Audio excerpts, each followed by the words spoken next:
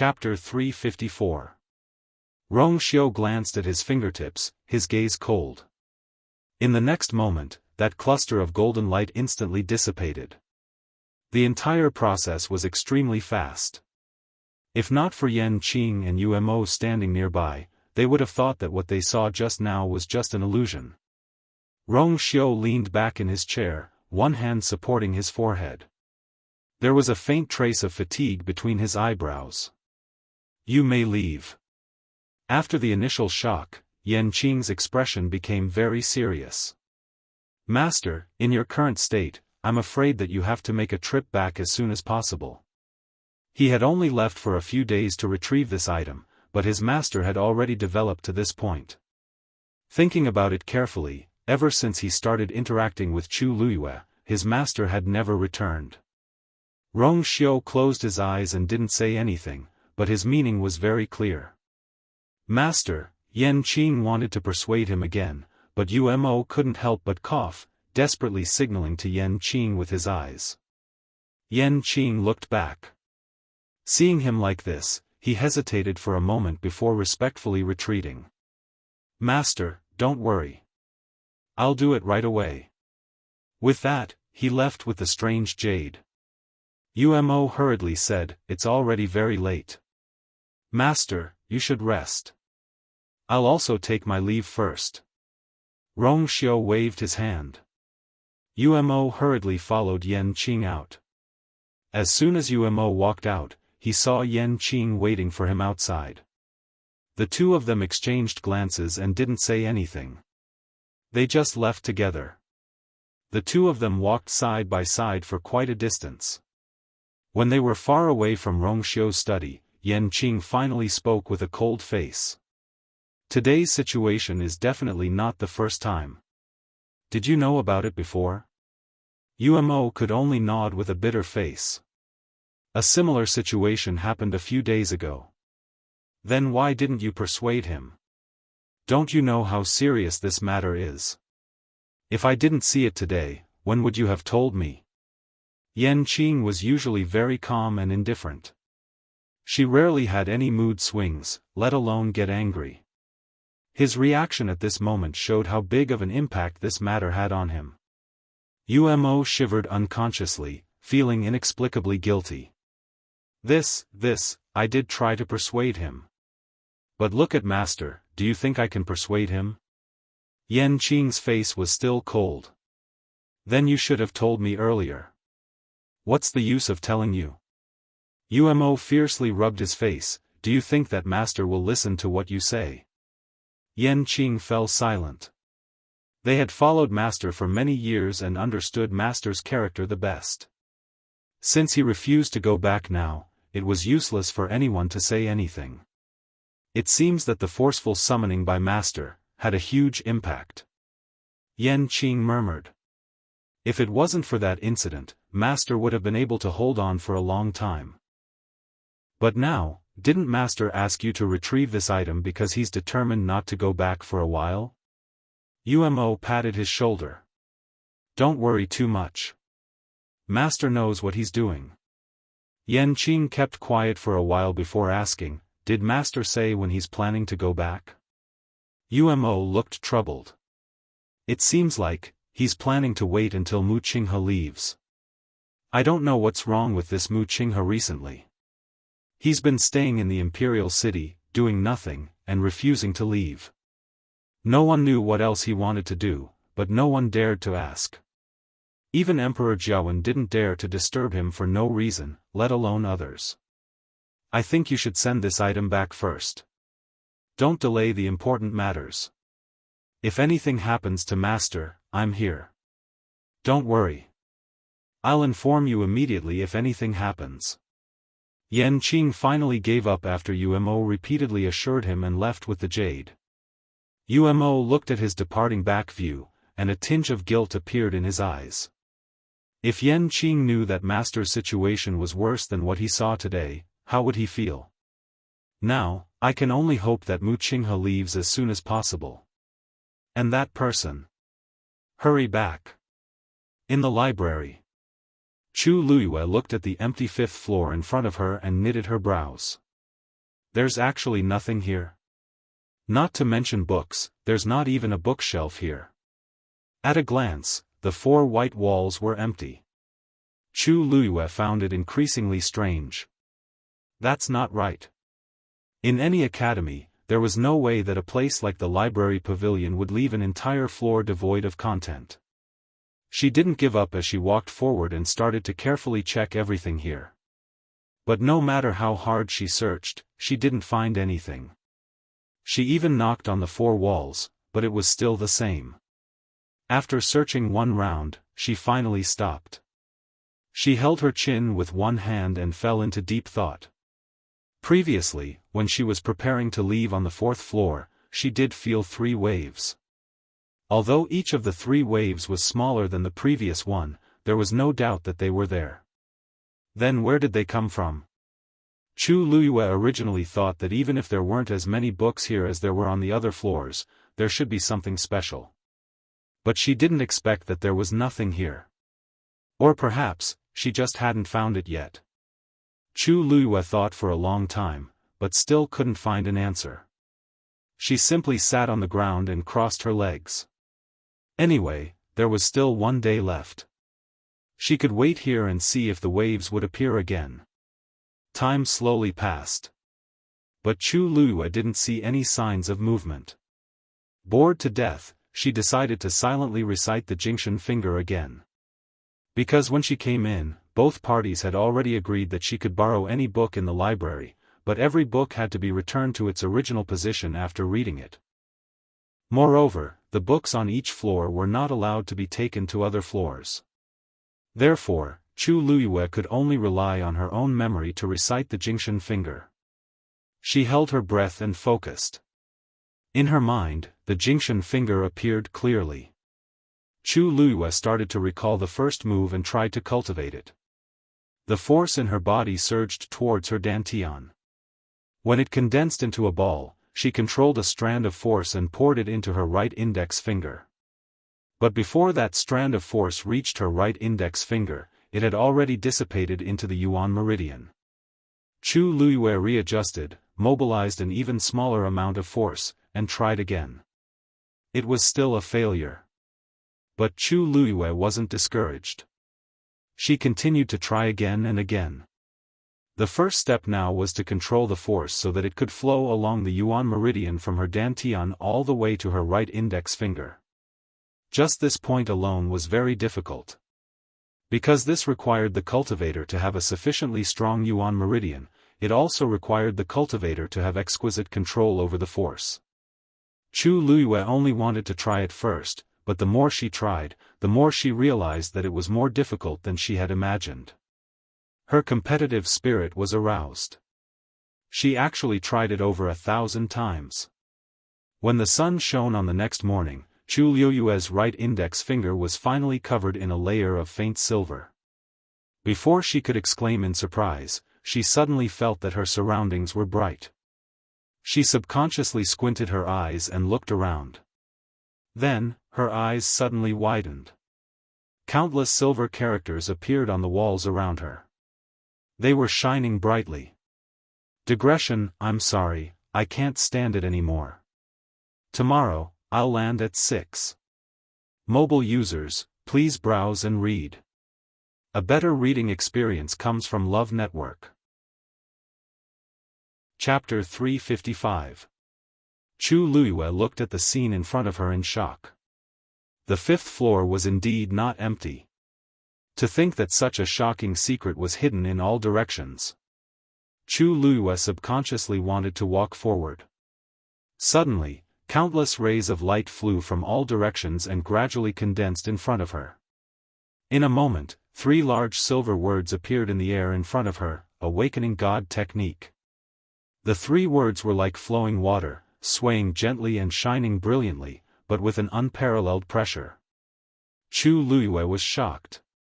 This aura was very similar to Awakening God Finger, but it was several times stronger than Awakening God Finger. And this pressure was even more vast and boundless.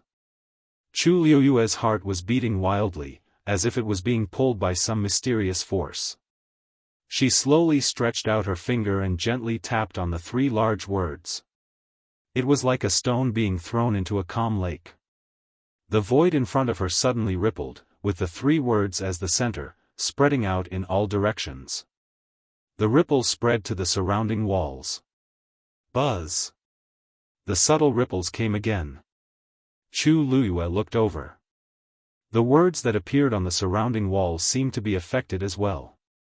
Like the stars in the dark night, they flickered and disappeared. Her heart suddenly trembled. This ripple was exactly the same as the one she felt on the 4th floor. In the next moment, Chu Luiyue suddenly felt an inexplicable feeling coming from her fingertips, all the way to the bottom of her heart. In an instant, she seemed to have an indescribable sense of connection with the entire space. She seemed to have sensed something, looked up to the left, and carefully identified the words on the wall. Soon, she realized that the content on the wall was exactly the same as the awakening god finger she saw earlier.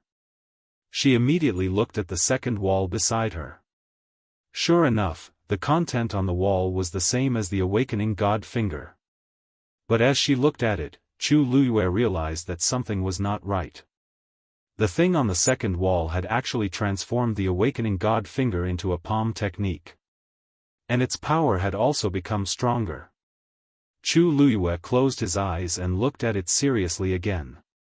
He could basically confirm that the level of this palm technique was at the middle stage of the earth stage. An absurd and bold idea suddenly appeared in Chu Luiyue's mind. She couldn't wait to look at the third wall. At this point, he changed from a palm technique to a fist technique. More importantly, once this fist art was mastered, it was very likely that it would reach the upper level of the earth rank.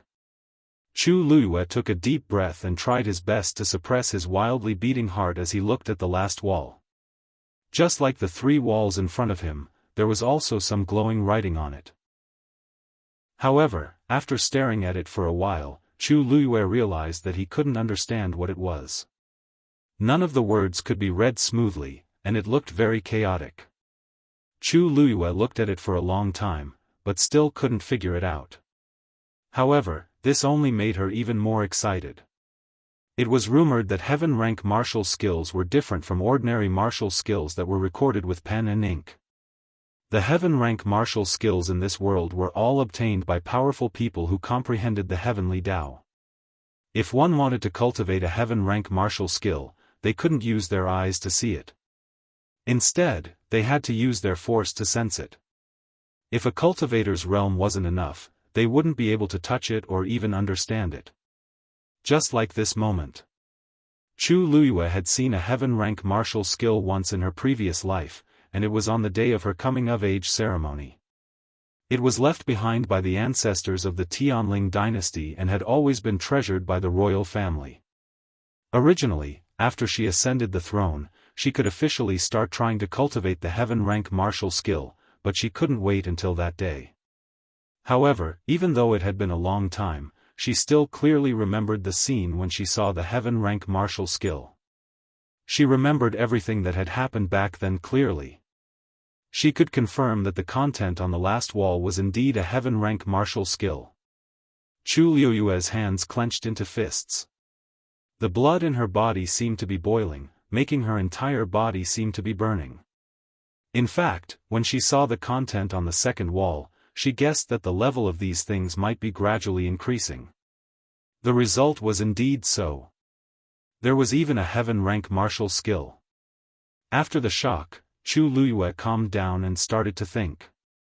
No wonder Elder Emotsang said that only the dean could enter the 5th level. There was such a shocking secret hidden here. Once people knew about it, it would attract countless powerful cultivators to fight for it. At that time, Taiyan Academy would definitely not be able to hold on. Even the entire country Xing Luo would be in trouble. However, Chu Luiyue couldn't figure out why such a shocking existence would appear in this small country Xing Luo's Taiyan Academy. She even suspected that the dean of Taiyan Academy didn't know what this thing was. If Cheng Han knew, why didn't he choose to cultivate it? Even if he didn't understand the heaven rank martial skill now, the finger technique, fist technique, and palm technique in front of it were extremely powerful. If he didn't know, you owe me again. The legendary three-eyed eagle's voice suddenly sounded. Chu Luyue was stunned for a moment before she reacted. That's right. The heaven rank martial skills pressure was extremely strong. If it wasn't in the legendary three-eyed eagle's god territory, it would have caused a huge commotion. From this point of view, the legendary three-eyed eagle had indeed helped her a lot. Okay, I'll remember it for now. Chu Luyue didn't mind and admitted it straightforwardly. The legendary three-eyed eagle was silent for a moment before it said coldly, "You're quite lucky." Chu Luyue's lips curled up. Of course. How could it be just and not bad? It was simply heaven-defying. This was a heaven-rank martial skill. Some people might not even see it in their entire lives. She had only come to the library to read, and she actually had such a fortuitous opportunity. Even Chu Luyue couldn't help but sigh. This trip was really worth it.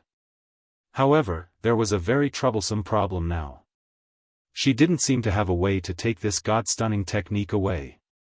She had already memorized the God-stunning finger. The God-stunning palm and God-stunning fist were much more complicated, but she could completely memorize them as long as she read more. The most troublesome thing was the thing on the last wall. She realized that she couldn't remember the contents at all. The heaven rank martial skill contained an extremely strong pressure. According to her current realm and strength, she couldn't comprehend it at all. Every time she finished reading it, it was as if there was a hand that forcefully erased those things from her mind. Moreover, after Chu Luyue tried a few times, she felt a little tired.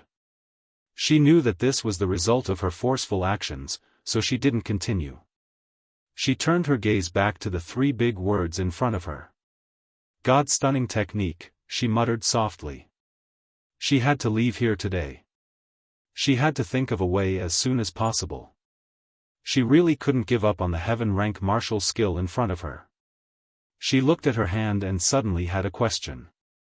How did she summon this God-stunning technique just now? Suddenly, there was a fluctuation in her dantian. Chu Luyue was slightly shocked. A water droplet appeared on her fingertip. That water droplet quickly changed, and then turned into a piece of transparent incomplete paper. The contents on the last wall were clearly reflected on it. Digression, a wave of action was about to come. Mobile users, please browse and read. A better reading experience comes from the Love Network. Chapter 356. The stars on the transparent remnant page shone brightly, and it actually flickered along with the words on the wall. Then, that thing flew back to Chu Luyue. Chu Luyue looked over, and when she saw what was on it, she immediately sucked in a breath of cold air. The content on the transparent remnant page was exactly the same as on the last wall. Every character, even every glimmer, was exactly the same. The size of this transparent remnant page was probably not even 1% of the wall, but when Chu Luyue looked at it, for some reason, she felt that those characters were reflected on the transparent remnant page, and they were still clearly visible, and even seemed a little small and empty. It was just a transparent remnant page, but Chu Luyue felt that it seemed to contain a huge space that could accommodate everything. Chu Luyue stretched out her hand, and the transparent remnant page flew back into her hand. She lowered her eyes and looked at it carefully. She saw that every character was clearly written on it. She opened her mouth, but was so shocked that she couldn't say a word. This transparent remnant page was actually a complete copy of the heaven tier martial skill on the last wall. If she hadn't seen it with her own eyes, Chu Luyue wouldn't have believed what was happening. A heaven tier martial skill was such a powerful and sacred existence, yet it was so easily copied. Chu Luyue closed her eyes, took a deep breath, and opened them again. Everything in front of her had not disappeared. She couldn't help but look at the wall again, but there was no change. In the next moment, her palm turned cold, and the remnant page turned back into a water droplet and returned to her dantian. Then, Chu Luyue clearly felt that there was something extra in her mind. It was a heaven-tier martial skill. Even though she was still unable to comprehend it, it truly existed in her body. This can be done. Chu Luyue couldn't help but mutter. She only knew that the water droplet in her dantian contained an extremely vast power, and every time she encountered danger, it could save her life. But who would have thought that it could actually help her copy a heaven-tier martial skill? No, it should be said that a heaven-tier martial skill could actually be copied. That's not a copy. That's the power of the heavenly Tao that it contains forcefully taken away. The three-eyed eagle suddenly opened its mouth. Chu Luyue was stunned for a moment. What? The three-eyed eagle said slowly, take a look again. Chu Luyue looked at the last wall again. There's nothing changed. Before she could finish her sentence, Chu Luyue suddenly felt that something was amiss. The characters on it didn't change, but the overall feeling was indeed different. It was as if it had lost the indescribable sense of holiness and vastness from before. All that was left was a bunch of messy characters. The three large silver words floating in front of her gradually dissipated and finally disappeared without a trace. The reason why it is the heaven-tier martial skill, the heavenly Tao. Now that this power has been taken away by you, the things left here have become completely useless. Without the guidance of the heavenly Tao, other cultivators won't be able to comprehend it even if they continue to look at it for 100 years. Chu Luyue was enlightened. I see. In that case, the so-called power of the heavenly Tao is equivalent to the soul of a heaven-tier martial skill? Without this, the heaven-tier martial skill is equivalent to being dead? Looks like you're not that stupid. The three-eyed eagle said coldly. Chu Luyue didn't care about the three-eyed eagle's mockery. She was very tactful that it could tell her this. After pondering for a moment, she continued to ask, if I leave now and take the things with me, will others notice the abnormality here? The three-eyed eagle sneered with undisguised arrogance, of course. In my God realm, everything is under my control. Even if you leave, no one will notice any changes here. Unless he's an expert who can comprehend a heaven-tier martial skill. Chu Luyue felt slightly relieved. There shouldn't be such an existence in Tai Yen Academy. She nodded, then let's go now. When Chu Luyue came out of the library, it was almost noon. The two people in charge of guarding the door had lost a lot of weight after this period of torment. They looked very haggard. Therefore, when they saw Chu Luyue walking out, their mouths were wide open in shock. Chu, the two of them stuttered for a long time and only pointed at Chu Luyue with trembling fingers. Chu Luyue looked up at the blue sky and exhaled softly. Then, she said to the two of them, I came out early. The two of them were shocked and couldn't believe it. Really? Chu Luyue could have stayed in there for a month. Now, it's only been 10 days, and she's planning to end it? Chu Luyue tilted her head and swept her gaze across the pile of books beside the two of them. Are these the books that record the books I've read? The two of them instinctively nodded. When they saw Chu Luyue's seemingly smiling face, they suddenly recovered their senses and lowered their heads in embarrassment. They knew very well how many books Chu Luyue had read. She had cleaned out the entire second floor and read quite a few books on the third and fourth floors. Even if she leaves now, she's read enough. If she really stays for a month, she'll probably destroy the entire library. Why you? I'll go get Elder Emotsang now. One of them hurriedly left. Chu Luyue didn't mind and waited at the same spot. 10 days have passed. I wonder what's the situation on Mu Qinghe's side. Country Yaochen, Imperial City, Palace. Emperor Jiawen's face was terrifyingly dark as he stared at the Empress in front of him. I'll ask you again. Where's Rongzhen? The Empress was very anxious and anxiously explained. Your Majesty, let me explain, Hua. Emperor Jiawen suddenly swept the things on the table beside him to the floor and angrily said, I'm asking you. Where's Rongzhen now? The Empress was so frightened that she shivered. Her legs turned to jelly, and she knelt on the floor as tears streamed down her face. Your Majesty, I don't know where Rongzhen is. Emperor Jiawen was so angry that his face turned green. Because of country Xing Luo's matters, he didn't have the time to care about Rongzhen. After Rongjin left with the others, he then remembered that he hadn't seen Rongzhen for quite some time. Thinking that Rongzhen didn't come out on such an important day, Emperor Jiawen felt that she was a little insensible. Hence, he personally went to her bedroom to teach her a lesson. The Empress stopped him a few times, which made him even more suspicious. He directly ordered someone to break open the bedroom door. However, when he came in, he realized that Rongzhen wasn't here. He then realized that something was amiss and started to interrogate the Empress. At this point, Eunuch Min suddenly walked in from outside the door and whispered something into Emperor Jiawen's ear. Emperor Jiawen was shocked and furious as he harshly kicked the Empress's heart. Si Huijing. You've got guts. How dare you raise a secret guard? Mobile users, please browse and read. A better reading experience comes from Love Network. Chapter 357. The Empress's heart skipped a beat. The matter was indeed exposed. She was anxious as she endured the pain in her chest and begged, Your Majesty, I don't have any intentions. Your Majesty, I don't have any other intentions. It's just for stability. After so many years, only Si Meng, you still dare to deny it. Emperor Jiawen was furious, and there seemed to be a fire burning in his eyes. The Empress was shocked.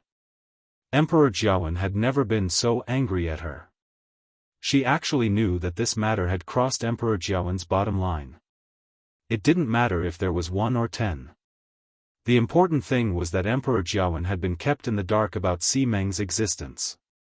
This was equivalent to giving Emperor Jiawen and the entire palace guards a loud slap. Speak! Where are that traitor and Rongzhen now? The Empress cried and shook her head. Your Majesty, I really don't know. Si Meng died a few days ago, but Zhenzhen's whereabouts are still unknown. Emperor Jiawen stared at her with deadly eyes and sneered. Dead? Isn't this too much of a coincidence? It's true. I've been in contact with him, but we suddenly stopped a few days ago. He's indeed dead. Your Majesty, I didn't lie to you. Emperor Jiawen finally believed the Empress a little when he saw her like this, but the anger in his heart didn't decrease at all. We'll talk about whether he's dead or alive later. I want to know where Rongzhen is now. The Empress cried even more sorrowfully. Your Majesty, I've actually been secretly searching for Rongzhen these few days, but I didn't find any clues. I'm very worried, and I've been feeling uneasy these few days. Emperor Jiawen couldn't hold it in and kicked her again. If you're really uneasy, you should have told me long ago. If I didn't find out myself today, how long were you planning to hide it for? You're already the Empress, and your son is the Crown Prince. What are you still not satisfied with? The Empress knelt on the floor. Her hair was messy, and her clothes were dirty. She looked very disheveled. Eunuch Min stood behind Emperor Jiawen and was terrified when he saw this scene. He had served His Majesty for so many years, but he had never seen His Majesty hit the Empress. He was clearly furious today. He didn't dare to dissuade him. It was bad enough that the Empress hid Rongzhen's disappearance, but she actually kept secret guards. Wasn't this going against His Majesty? Once this matter was exposed, she might not be able to keep her position as the Empress. Men! Take the Empress away. At the same time, summon Si to the palace. He wanted to ask Si Ji if the Si family was planning to rebel. The Empress raised her head abruptly, her face full of panic. Was His Majesty going to imprison her? How could that be? Once the news got out, she would definitely lose her position as the Empress. Your Majesty! Your Majesty!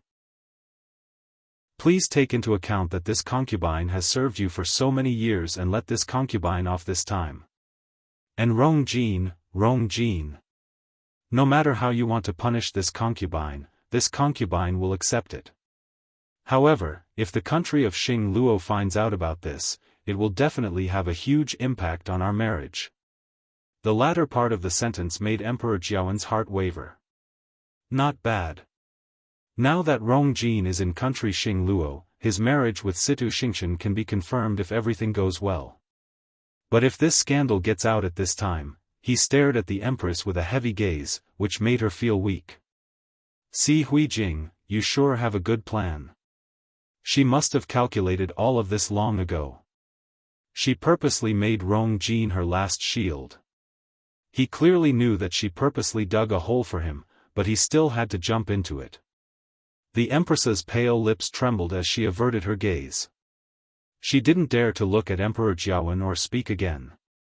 After some time, Emperor Jiawen coldly said, "Pass on my orders. The empress has contracted a serious illness and is bedridden. Concubine Gu will be in charge of the harem affairs for now." The empress's heart sank. His Majesty is going to imprison me and take away all of my rights. Your Majesty, Emperor Jiawen bent down and harshly pinched the empress's chin as he said word by word, "I'll send someone to Rongjin. When Rongjin's matter is settled and Rongjin's whereabouts are revealed, I'll deal with you." Then, he flung his wrist, and the empress fell to the ground. He turned around and left with big strides. Eunuch Min glanced at the empress and hurriedly followed him. The empress only heaved a sigh of relief when their figures completely disappeared. She suddenly took out something from her arms. Now, all of her hopes were placed on Rongjin. The matter of the marriage alliance must go smoothly. Country Xing Luo. The palace banquet to welcome Rongjin and the rest was in progress. Many people were toasting Rongjin in the palace, and it was very lively.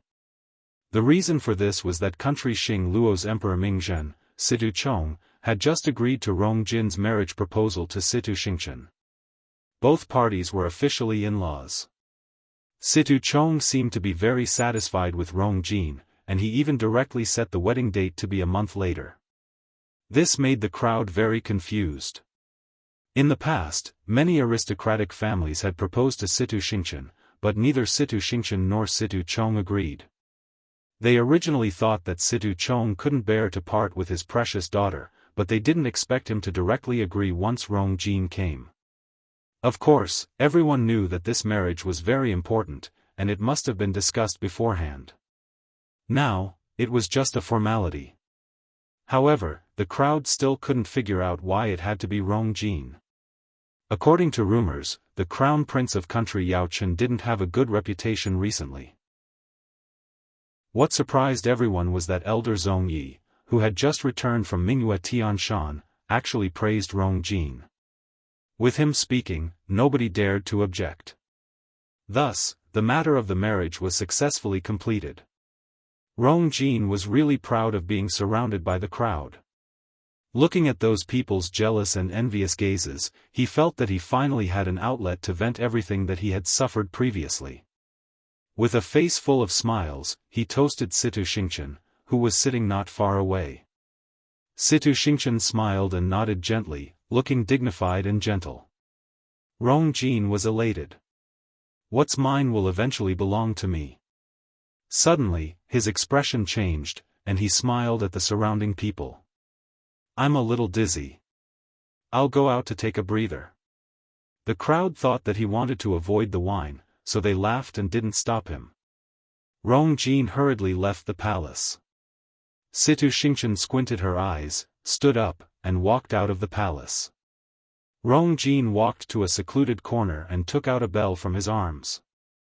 At this point, the bell was vibrating, and the sound was very soft.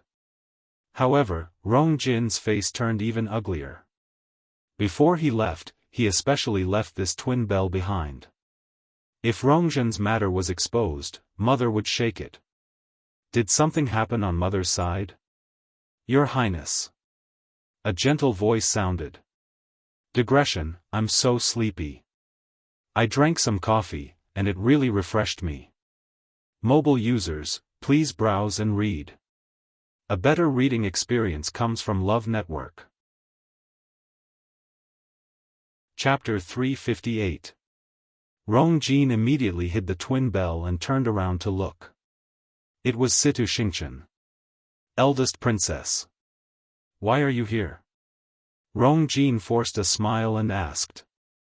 Situ Xingchen didn't seem to notice his unnatural expression as she smiled gently. I just drank some wine and felt a little dizzy, so I wanted to come out for some fresh air. I didn't expect to meet you coincidentally. Rongjin nodded perfunctorily as he was still thinking about Rongjin. Situ Xingchen glanced at him and asked uncertainly, why do you look so serious?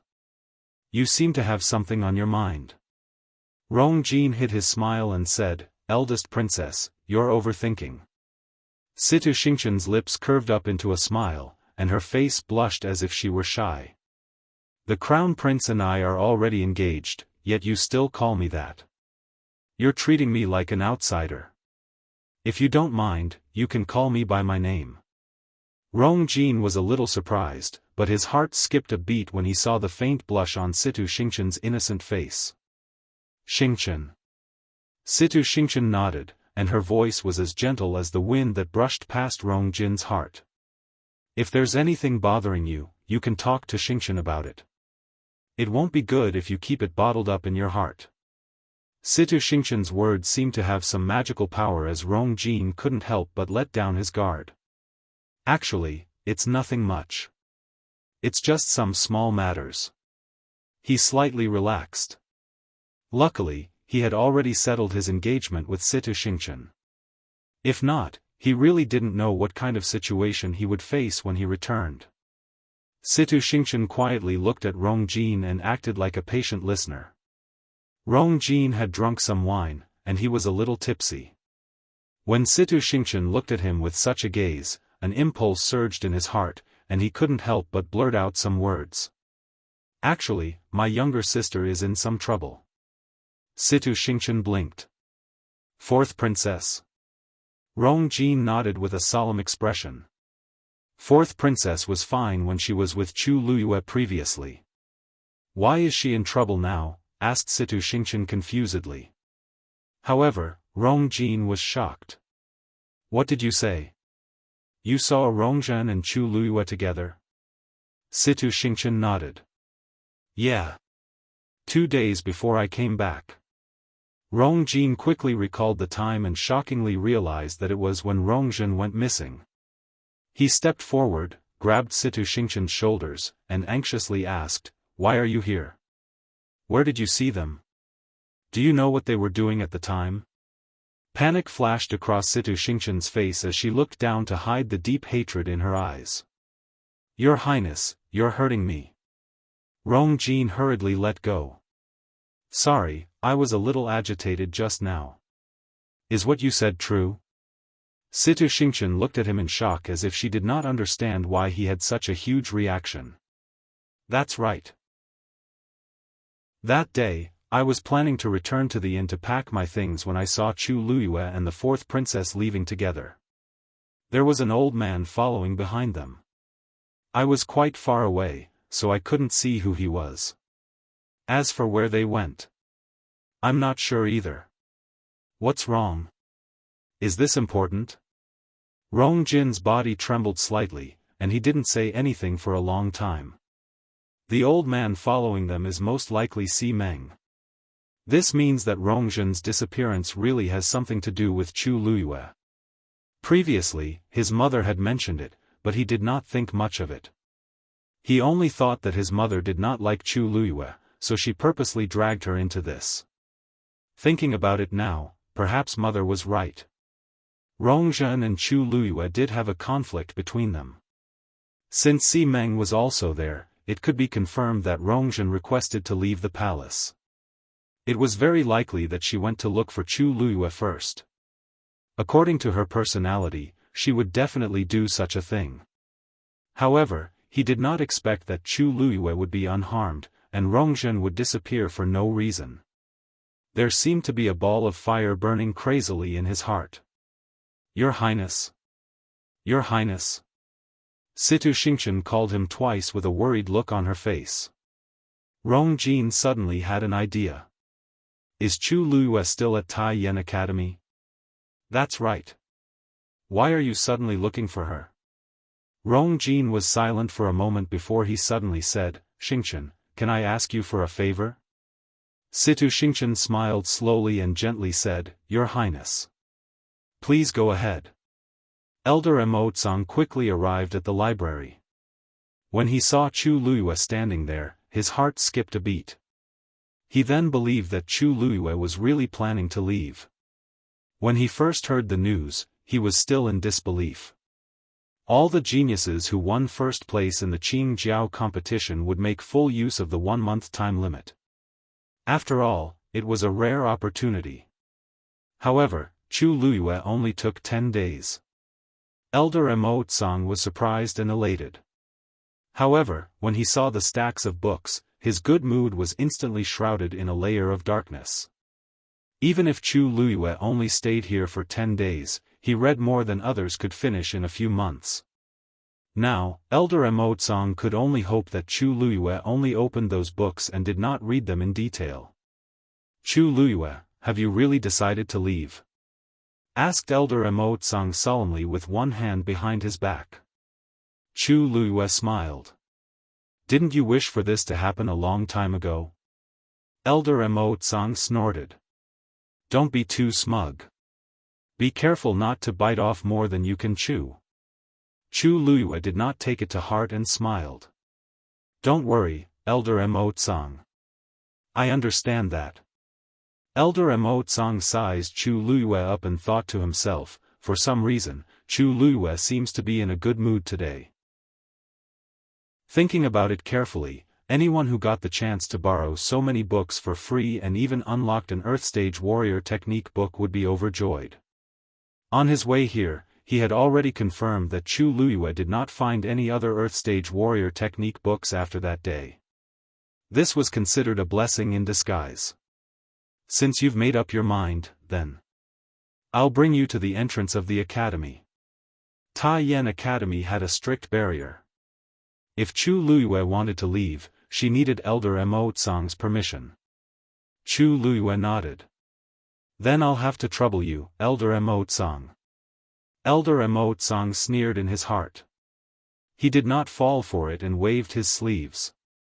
Let's go. Chu Luiyue did not mind Elder Emotsang's attitude and followed after him. The two of them walked towards the entrance of the academy one after another. Along the way, Elder Emotsang's face was cold and he did not say a word. Chu Luiyue was tactful and did not say anything. Anyway, she had already gotten what she wanted the most. These cold faces and sarcastic remarks were nothing to her. Elder Emotsang extended his hand and was about to open the barrier. Chu Luiyue stood at the side and waited quietly. Suddenly, a deep and cold voice sounded. You're not allowed to leave. Digression, today, Xiaoxiang seemed to have delayed the mobile phone user's browsing experience again. A better reading experience came from the Love Network. Chapter 359. Upon hearing this voice, a cold glint flashed across Chu Luiyue's eyes. She then calmed herself down and looked back calmly. The person who spoke was Cheng Han. Director? Why are you here? Elder Emotsang was shocked. Cheng Han had been busy investigating Yang Jianqing and Heng Jingshua, so he hadn't shown up for a few days. He didn't expect to suddenly appear now.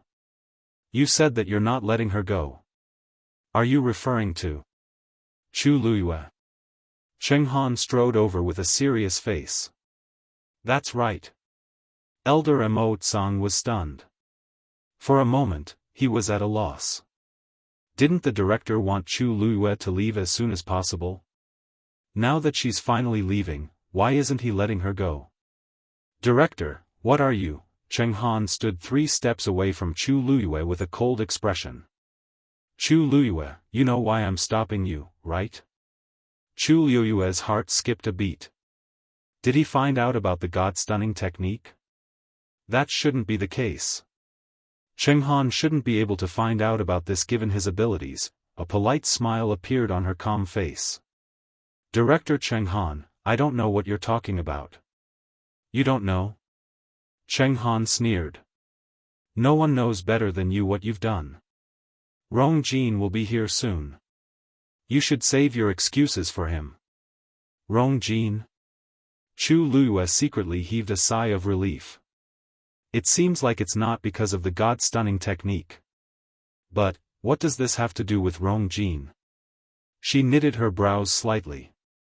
From Cheng Han's point of view, Chu Luiyue's expression clearly showed her guilt and fear after being exposed.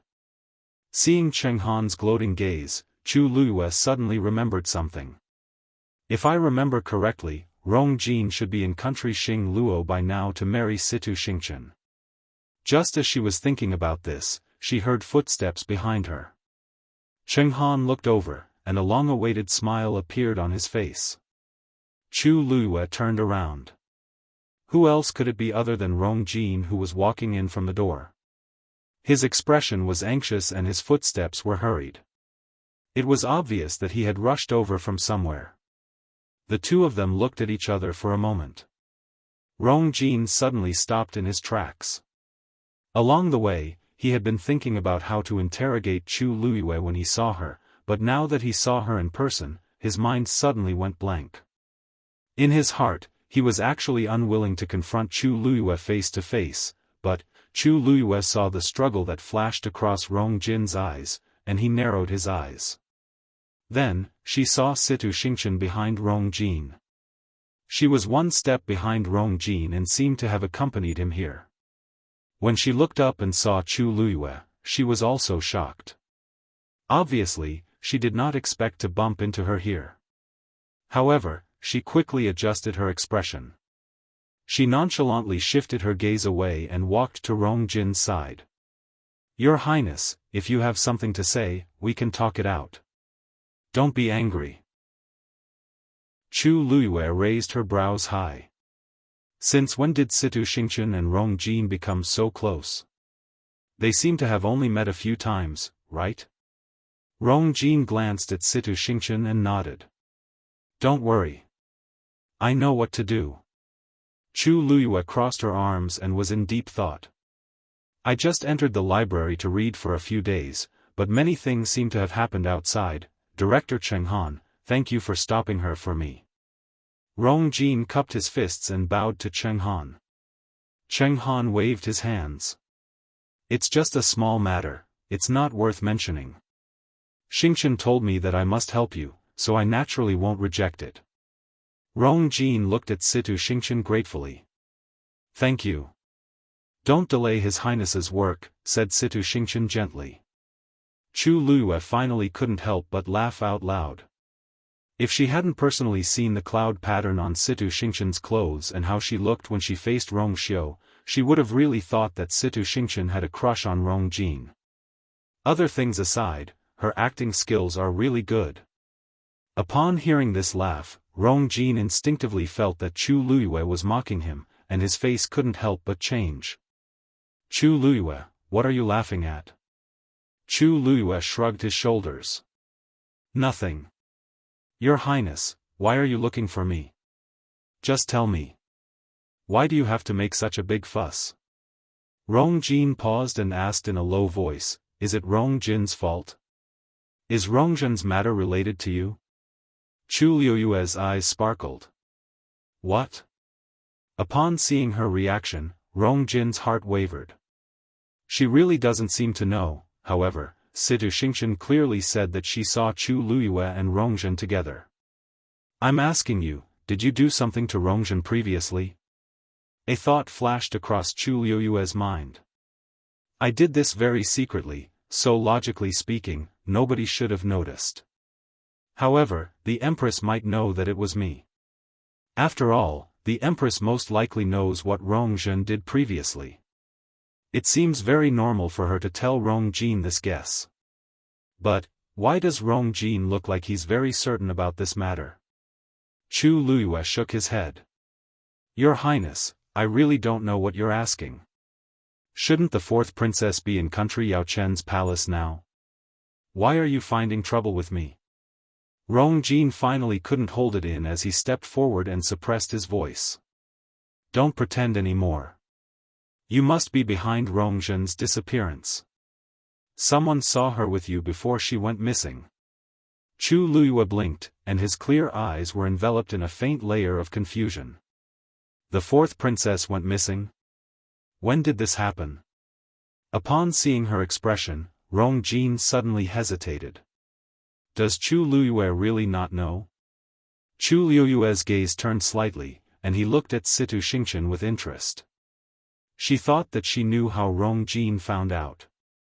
Eldest Princess Situ, may I ask, was it you who told His Highness the Crown Prince that you saw me with the fourth princess?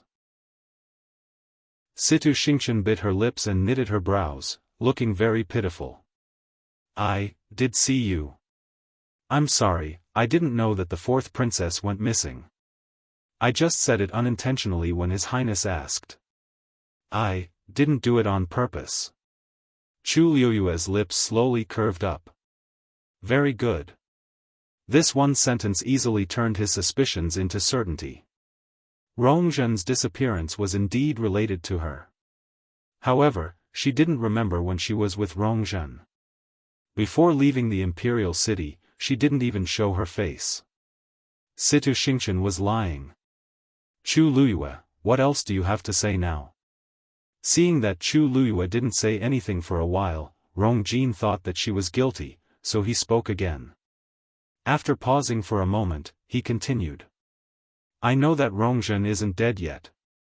As long as you hand her over, I promise that I won't kill you. Chu Luyue coldly glanced at him. Your Highness, are you going to convict me based on her one-sided words? Digression, there's one more update later. Mobile users, please browse and read. A better reading experience comes from LoveWeb. Chapter 360. Of course not. As long as you can produce evidence to prove that you didn't do it, no one will make things difficult for you, said Rong Jin. Chu Luyue's lips curved up slightly. This means that I have to find a way to prove my innocence to clear my name when others slander me and pour dirty water on me? However, I don't know how to prove something that I didn't do. Rong Jin was speechless. Actually, if he wasn't worried about his and his mother's future situation, he wouldn't want to force Chu Luyue like this. After all, Rong Zhen's disappearance had already been exposed, and his father definitely knew about Si Meng's existence. According to his understanding of his father, the latter point might be more serious than the former. Now, he could only think of a way to find Rong Zhen to salvage the situation. Isn't this just your side of the story? I can't believe it completely either. If you're not guilty, follow me back to the imperial city now. Clarify things in front of father and mother personally. As he spoke, he reached out to pull Chu Luyue. Chu Luyue moved her feet lightly and easily avoided his actions. Rong Jin was stunned. Chu Luyue's cultivation level was lower than his, but she was clearly stronger than him now. This made him feel even worse, and he felt an indescribable sense of suffocation. When he was with Situ Xingchen, he didn't feel this way. Thinking of this, he became a little impatient. Why? Are you guilty? Before Chu Luyue could speak, Cheng Han said coldly, You've already left the library. Anyway, you've already left the library. Isn't it just nice to go back with Rong Jin? Rong Jin was secretly shocked. Chu Luyue actually only stayed here for such a short period of time. But if that's the case, it's even better. The few of them focused their gazes on Chu Luyue, clearly wanting her to agree to this suggestion. Chu Luyue's gaze turned cold. She hated it when people forced her to do things, especially when this person was someone she detested. What if I don't agree? Once she said that, the surrounding atmosphere instantly froze. Country Yao Chen, Imperial Study. Rong Qi stood outside the door, looking anxious. Eunuch Min, I'll have to trouble you to inform him again. This prince really has something important to report to Imperial Father. Eunuch Min looked troubled. Your Highness King Ping, it's not that I don't want to help you, but there's really no way to help you. His Majesty had lost his temper this time, and he was still angry. If you go in now, not only will you not be able to help the Empress, you will make things more troublesome. Listen to my advice and go back first. When His Majesty is in a better mood, it won't be too late for you to plead for leniency. Rong Qi frowned. Eunuch Min, why don't you believe me? This prince really didn't come here to plead for Imperial Mother. She really had something important to tell Imperial Father. If we delay any longer, the consequences will be unimaginable. Eunuch Min still refused to agree and kept persuading him.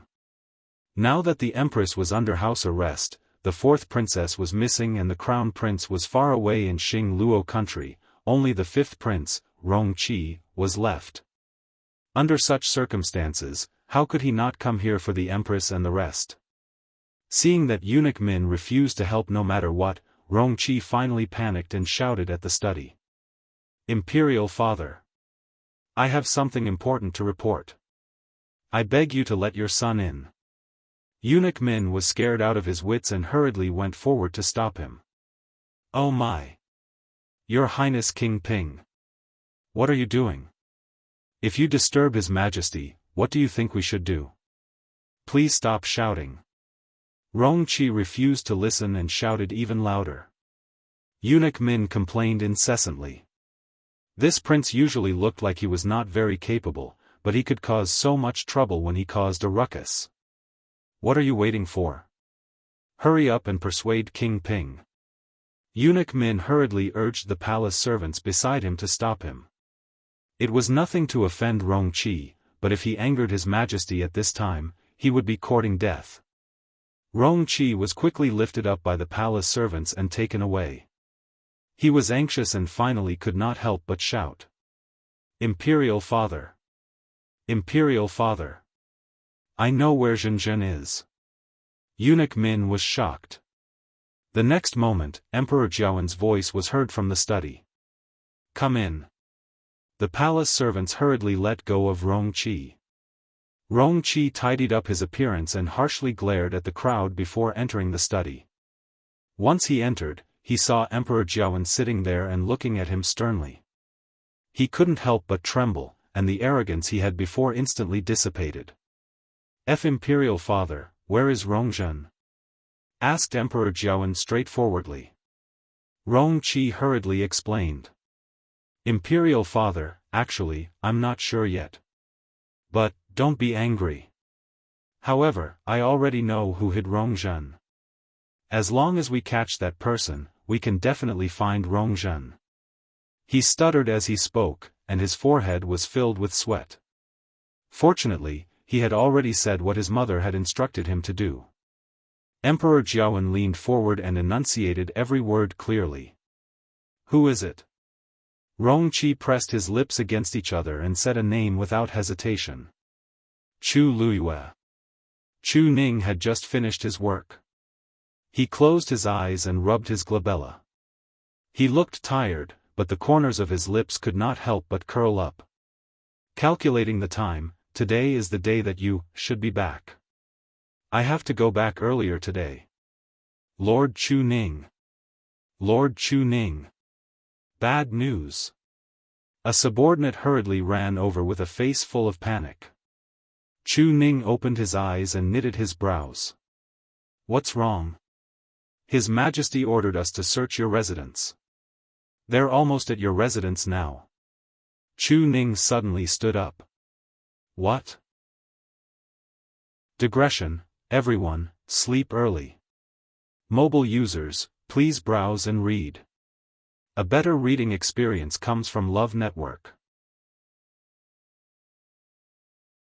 Chapter 361. Get in. Search the place thoroughly, inside and out. Don't miss a single corner. Yes. With Lu Yun's order, the guards immediately rushed forward, intending to knock down the door of the Chu residence. When Chu Ning arrived, he happened to see this scene. "Lu Yun!" he immediately yelled out. "How dare you!" Lu Yun looked back and saw Chu Ning hurrying over with a group of people. Not only was there not the slightest trace of panic on his face, he even revealed a gloating smile. "Oh! Isn't this Lord Chu Ning? You're busy with government affairs. Why are you suddenly here in broad daylight?" Chu Ning quickly stepped forward with a cold expression. "This is my residence. Let's see who dares to barge in." When he spoke, he contained the powerful aura of a stage 5 warrior, immediately causing Lu Yun to feel a tightness in his chest. Even the guards standing at the door were fearful. They couldn't help but stop and look at each other. Lu Yun was annoyed and the smile on his face gradually faded. "Lord Chu Ning, what are you doing?" "I'm here today on His Majesty's orders. If you really want to stop me, you're defying the orders." Chu Ning stared at him coldly. "I naturally don't dare to defy His Majesty's orders. But even if you want to search, you have to give a reason, right? After all, I'm the commander of the Imperial Guards." "I'm sorry, Lord Chu Ning. We're just following orders. If you really want to know the reason, why don't you find His Majesty personally?" Lu Yun snorted and waved his hand. "Continue." "Yes." Chu Ning was about to step forward when Zhao Ming suddenly persuaded in a low voice. "Lord, you must calm down. This time, they're here on His Majesty's orders. If this matter blows up, it won't do you any good. His Majesty might even think that Chu Ning was defying the orders." Chu Ning took a deep breath and suppressed his anger. "All right. Since that's the case, I'll see what you can find." He had never done anything wrong, so naturally, he wasn't afraid of this. But, why did His Majesty suddenly act like this? Lu Yun saw Chu Ning lowering his head and felt smug. During this period of time, Lu Yao had been harmed miserably by the Chu family. The worst ones were Chu Ning and Chu Luyue. If they hadn't deliberately stirred up trouble, Lu Yao would still be in control of the Chu clan's finances. How could they have fallen to the point where they were hated by everyone? He wasn't on good terms with Lu Yao, but Lu Yao was still a member of the Lu family. Her reputation was ruined, and the Lu family was implicated as well. More importantly, she still had to go back and ask the Lu family for money to fill those holes. He was dissatisfied with Lu Yao, and even more resentful of Chu Ning and his daughter. Now that he had a chance to deal with them, he would definitely not miss it. Dong! The door was slammed open. Numerous guards swarmed in. Lu Yun flashed a provocative smile at Chu Ning, then stepped inside. Chu Ning frowned and followed closely behind. The group of people had already spread out, quickly and violently searching the courtyard and rooms. Lu Yun stood in the middle of the courtyard, hands behind his back, issuing orders without pause. "That room. Go in and look for it. And the one next to him. We've searched thoroughly. Did someone go to the backyard? If you find anything out of the ordinary, report it immediately." Chu Ning was standing not far away. She clearly saw those people throwing out many things from his bedroom. Mattresses, bookshelves, clothes. Even things like tea sets, brushes, and ink were thrown on the ground outside. Many things were broken, and the floor was in a mess. Lu Yun turned around to look at Chu Ning. When he saw the latter's ugly expression, he couldn't help but move closer and persuade him proudly. "Lord Chu Ning, don't be angry. This is His Majesty's decree. Instead of being angry, why don't you think about what your precious daughter has done?" Chu Ning's gaze sharpened as he stared at Lu Yun. "What did you say?" Lu Yun shrugged nonchalantly. Chu Ning's brows furrowed even tighter. He never thought that this matter had something to do with you, What did you, do for His Majesty to issue such an order? While he was thinking, he suddenly saw those people about to rush into Chu Liyue's room. "How dare you!" Chu Ning shouted sternly. In a flash, he appeared in front of those people. Lu Yun raised his brows. "Oh, Lord Chu Ning, are you really going against His Majesty?" Chu Ning's gaze swept across the crowd as he enunciated each word clearly. "You can search if you want, but if you dare to damage anything in here, don't blame me for being merciless." His aura was extremely strong, and coupled with his stern voice, it made everyone fearful. Even Lu Yun couldn't help but shudder as he forced himself to speak. "Didn't you hear me? Be careful."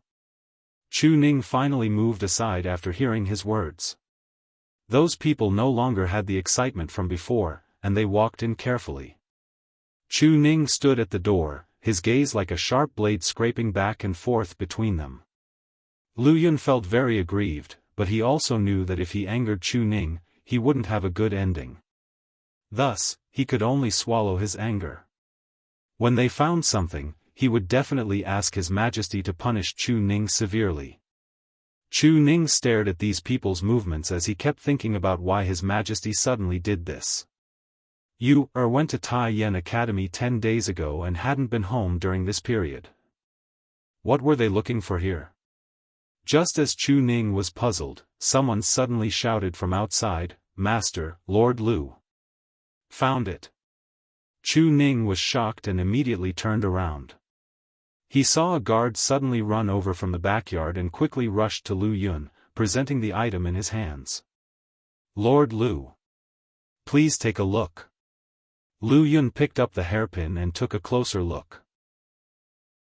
His expression changed, and he sneered at Chu Ning. "Lord Chu Ning, the evidence is conclusive. What else do you have to say?" Chu Ning quickly walked over. "What are you talking about? Lord Chu Ning, why are you acting dumb?" Lu Yun raised the hairpin in his hands and sneered. "This hairpin is the fourth princess's accessory, but it has now appeared in your backyard. Are you still going to deny it?" Chu Ning was stunned for a moment before he suddenly understood.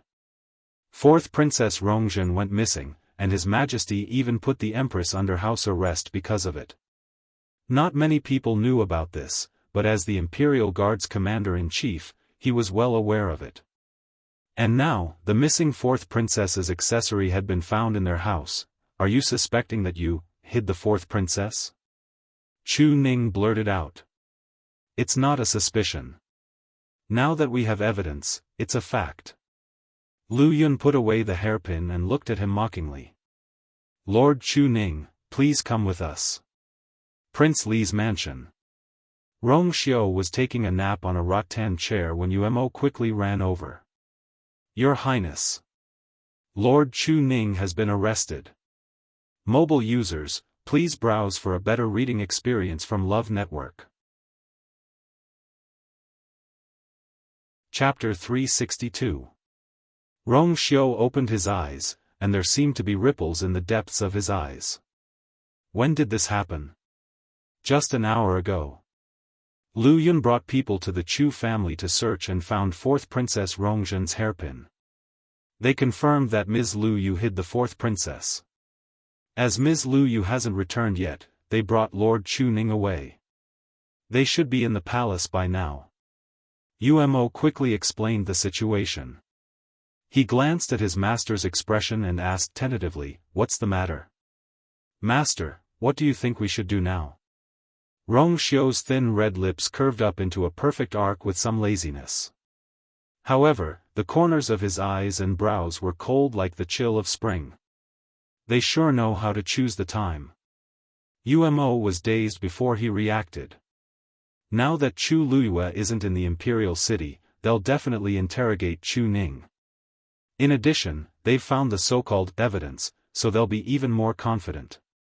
Chu Ning might suffer a lot. Now that Mu Qinghe is still in the imperial city, even if Chu Luyue comes back, they won't dare to do anything to him. However, they can still make Chu Luyue suffer if they target Chu Ning. "You're saying that they're planning to take this opportunity to take revenge?"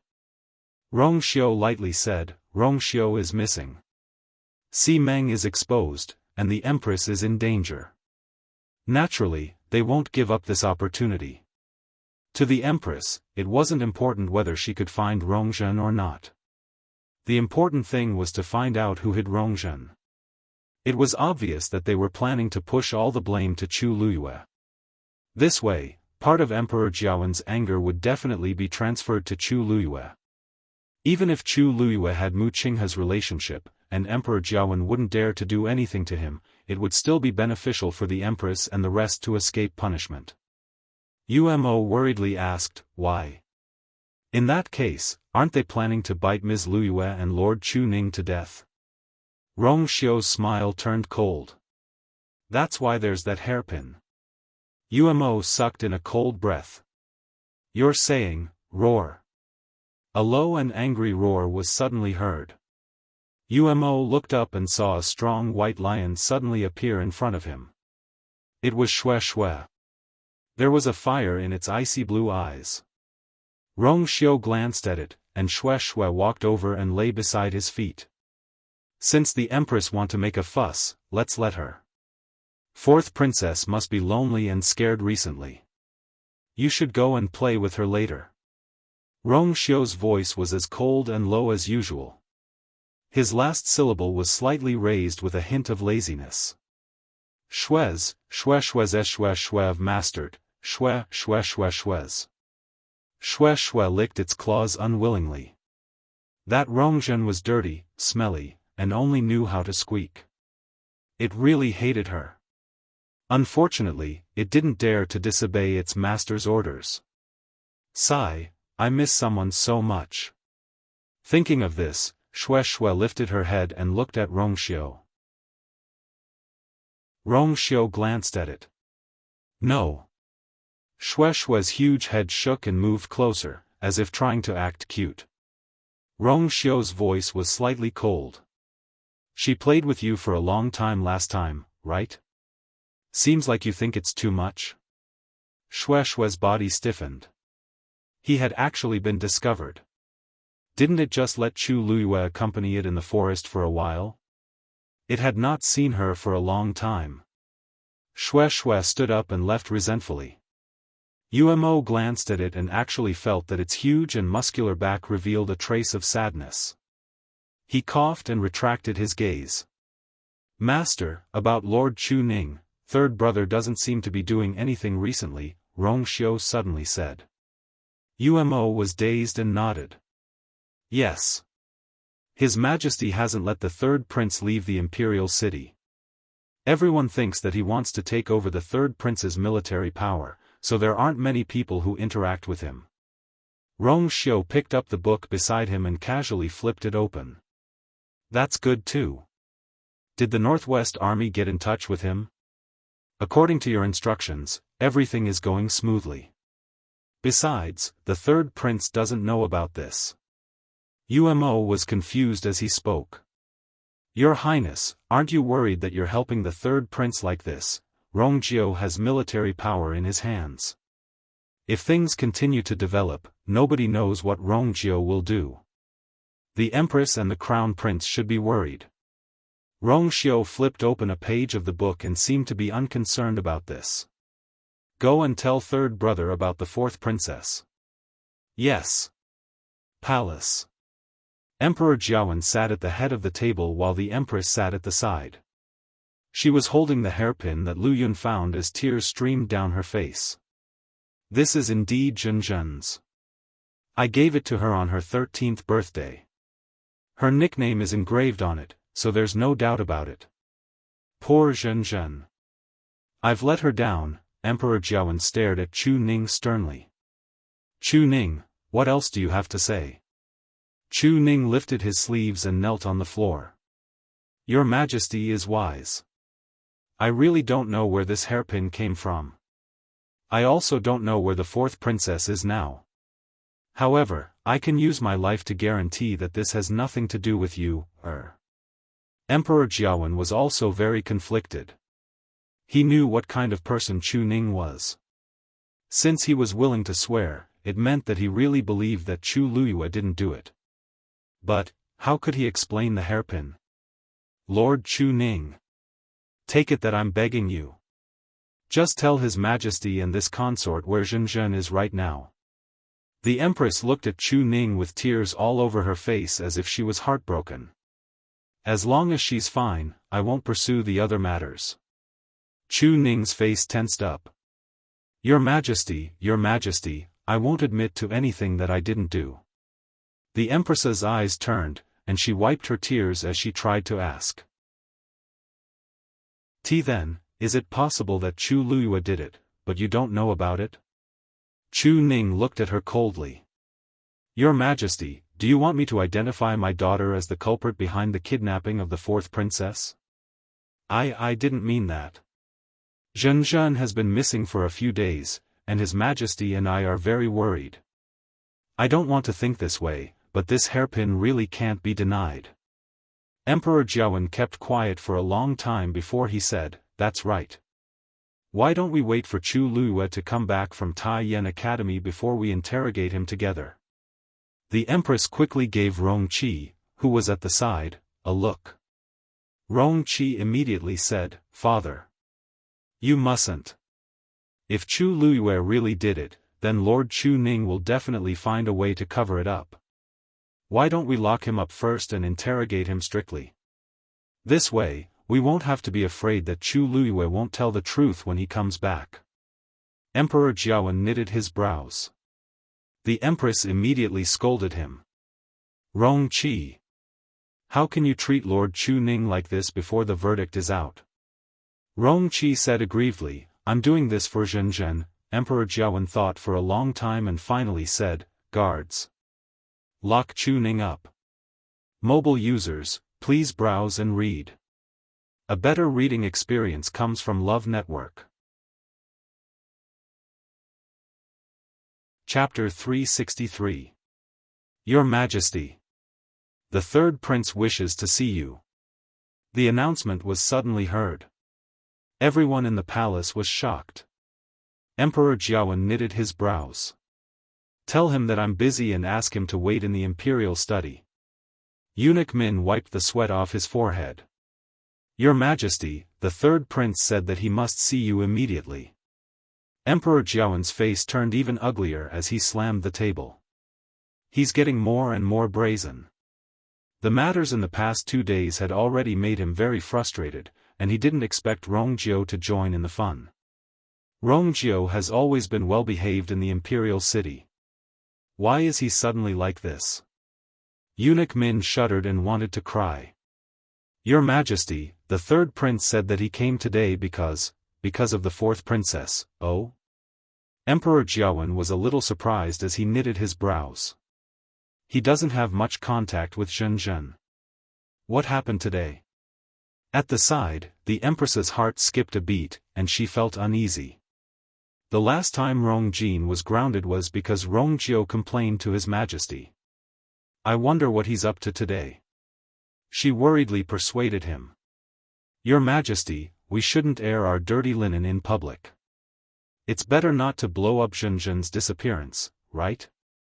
It's better for the royal family and Zhenzhen to investigate. If the third prince is involved, it won't be easy. Emperor Xiaofan thought for a moment and shook his head. Rongjiu has always been calm. Since he dares to come, he must know something. As he spoke, he raised his hand at Eunuch Min, let him in. Yes. Eunuch Min hurriedly went outside the palace and invited Rongjiu in. The Empress secretly bit her lips, and for some reason, she became even more nervous. Very quickly, Rongjiu walked in with big strides. He had been on the battlefield for many years. Even though he was only 20 years old and younger than Rongjin, he had a strong physique and a strong aura around him. Even though he was wearing a robe, it couldn't hide his general's murderous aura. This was the aura that one would only have after experiencing a life-and-death battle on the battlefield. Rongjiu's gaze quickly swept across the palace, and it paused on the Empress especially for a moment. The Empress's heart skipped a beat as she hurriedly looked away. Your son greets Imperial Father and Imperial Mother. Rongjiu stood still in the palace, cupped his fists, and bowed to Emperor Xiaofan and the Empress. Emperor Xiaofan didn't beat around the bush and went straight to the point. There's no need to be so formal. You said earlier that you knew some news about Rongzhen. Is that true? Rongzhou nodded. This son requests an audience with Imperial Father today precisely because of this. Emperor Xiaofan sat up straight. Speak. Rongzhou's gaze landed on Chu Ning. When I was outside, I heard that Imperial Father was planning to imprison Lord Chu Ning. Emperor Xiaofan was confused, but he didn't deny it. That's right. Rongzhou shook his head. Imperial Father, you mustn't do this. You've wrongly accused Lord Chu Ning. I can confirm that Lord Chu Ning has nothing to do with this matter. Once she said that, not only Emperor Xiaofan and the Empress, but even Chu Ning was shocked. This. Rongzhou actually came to speak up for me? Chu Ning quickly recalled in his mind.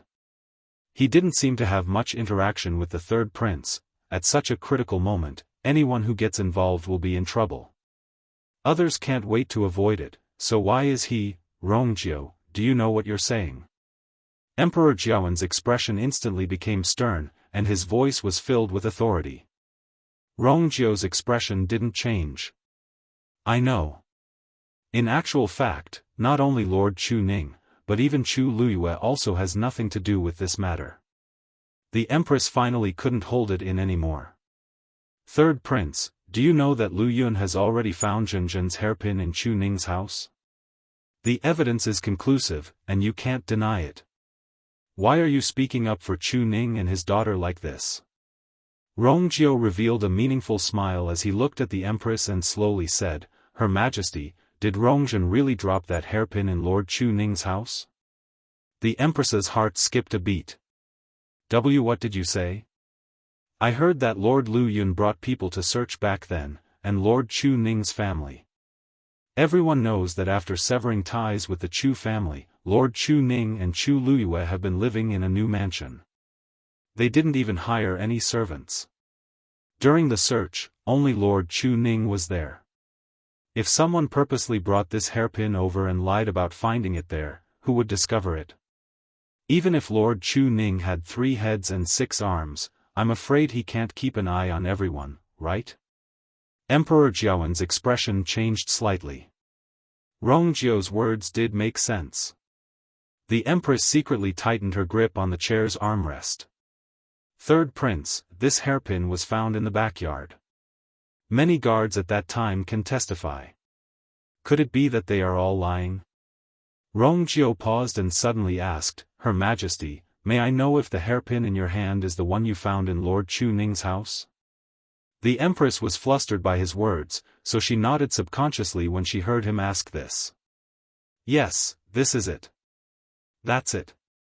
Rongzhou's expression became even more thought-provoking.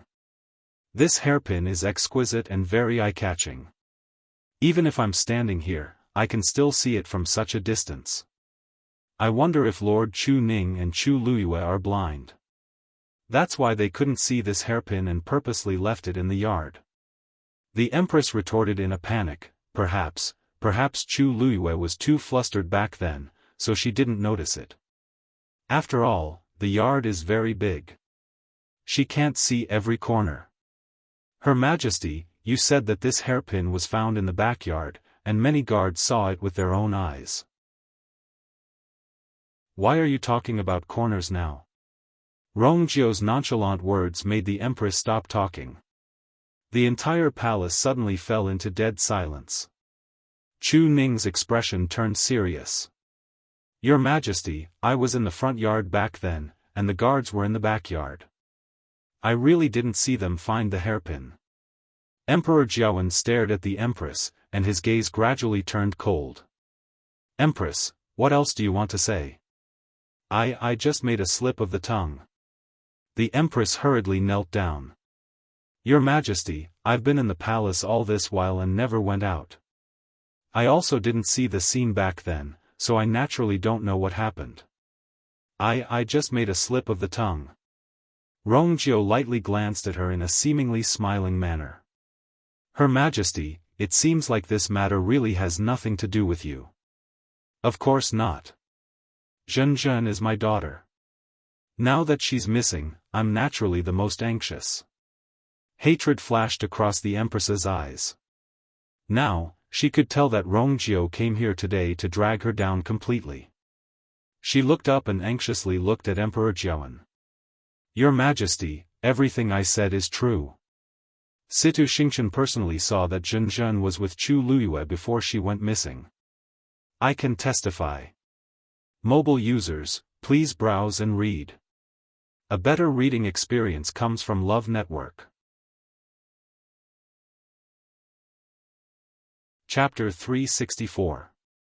This sentence was no different from a sudden clap of thunder, suddenly exploding. Everyone in the hall was shocked. Even Rongjiu knitted his brows slightly. Emperor Jiawen asked in a low voice, "Why are you here? Are you telling the truth?" Situ Xingchen really said that? The Empress nodded repeatedly. If you don't believe me, you can ask Situ Xingchen. Chu Ning suddenly said, Your Majesty, where did you hear this from? Of course, Situ Xingchen said it herself. At this point, the Empress couldn't care less and could only confess that she had been communicating with Rong Jin.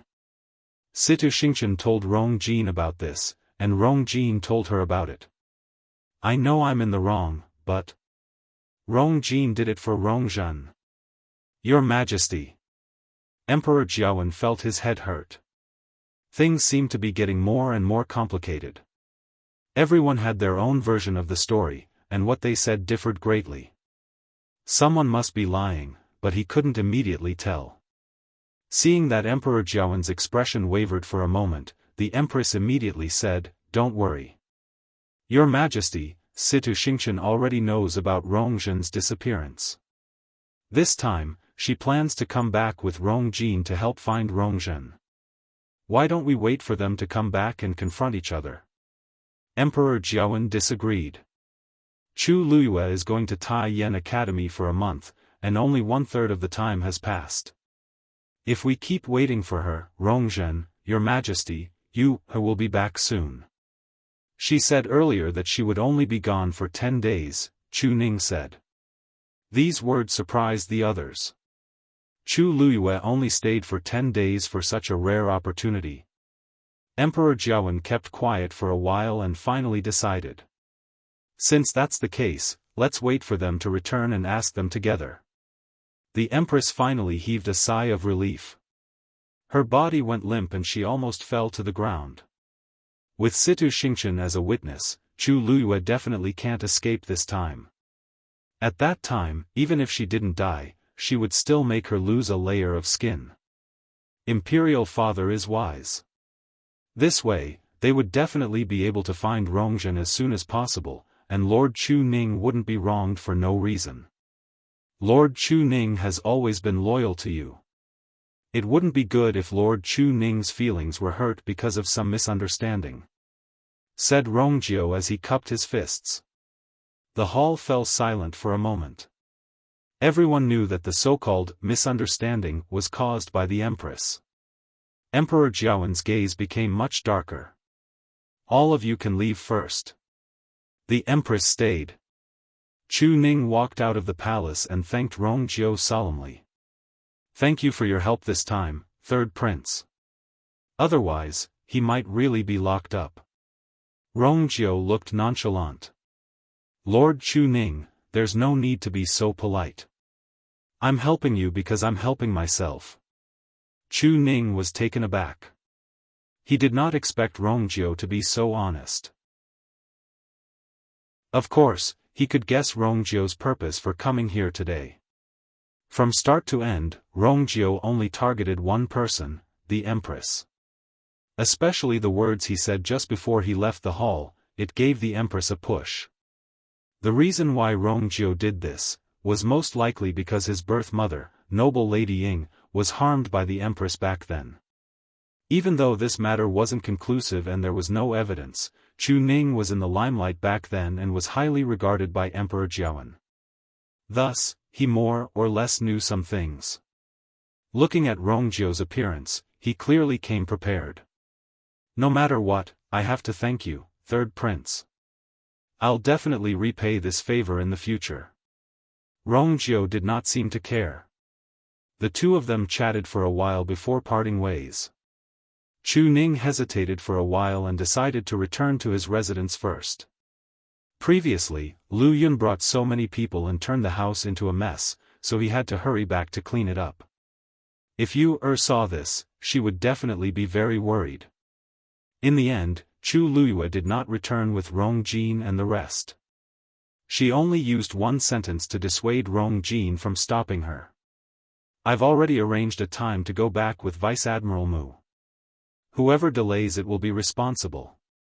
Rong Jin had just gotten married to Situ Xingchen and was in the prime of his success. He originally wanted to show off his authority as the crown prince in front of Chu Luyue, but it was a pity that he was not completely blinded by it. He knew who he could offend and who he could not. Thus, he could only sullenly give way to Chu Luyue.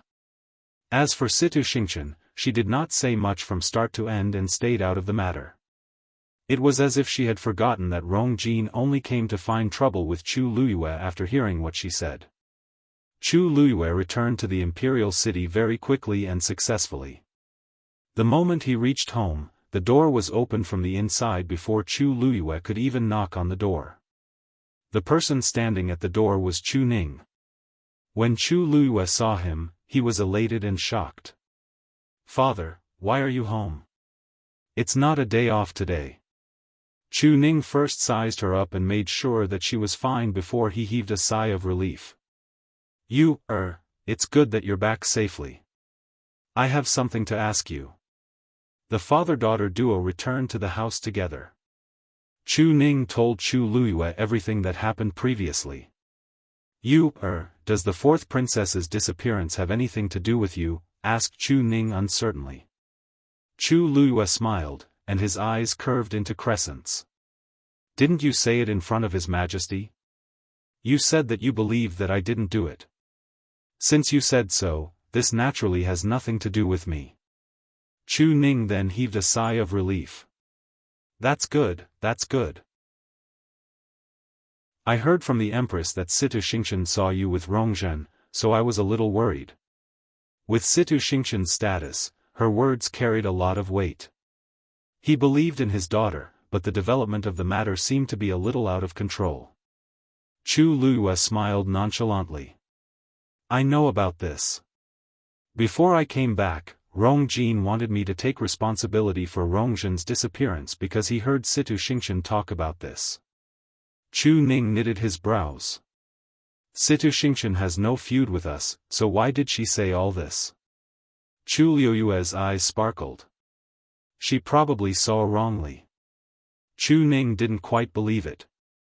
What kind of person is Situ Xingchen? She definitely knows what kind of effect these words will have if she says them. This will most likely harm you, If she really saw wrongly, she shouldn't have made such a big fuss without confirming it.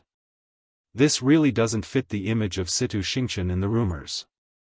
This Situ Xingchen is a little strange," muttered Chu Ning. Chu Luyue didn't want him to worry, so he patted his arm and smiled. "Father, don't worry. I know what I'm doing and won't let anyone bully me." Chu Ning's worry didn't completely disappear because of this. "But His Majesty said that he wants you to confront each other when you come back. What should we do?" If Situ Xingchen insists that you, did it, Chu Liyue's lips curved up slightly. "My pleasure." Digression, she felt hungry as she wrote, so she ran to wolf down another bowl of noodles. Writing is really tiring. Mobile users, please browse and read. A better reading experience comes from Love Network. Chapter 365. Chu Luyue then went to visit Mu Qinghe, but she found that he wasn't at his residence. She waited outside the barrier for a while, but there was still no movement, so she turned around and left. She felt a little strange. If Hongyao was here, it would have rushed out long ago. Since there was no sound for so long, Hongyao and Mu Qinghe must not be here. What place in country Yao Chen's imperial capital could attract him? Chu Luiyue was puzzled as she turned to Prince Li's mansion. Prince Li's mansion was the same as usual. It didn't seem to have changed, but Chu Luiyue keenly noticed that the security here had become stricter. Seeing that it was her, the servants of Prince Li's mansion immediately welcomed her happily. When Umo heard the news, he hurriedly came out to welcome her. "Miss Lu Yu. You're finally back." Chu Luiyue couldn't help but laugh when she saw his excited face. "It's not my first time here. Do you have to be so excited?" "Of course. Of course. You don't know, but we've been looking forward to your return these past few days." Umo's eyes were almost brimming with tears. If she didn't come back soon, their lives would be too difficult. "Master is in the study room.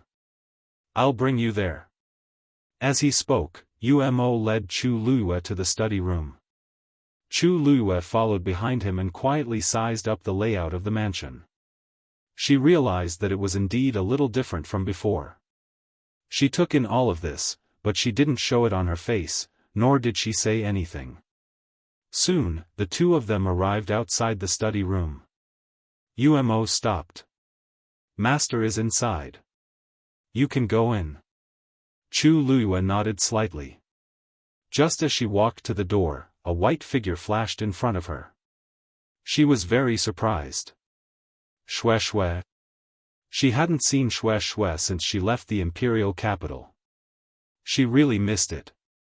Xue Xue looked at her with its tail wagging, its eyes filled with joy. It was obviously very happy about her return. It jumped twice on the spot and couldn't help but run 2 laps around Chu Luiyue. Chu Luiyue chuckled. All right, I know what you want." As she spoke, she stretched out her hand, intending to pat Xue Xue's head. Xue Xue obediently moved its huge head closer. Whoosh! Chu Luiyue's hand was halfway out when a red shadow flashed in front of his eyes. Immediately, he felt something extra on the back of his hand. She looked over and saw that it was Dumpling. At this moment, it was hugging her wrist. Its round eyes looked at her innocently and sadly, as if it was complaining about something. Chu Luiyue glanced at his hand. Very good." He was already completely occupied by Dumpling. It was impossible for him to touch Xue Xue anymore. Xue Xue growled. Just as she was about to charge forward, she suddenly heard a cough coming from the room. Xue Yi immediately moved to the side obediently and looked straight ahead, as if nothing had happened before. Dumpling turned around and gave it a look of disdain. Chu Luiyue was speechless. She looked at the door of the study and walked forward. Creak, the door of the study opened. Chu Luiyue saw Rong Xiao sitting behind the table. He was wearing a black cloak and his face was a little pale. There was a cup of hot tea beside him and a book in his hand. He just sat there quietly, and there seemed to be an indescribable aura lingering around him. He was gentle and calm, like a gentleman. Hearing the sound of the door being pushed open, he raised his head. The moment he lifted his eyelids, there seemed to be countless stars flickering in his deep and clear eyes. This time, it was completely different from the previous time. Those eyes seemed to be able to contain everything in the world, but they were also high and mighty. Noble and lazy, looking down on the world. The moment their eyes met, Chu Luiyue could clearly hear her heart beating violently.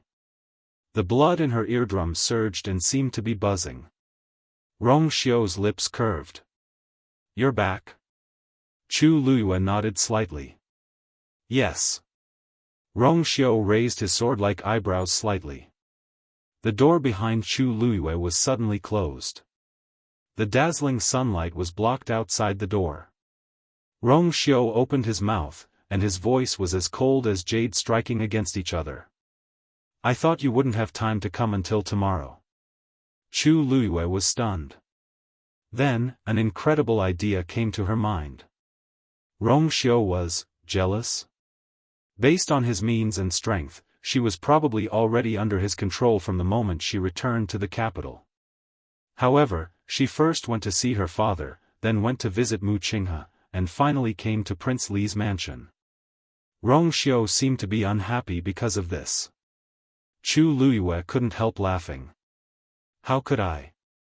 Rong Xiu's eyes moved slightly, but he didn't say anything. Chu Luiyue approached him step by step. Until there was only a table between them, she bent down, put her hands on the table, and approached Rong Xiu. The two were so close that they could almost hear each other's breathing. Chu Luiyue could even smell the familiar cold fragrance on him.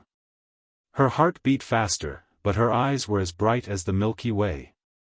The reason why I came to see you last is because, she didn't finish her words, but suddenly leaned closer and kissed Rong Xiu's lips. It was cool and hot, slow and urgent. Rong Xiu didn't seem to expect Chu Luiyue to suddenly do this, and he was stunned for a moment. Chu Luiyue whispered softly, and her voice was broken between her lips and teeth. That's the answer. Of course, she missed him and wanted to come back to see him as soon as possible. But there were some things that needed to be dealt with first. Otherwise, the two of them would only meet for a short time, and she would have to busy herself with other things. So, she might as well settle all the messy things on hand before coming. Without any burden, she felt refreshed. The only thing she didn't expect was that she missed Rong Xiu more than she imagined. It wasn't obvious when she was in Tai Yen Academy, and it wasn't obvious on the way back. Even when she just arrived at Prince Li's mansion, she didn't think much of it. But the moment she saw Rong Xiu, an overwhelming longing suddenly surged in her heart. The longing that she had intentionally or unintentionally suppressed instantly drowned her. Her mind seemed to be blank, and there was only one thought left. Kiss him. Only when she touched his soft and cool lips did she finally feel at ease. After a while, when she saw that Rong Xiu didn't move, she bit him lightly in a fit of pique. Rong Xiu reached out to pull her, and at the same time, counterattacked. However, Chu Luiyue lightly licked his lips and quickly moved away. She leaned toward his ear and gently placed her hand on his cloak as she softly asked, "Why are you here?" "Rong Xiu, aren't you hot?" "Oh, I almost forgot. Prince Li is seriously ill, and now is the time to recuperate." "You can't, Rong Xiu's eyes instantly darkened. The next moment, he suddenly grabbed Chu Luiyue's chin with one hand, tilted his head, and kissed her fiercely. If he could still tolerate this situation, he would really be sick. Mobile users, please browse for a better reading experience from Love Network. Chapter 366. After Rong Xiu was satisfied, he finally let go of Chu Luiyue slowly. He lowered his eyes and looked at the girl's red and slightly swollen lips. He rubbed his fingers affectionately and spoke lazily in a hoarse voice. Looks like you made the right decision." Chu Luiyue snapped out of her daze and immediately glared at him. However, her watery eyes didn't have any fierceness. Instead, they looked even more breathtaking. Rong Xiu chuckled and kissed her again before finally letting go. "Come here." Chu Luiyue walked around the table to his side and leaned over to look at the book he had put aside. "What are you looking at?" Every time she came, Rong Xiu seemed to be reading. She glanced at it and saw that it seemed to be a biography. Rong Xiu held her slender waist and pulled her into his arms. Chu Luiyue leaned against his chest just like that. Rong Xiu rubbed her waist with one hand and took the book with the other. "Do you want to read it?" Chu Luiyue felt that Rong Xiu's hand seemed to have magical powers. He only pressed her waist twice, and a wave of heat spread through her body. She felt as if her entire body had gone limp and relaxed. She relaxed her body and felt that the fatigue she had felt during this period of time seemed to have lessened quite a bit. She took the book and looked up in surprise when she saw the name on it. "You moved out of the academy?" She remembered seeing this book in Yifeng Courtyard. Rong Xiu didn't find it strange that she remembered, so he nodded nonchalantly. Mother's things have basically been packed, so there's no need to continue living here. Of course, another important reason was that the person in his arms wouldn't be staying there for too long. Chu Luiyue recalled the things he had taken out from Jiuyou Tower and nodded in understanding. She unintentionally flipped open the book and took a look. Rong Xiao had been pretending to be sick ever since he returned to the imperial capital. He rarely stepped out of Prince Li's mansion and basically stayed here. Hence, she was actually quite curious about what Rong Xiao usually read. However, Chu Luiyue was suddenly stunned with just a glance. It was actually a map. And, it was a map of the imperial capital. After she was reborn, she had specially investigated the situation of the imperial capital, including the overall terrain of the imperial capital. Hence, when she first saw this map, she immediately recognized that it was a map of the imperial capital. What shocked her even more was the detailed distribution of the military forces on the map. The entire imperial capital's defense situation. Chu Luiyue's heart skipped a beat. So, what Rong Xiao was not reading books every day, she instinctively looked up at Rong Xiao. Rong Xiao's expression was normal, as if he didn't think it was a big deal at all. Chu Luiyue thought that he didn't expect her to be able to understand this thing and couldn't help but tug at his clothes. Rong Xiao, you read this every day? Rong Xiao glanced at her expression, and his lips curved up slightly. Not every day. I read it occasionally to relieve boredom. Chu Luiyue was speechless. Relieve boredom? What kind of person would think that reading this kind of thing was relieving boredom? With this map, Rong Xiao could easily control the entire imperial capital. If he had the military forces, it was only a matter of time before he broke into the imperial capital. Chu Luiyue's lips moved and finally couldn't help but ask. Why, are you looking at the map of the imperial capital? She originally thought that Rong Xiao would look shocked, but a smile surfaced on his face instead. He bent down and kissed Chu Luiyue's glabella. You can really understand it. Chu Luiyue instantly felt complicated. Rong Xiao already knew that she had seen through what it was, but he didn't seem to want to hide it at all. You aren't worried that I'll say this? As a prince, it wouldn't be a good thing if Emperor Xiaofan found out that he had such a thing in his hands. Rong Xiao raised his brows and said matter-of-factly, you're my fiancé. You are this prince's fiancé. If something happens to this prince, you won't be able to escape. Chu Luiyue was speechless. Why does this tone sound like he's saying, you're my woman when you're alive, and you're my ghost when you're dead? Rong Xiao lifted his chin. You can continue reading. Chu Luiyue hesitated for a moment and flipped to the back. After looking at it for a while, she realized that they were all similar maps. Even though every map was different, they were all equally detailed. As Chu Luiyue looked at them, she became more and more shocked. These maps, they seemed to involve half of country Yaochen. Perhaps even the military might not have such a detailed map. Chu Luiyue was really shocked. Rong Xiao, look at these. What exactly are you planning to do? If it weren't for the fact that Rong Xiao didn't have any military power, she would have really thought that Rong Xiao was planning to rebel. It's just a boring pastime. Rong Xiao really didn't seem to care.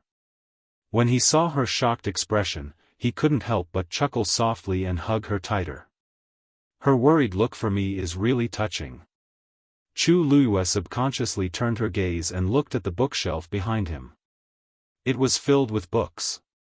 A scary thought suddenly appeared in her mind. Could these also be? She long knew that Rong Xiao was much stronger than he looked on the surface, but what she saw in front of her was still beyond her imagination. What are you thinking about? Asked Rong Xiao. Chu Luiyue looked at him sympathetically. I'm thinking that Rong Jin is really unlucky to have met you. Rong Jin thought that his crown prince position and even the throne were already in his bag after he set the marriage agreement with Situ Xingchen. Little did he know, Rong Xiao raised his brows. He wasn't interested in comparing himself to Rongjin, but since it was her compliment, he still chose to accept it. Chu Luiyue placed the book back and continued to nestle in Rongxiu's arms. Rongxiu rubbed his chin against her soft hair. Let's not talk about this. Why don't we talk about the wedding date? Chu Luiyue was dazed and knitted her brows awkwardly. We really need to discuss this matter properly. Mu Qinghe is still in the imperial city, and I don't know when he'll return to the Tianling dynasty. If he's leaving soon, we won't have time to get married. If he wants to wait for a while, we can hold our wedding. However, I don't know when I'll have to follow him back to the Tianling dynasty. The road ahead is dangerous, and I don't know what kind of situation I'll face when I return. If Rongxiu is involved, it'll be even harder to handle. Of course, I can't bear to leave Rongxiu, but I have to go back to the Tianling dynasty. She knitted her brows and thought for a long time. Suddenly, she stood up and left Rongxiu's arms. She sat opposite him with a serious expression. Rongxiu, I have something to tell you. Rongxiu looked at her with deep eyes. I'm all ears. The next day, Rongjin and Situ Xingchen finally returned to the imperial city. Chu Luiyue was sitting cross-legged at home. She placed her hands on her knees and absorbed the surrounding heaven and earth force. Suddenly, Eunuch Min's voice came from outside the door. Lord Chu Ning, Ms. Lu Yu, His Majesty and Her Majesty are waiting in the palace. Please come in. Digression, yesterday, I slept at 3:00 again. I was about to go crazy. A better reading experience comes from the Love Network. Chapter 367. Palace. When Chu Luiyue arrived with Chu Ning, Emperor Xiaofan and the Empress were already waiting in the palace. Rongjin and Situ Xingchen were also seated below. On the other side was another person, Rongjiu. Chu Luiyue had already heard about what happened from Chu Ning, so she wasn't surprised that Rongjiu was here. Her gaze quickly swept across the few people in the palace. Emperor Xiaofan was expressionless, but his eyes were dark. Compared to the last time she saw her, the Empress looked much more haggard, as if she had aged by 10 years. It was obvious that the recent events had tortured her quite a bit. When Rongjin saw Chu Luiyue, a complicated expression flashed across his face. He was holding a hairpin in his hand. Chu Luiyue guessed that it was the one that they said they found Rongzhen in their backyard. Situ Xingchen and Rongjiu looked calm, and one couldn't tell what was going on. Chu Ning and Chu Luiyue bowed one by one. Emperor Xiaofan told the two of them to sit down. Okay, since everyone is here, let's start. Emperor Xiaofan had already lost his patience, so he went straight to the point as he looked at Situ Xingchen. He looked at Situ Xingchen and asked, Xingchen, you previously said that you saw Lu Yu and Zhenzhen together. Is that true? Situ Xingchen stood up and bowed. Your Majesty, I don't dare to lie, and everything I said is true. As Jiuyou Tower caught fire that day, I remember it very clearly. After Jiuyou Tower collapsed, I quickly went back to pack my luggage because Tai Yen Academy was leaving the next day. I didn't expect to coincidentally see Rongzhen and Chu Luiyue on the way. Emperor Xiaofan asked, was there anyone else then? There was an elder in a long black robe, but I didn't see his face. Then, did you hear what they said? I was quite a distance away, so I didn't hear them. However, I saw that the two of them were very close, so I thought that they were very close. I didn't expect. Emperor Xiaofan's face turned even colder. The elder in a long black robe who followed them was definitely Si Meng. If Situ Xingchen was lying, how did she know about Si Meng's existence? Actually, when I saw this scene that day, I felt a little strange. Situ Xingchen looked up at Emperor Xiaofan and hesitantly said, that's because His Majesty had just married Prince Li and Chu Luiyue that day. So when I saw her with Rongzhen, I was confused for a long time. Everyone understood. The timing was too special. No matter how close Chu Luiyue and Rongzhen were, they shouldn't have been together on the day of Rongzhen's marriage. Moreover, who didn't know that there was a conflict between the two of them? It was really suspicious that they were together. Emperor Xiaofan asked again. And then? Did you see where they went? Situ Xingqian shook her head. At that time, I only took a glance from afar. Because I was in a hurry to go back, I left. I don't know where they're going. Emperor Xiaofan nodded. Sit down. Then, he turned to look at Chu Luiyue. Lu Yu, you heard what I said just now. What do you have to say? Chu Luiyue lightly knocked on the chair's armrest with one hand and looked at Situ Xingqian in deep thought. What she said just now was actually very vague, but Si Meng's existence gave her words a lot more credibility. After all, even Emperor Xiaofan didn't know about Si Meng's existence previously. Since Situ Xingqian could say this, it was naturally easy for people to believe her. This also meant that Situ Xingqian had long known about Si Meng's existence. Perhaps she even knew what happened that day. But for some reason, she couldn't say it completely and could only choose a middle ground. After all, even if that was the case, she could still push Rongzhen's matter to her. Chu Luiyue lightly said, I didn't see Rongzhen at all. That day, I didn't see Rongzhen. That day, Prince Li sent someone to send me and my father home. After that, the people of the Chu family sent an invitation, and my father went there. I stayed at home the whole time and didn't come out. The Chu family can testify to this. Quite a few people knew that Chu Ning went to the Chu residence, and it was privately discussed for a long time. Everyone knew that the Chu family regretted chasing Chu Ning and his daughter out and was thinking of ways to persuade them to go back. Chu Ning said, That's right. That's right. That day, you wanted to go back with me, but I stopped her, so she stayed at home. Even if that's the case, who can prove that she didn't go out when you left, Lord Chu Ning? Rongjin retorted.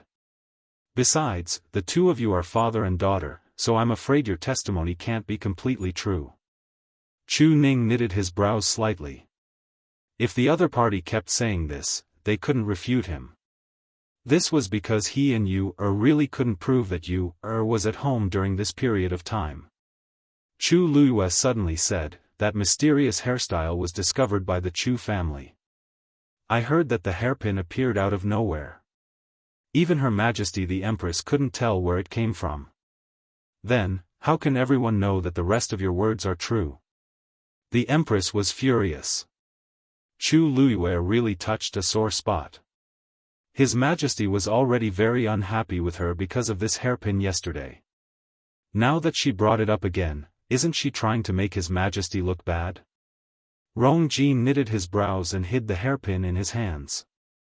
He originally thought that this hairpin was solid evidence, but it was hard to say what exactly was going on from his mother's reaction. Both parties insisted on their own words, and the situation was at a standstill.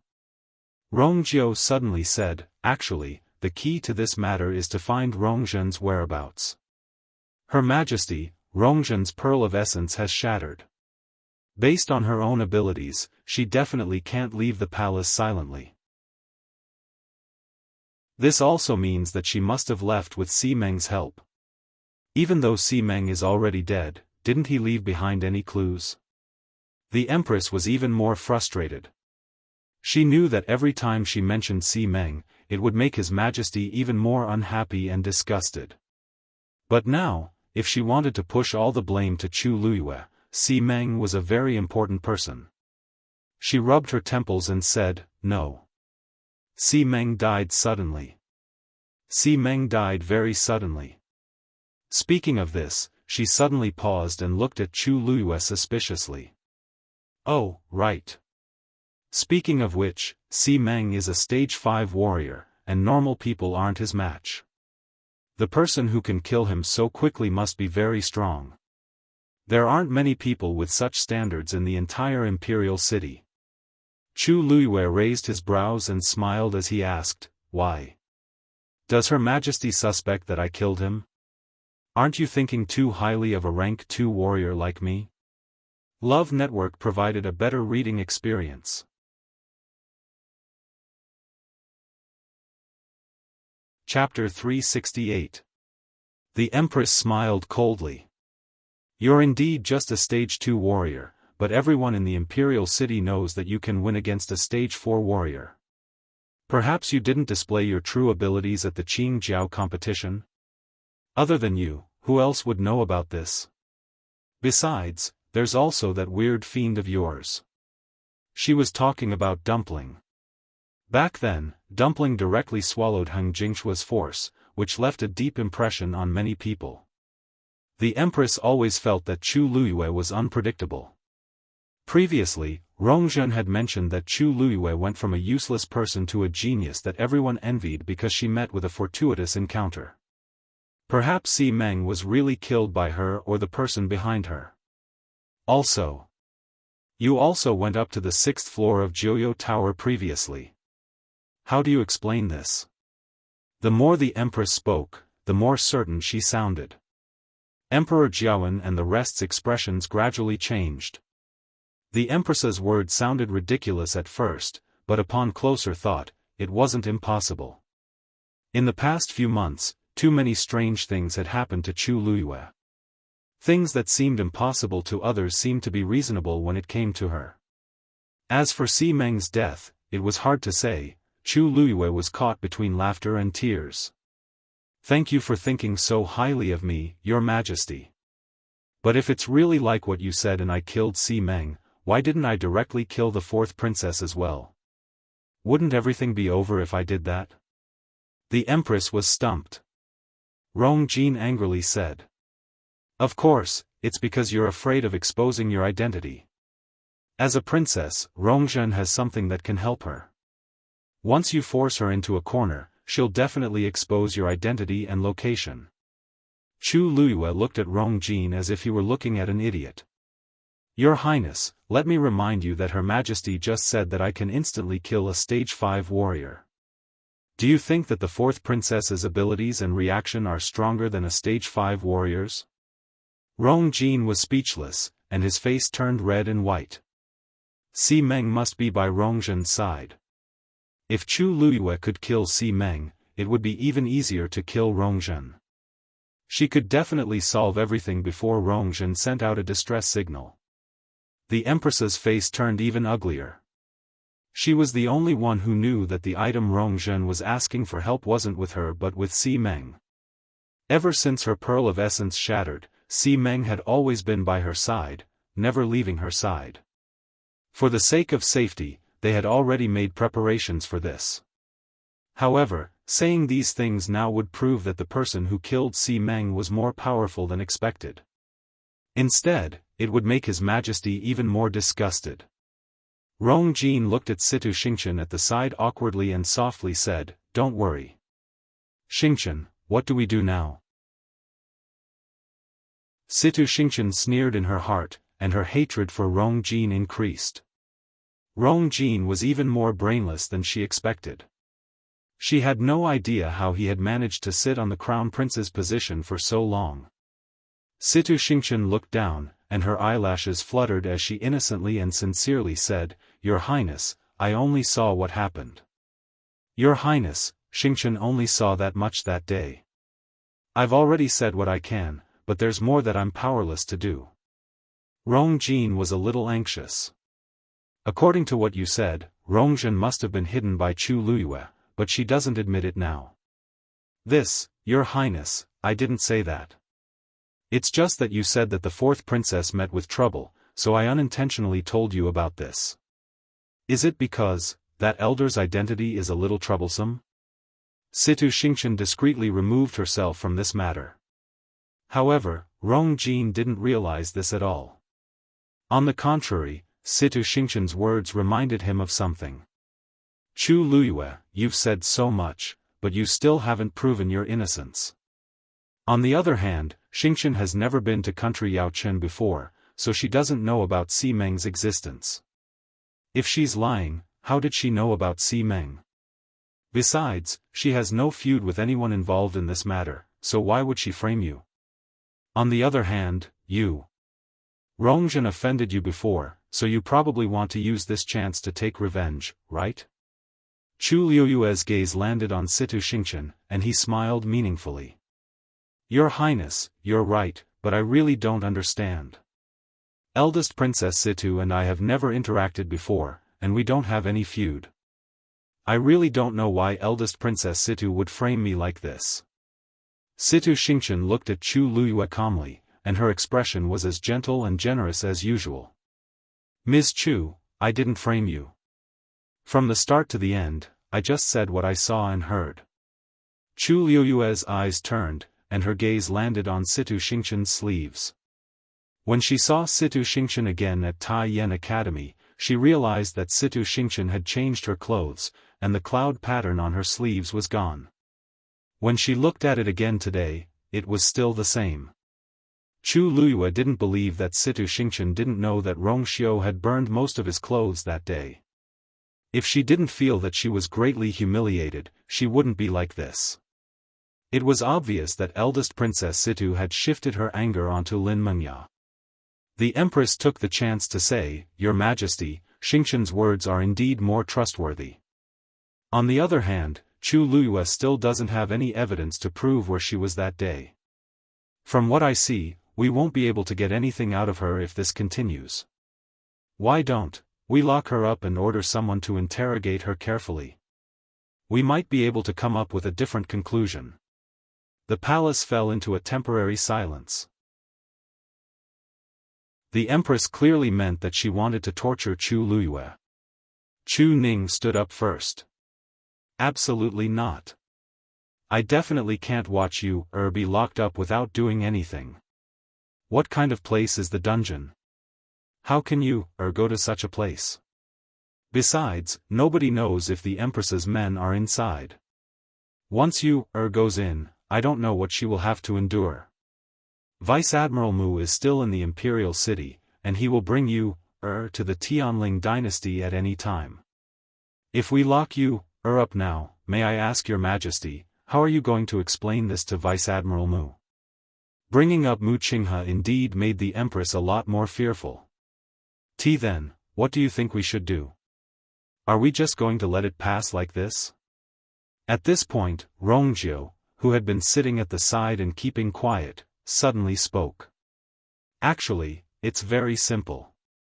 As long as we find Rongzhen, the truth will naturally be revealed. The Empress sneered. You make it sound so simple. We still have to ask Chu Liyue if he's willing to hand Zhen over. Rongjiu's expression became strange as he stood up and bowed to Emperor Jiawen solemnly. I'm guilty. Father, please punish me. Emperor Jiawen knitted his brows tightly. Rongjiu, what are you doing? Rongjiu said word by word. I saw the fourth princess a few days ago. Mobile users, please browse the internet for a better reading experience. Chapter 369. His words were like a clap of thunder. The Empress and the rest were dazed and shocked.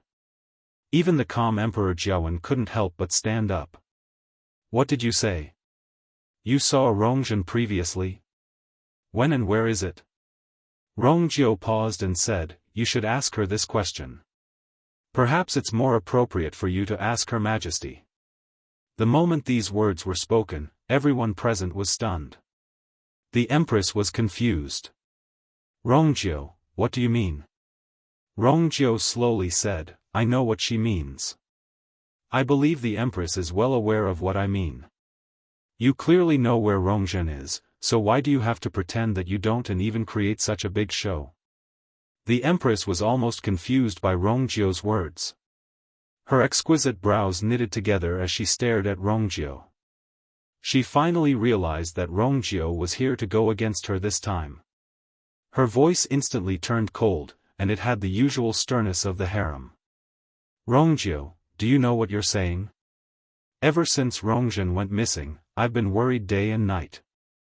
Even now, I'm still worried about her. You have no evidence, so how can you say such things? As she spoke, she turned to look at Emperor Jiawen, and her eyes were filled with anger and sadness. Your Majesty is wise. I really don't know where Rongzhen is now. I also don't know where the third prince's words came from. Emperor Xiaofan stared at Rongzhou coldly. What do you mean by what you said just now? Rongzhou's gaze swept across the empress as he lightly said, What do you mean? From the start to the end, this is a lie that the empress directed and acted out herself. She hid Rongzhen and wanted to take the chance to slander Lord Chu Ning and his daughter. Rongzhou's low and powerful voice reverberated in the palace, and it was clear and audible. Chu Liuyue's heart tingled, and he couldn't help but look at Rongzhou. He never expected Rongzhou to say such things. How dare you? After the shock, the empress finally recovered her senses. She had nowhere to vent her anger, so she couldn't help but curse. What nonsense are you spouting? Rongzhou. Where do you think this place is? Who do you think this consort is? How dare you make such irresponsible remarks? As she spoke, she quickly rushed toward Rongzhou and raised her hand to harshly slap him. This consort must teach you a lesson today. Empress. Emperor Xiaofan coldly scolded and immediately nailed the empress to the ground. She suddenly recovered her senses and frantically turned around to see Emperor Xiaofan glaring at her with anger. As the empress, what are you doing? The empress suddenly came back to her senses. She had indeed lost her bearing as an empress. Emperor Xiaofan was extremely disappointed in the empress. Rongzhou only said a few sentences, and the empress was agitated to this extent. She screamed and insulted him without any grace. She even wanted to hit him in front of him. What was the difference between her and those shrews on the streets? She had completely disgraced the royal family. Sensing Emperor Xiaofan's anger, the empress was afraid and aggrieved. Your Majesty, I know my mistake. But Qinxia didn't do it on purpose. Did you hear what Rongzhou said just now? Even though I'm not his birth mother, I'm still considered his mother. Yet, he slandered me like this. As the empress spoke, 2 rows of tears fell from her eyes. She clutched her handkerchief tightly with one hand and covered her chest as if she were in extreme pain. When Rongzhou heard the words birth mother, murderous intent flashed across his eyes. It was fine if she didn't mention this, but now that she did, that *tch, the empress, actually has the cheek to say such things. He lifted his clothes and knelt on the floor with a bang. What I've said is the truth. If there's even half a lie in what I said, may I be struck by lightning. This was a vicious oath. Once this was said, even the empress, who was busy crying, couldn't help but pause for a moment. Chu Liyue squinted his eyes and looked at Chu Ning questioningly. Chu Ning slightly shook his head, indicating that he didn't know what was going on. Chu Liyue retracted his gaze and sized up Rongzhou again.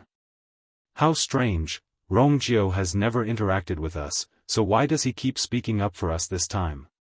He's even willing to put his life on the line. As a prince, his words carry a lot of weight. As expected, Emperor Xiaofan's expression changed. If Rongzhou dares to make such a vicious oath, then, what he said is very likely true. Empress, what exactly is going on? Emperor Xiaofan had already lost his patience as he angrily asked. The empress shivered, and her tears flowed even more profusely. I really don't know, since Her Majesty doesn't want to admit it, then I'll remind you. Do you still remember Heptagon Alley? Asked Rongzhou lightly. The empress suddenly paused and looked at Rongzhou in shock. How does he know that place? Emperor Xiaofan boomed. If I didn't remember wrongly, Heptagon Alley used to be a very lively place in the imperial city. However, after a murder happened, it was gradually abandoned. Father, you're wise. The current Heptagon Alley can be said to be deserted and very quiet. But for some reason, that place is highly favored by Her Majesty. After I returned to the imperial city, I didn't have much to do, so I occasionally strolled around the imperial city. Unintentionally, I saw Her Majesty at Heptagon Alley twice. The Empress's heart suddenly sank. Emperor Xiaofan glanced at the Empress. Continue. The first time was 1.5 months ago. At that time, I saw Her Majesty from afar, and I thought I saw wrongly. After all, Heptagon Alley was very deserted, and not many people would go there normally. But because I was curious, I waited nearby for a while. After an hour, Her Majesty left. I followed closely behind and wanted to see what exactly was going on. However, I shockingly discovered that there was an extremely strong barrier in Heptagon Alley. The Empress's face was already ghastly pale. Rongjin suddenly thought of something, and his eyes shrunk. As I was worried that I would be discovered, I left. After a month, which was more than 10 days ago, I was curious and couldn't hold it in, so I went to Heptagon Alley again. I didn't expect to coincidentally see Her Majesty walk out there. Upon hearing this, Chu Luyue also looked at the Empress and saw her anxious expression as if she had lost her mind. I met her twice in a row, so I couldn't help but be suspicious. However, I didn't have a clue, so I didn't say anything. Coincidentally, I met Rongjin on the streets the day before, and I realized that the last place she went to was Heptagon Alley. Mobile users, please browse and read. A better reading experience comes from Love Network.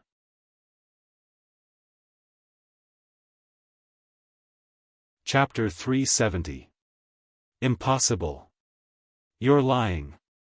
The Empress finally couldn't hold it in and screamed. Her hands trembled as she pointed at Rongjio.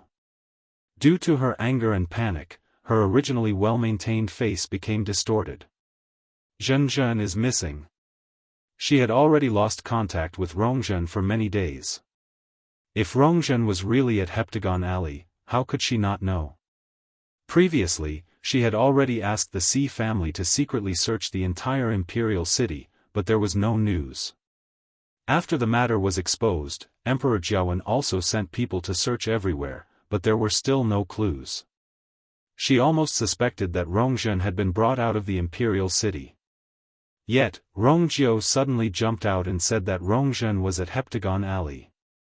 Rongjio looked at the Empress's finger that was almost poking his face and saw the beautiful and sharp armor on it.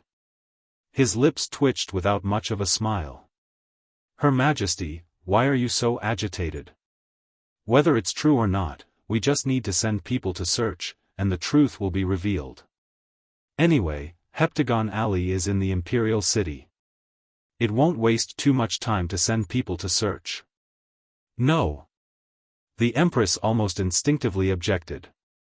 But once she said that, she suddenly realized that something was amiss. Behind her, Emperor Xiaowan's voice was cold. I think this is a good idea. Since Rongjio said that Rongjin is there, we just need to find her there. If we find her, it proves that Rongjio is telling the truth.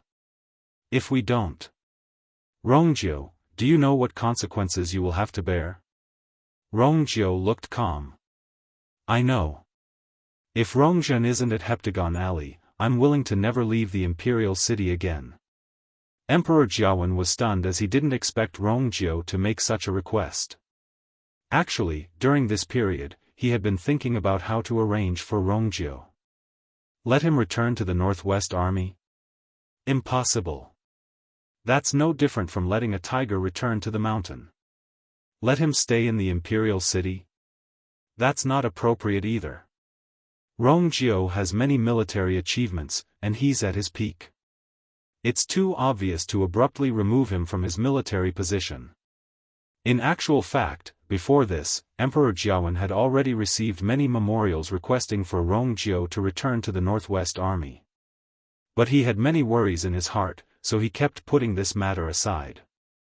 But this time, Rongjio took the initiative to suggest that as long as he didn't find Rongjin in Heptagon Alley, he would stay in the imperial city forever. On the one hand, Emperor Xiaofan wanted to find Rongjin. On the other hand, he wanted to use this chance to make Rongjio stay. No matter how he looked at it, it was beneficial to him. Therefore, he agreed to this suggestion without any hesitation. We will go there personally. Get ready, Eunuch Min. The Empress' legs were weak, and she almost knelt on the ground. Your Majesty. Absolutely not. Anyone could tell how guilty the Empress was, and Emperor Xiaofan was no exception. The more this was the case, the more he wanted to go. Empress, I'm just going to find Rongzhen. What are your intentions for obstructing me in every possible way? Do you not want me to find Rongzhen, or is there another reason? Emperor Xiaofan's voice wasn't loud, but his aura was imposing. Every word was like a sharp knife that harshly stabbed into the Empress's heart. She wanted to stop Emperor Xiaofan from going, but in this situation, she would seem very guilty no matter what she said. Rongjin finally recovered his senses and went forward to support the Empress. Imperial Mother. Why do you have to do this? Wasn't it just an alley? If Imperial Father wants to go, why must you stop him? There was no benefit in going against Imperial Father like this. The Empress glanced at Rongjin weakly, and her tears fell again.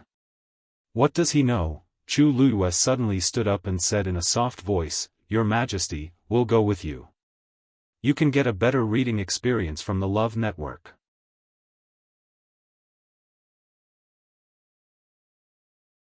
Chapter 371. Situ Xingchen felt that Chu Luyue's words were ear-piercing. The look in her eyes changed, and the corners of her mouth curled up, but she quickly pulled it down. When Rongjin saw the bright smile on Chu Luyue's face, he felt conflicted. Getting engaged with Situ Xingchen was his best choice now. When everything went smoothly, he secretly rejoiced. With Situ Xingchen around, everything would be much easier after that. He originally thought that he didn't care much about Chu Luyue. After all, Situ Xingchen didn't lose to Chu Luyue in any aspect. However, he only realized that this wasn't the case at this point. As for the Empress, she couldn't hear what Chu Luyue was saying. She looked pitiful, and her eyes were lifeless as she looked at Emperor Jiaowen's cold and decisive back view. She felt hopeless. If it weren't for Rongjin and Situ Xingchen supporting her, she would have long collapsed on the floor. Chu Luyue looked at the Empress in deep thought before he turned around and followed Chu Ning. When they reached the palace entrance, Eunuch Min had already arranged for a normal horse carriage to wait for them. Chu Luyue couldn't help but sigh. Eunuch Min is indeed smart to be able to serve Emperor Jiaowen for so many years. Emperor Jiaowen is still wearing his dragon robe. If he goes out like this, it will definitely cause a huge commotion. Also, the Empress is in a terrible state, and she can't meet anyone. Using such a normal horse carriage can reduce the trouble to the greatest extent. The group of people then walked toward Heptagon Alley in a low-key manner. Emperor Jiaowen sat in his own horse carriage, and only Eunuch Min followed him. The rest of the people shared a horse carriage. In the horse carriage, everyone sat facing each other, and nobody spoke. The atmosphere was tense, and the air seemed to have frozen. Finally, Rongjin couldn't help but softly persuade her, Mother, don't worry. Someone wants to frame us, but they might not have the ability to do so. Father has always been wise, and he'll definitely be able to distinguish right from wrong and clear your name. This someone was naturally referring to Rongjio. In Rongjin's opinion, if Rongjio didn't interfere, this matter wouldn't have developed to this state. Thinking of this, he couldn't help but look at Rongjio, who was sitting opposite him, and hatred flashed across his eyes. Previously, because of Rongjio, he was grounded by his father and had many of his rights taken away. This time, it was because of him. However, Rongjio leaned against the wall with his eyes closed. His expression was calm as if he didn't care about all of this. Rongjio, we have no feud with you. Aren't you afraid of retribution for framing us? Rongjin finally couldn't hold it in and questioned her softly. Rongjio opened his eyes and looked at him expressionlessly. Imperial brother, why do you say that? I just wanted to help father find Rongzhen. What I said in the main hall was the truth. What do you mean by framing? Rong Jin almost exploded in anger when he saw that Rong Jin still refused to admit it. If it weren't for the fact that they were in a horse carriage and that there were many people around, he would have long gone forward and harshly beaten Rong Jiu up. Chu Luiyue sat at the side and started chatting with Chu Ning. Father, actually, the trip to Tai Yen Academy this time was quite interesting. Chu Ning was originally a little worried, but he felt much more at ease when he saw that his daughter was very calm.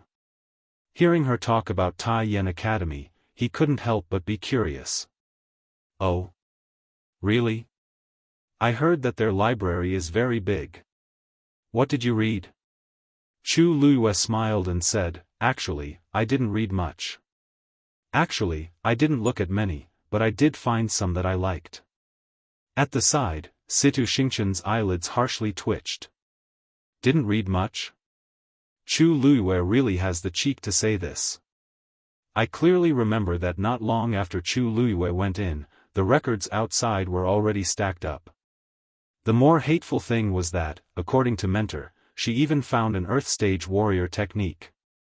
Even though Situ Xingchen had always been studying celestial physician and wasn't very interested in warrior techniques, she still felt very disgusted when she saw that Chu Luiyue had obtained such a treasure. Every word of hers sounded like she was purposely showing off.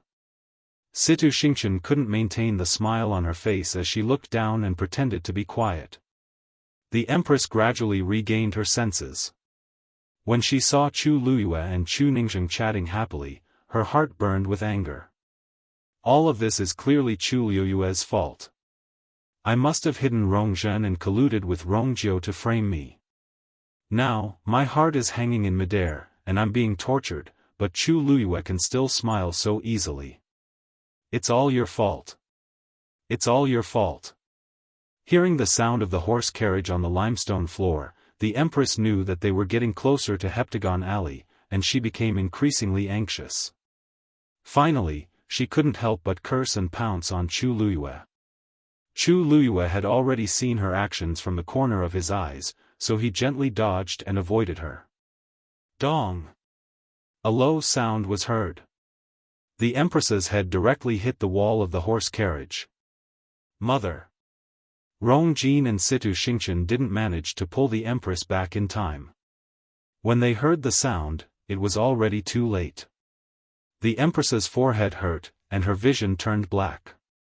Mother, are you okay? Rong Jin was very anxious as he hurriedly helped the Empress up. Situ Xingchen knitted her brows. Ms. Chu, even if you're unhappy with the Empress, you shouldn't do this.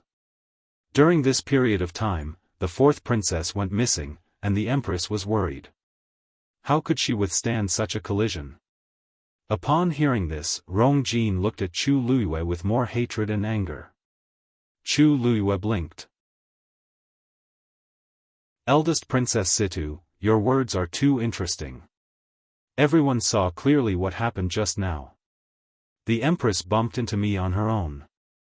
If I didn't dodge, should I just sit there and wait to be hit?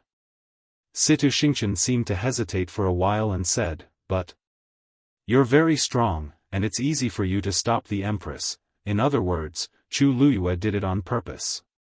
Chu Luiyue laughed. Eldest Princess Situ, the Crown Prince isn't weak either. Are you saying that he's useless and can't hold his mother back? Situ Xingchen was stumped. She didn't expect Chu Luiyue to be so sharp-tongued. Knock, knock, knock. Masters, we're here. Please come down. Eunuch Min knocked on the door outside. Rong Jiu walked out first. Chu Luiyue and Chu Ning followed closely behind. The horse carriage stopped in a narrow alley, and Emperor Jiawen stood at the entrance of a nearby mansion. Chu Luiyue quickly scanned his surroundings and knitted his brows. This heptagon alley looked normal, but it vaguely had a very strong suppression. If one looked closely, they could sense that it came from the mansion. Emperor Jiawen looked at Chu Ning. Open the door. Chu Ning immediately said, yes. But before he could do anything, the door was already opened from the inside. The slender Rongzhen appeared in front of the crowd. Mother, you're here, mobile users, please browse and read. A better reading experience comes from Love Network. Chapter 372. Upon seeing that the person in front of her was actually Emperor Xiaofan, Rongzhen stopped talking, and panic flashed across her eyes. Father? When Emperor Xiaofan saw Rongzhen, he first heaved a sigh of relief in his heart before endless anger overwhelmed him. He suppressed the anger in his heart and asked in a low voice, "Zhenzhen, why are you here?" Faced with Emperor Xiaofan's questioning, Rongzhen actually stuttered and didn't say anything for a while.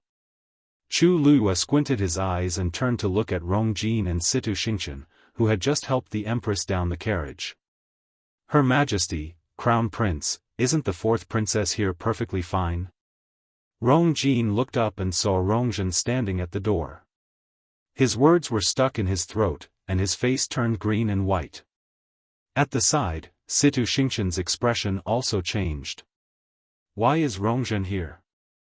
Didn't Elder Lian Ning say that he personally saw Chu Luiyue being brought to the forest outside the imperial city by Si Meng? Since Si Meng died in Chu Luiyue's hands, Rongzhen should have been hidden by her too. What's the situation now? Rongjin instinctively looked at the Empress. Mother, this, impossible. When the Empress saw Rongzhen, her reaction was more intense than anyone else's. She actually broke free from Rongjin and staggered toward Rongzhen. Impossible. Zhenzhen isn't here. You must be a fake. Her voice was sharp and hoarse, which made people feel very uncomfortable when they heard it. In addition, her face was distorted from shock and fear, which made her look even uglier. Emperor Xiaofan didn't hide the disgust in his eyes.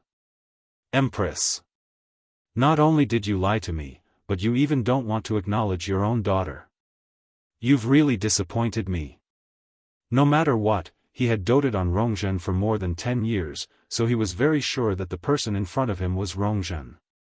To prove her innocence, the Empress actually lied through her teeth. How crazy. Rongzhen seemed to be frightened by the Empress as she nervously took a step back. Mother, what do you mean? I'm Zhenzhen. You're not Zhenzhen. Aren't you? The Empress glared at Rongzhen. Although she was still denying it, her voice was getting softer and softer. This person was indeed Rongzhen. A sense of despair gradually filled his heart. Tell me quickly. Was it Chu Luiyue who sent you here? It must be her, right? The Empress was on the verge of breaking down. She looked like a lunatic. Emperor Xiaofan's eyes were cold. Rongzhen, say it yourself. What the hell is going on? Rongzhen was stunned by the scene before her, and it took her a while to recover her senses. Yes. It was Chu Luiyue who brought me here. Emperor Xiaofan continued asking, when? Rongzhen quickly glanced at the Empress and lowered her eyes guiltily. Before Chu Luiyue went to Tai Yan Academy, 4th Princess, you must be joking. How come I didn't know about this? Besides, if I really wanted to imprison you, why would I choose to imprison you here of all places? Chu Luiyue scanned his surroundings. To be honest, this is my first time here. On the other hand, Her Majesty.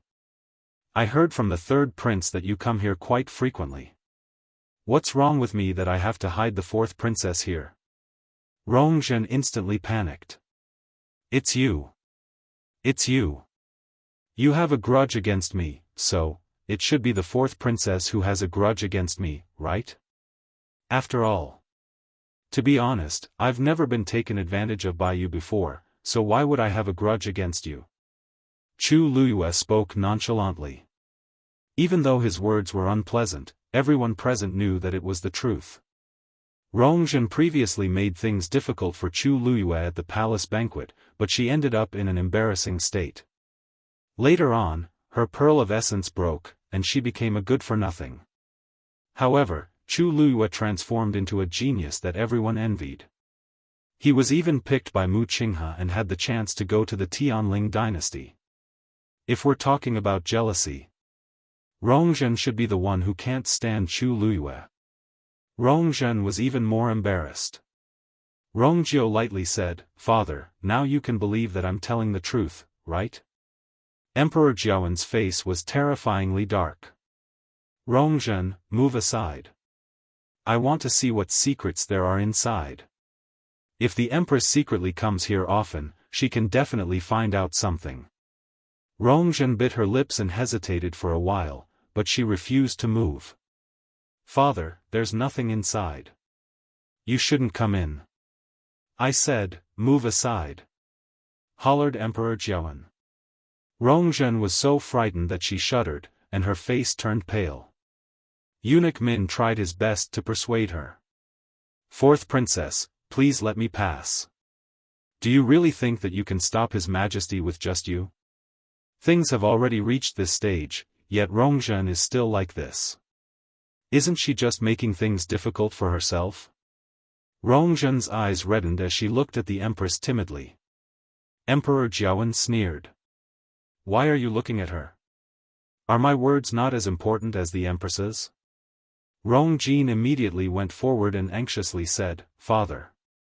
Father. Please don't misunderstand. Rongzhen didn't mean it that way." Emperor Jiawen couldn't be bothered with him as he looked at the Empress deeply. "Empress, now that things have reached this stage, are you going to follow me in or continue acting dumb here?" The Empress whimpered, and her tears kept falling, looking very pitiful. However, Emperor Jiawen felt even more disgusted when he saw this. He lifted his foot and walked forward. Chu Ning immediately followed and said, "This formation is special. Your Majesty, this barrier is a little special. I'm afraid it's not good to barge in. Why don't you let me break this barrier first?" Emperor Jiawen stood still. "Okay." Force gathered in Chu Ning's palm, and a strong suppression gradually spread out. Then, he raised his hand, and a strong force suddenly flew out. Hong! The transparent barrier suffered a powerful impact, and ripples began to form. The terrifying force spread in all directions. Rongzhen, who was standing inside the barrier, was caught off guard and was affected by the force. She moved back a few steps and almost fell to the ground. She finally steadied herself and anxiously turned around as if she was afraid of something. Just as Chu Ning was about to attack again, Rongzhen finally couldn't help but shout, "Stop fighting! I'll just open the barrier." Rongzhen. When the Empress heard this, she seemed to be agitated as she immediately screamed. Rongzhen was shocked as she shrunk her shoulders. "Mother, father is already here. He'll know sooner or later." As she spoke, her hand trembled as she touched the barrier. Chu Luiyue focused his gaze. There seemed to be something hidden in Rongzhen's palm. Buzz! With a buzz, the barrier suddenly opened from the middle. Emperor Jiawen walked forward first. "Mother!" Rongjin gasped. The crowd turned around and saw that the Empress had suddenly fainted. Chu Luiyue clicked his tongue. "Isn't it a little too late to pretend to faint now?" Emperor Jiawen didn't seem to care as he walked straight in. Chu Luiyue and Chu Ning followed closely behind. When they saw the scene in the courtyard clearly, even Chu Luiyue couldn't help but gasp. Mobile users, please browse and read. A better reading experience comes from Love Network.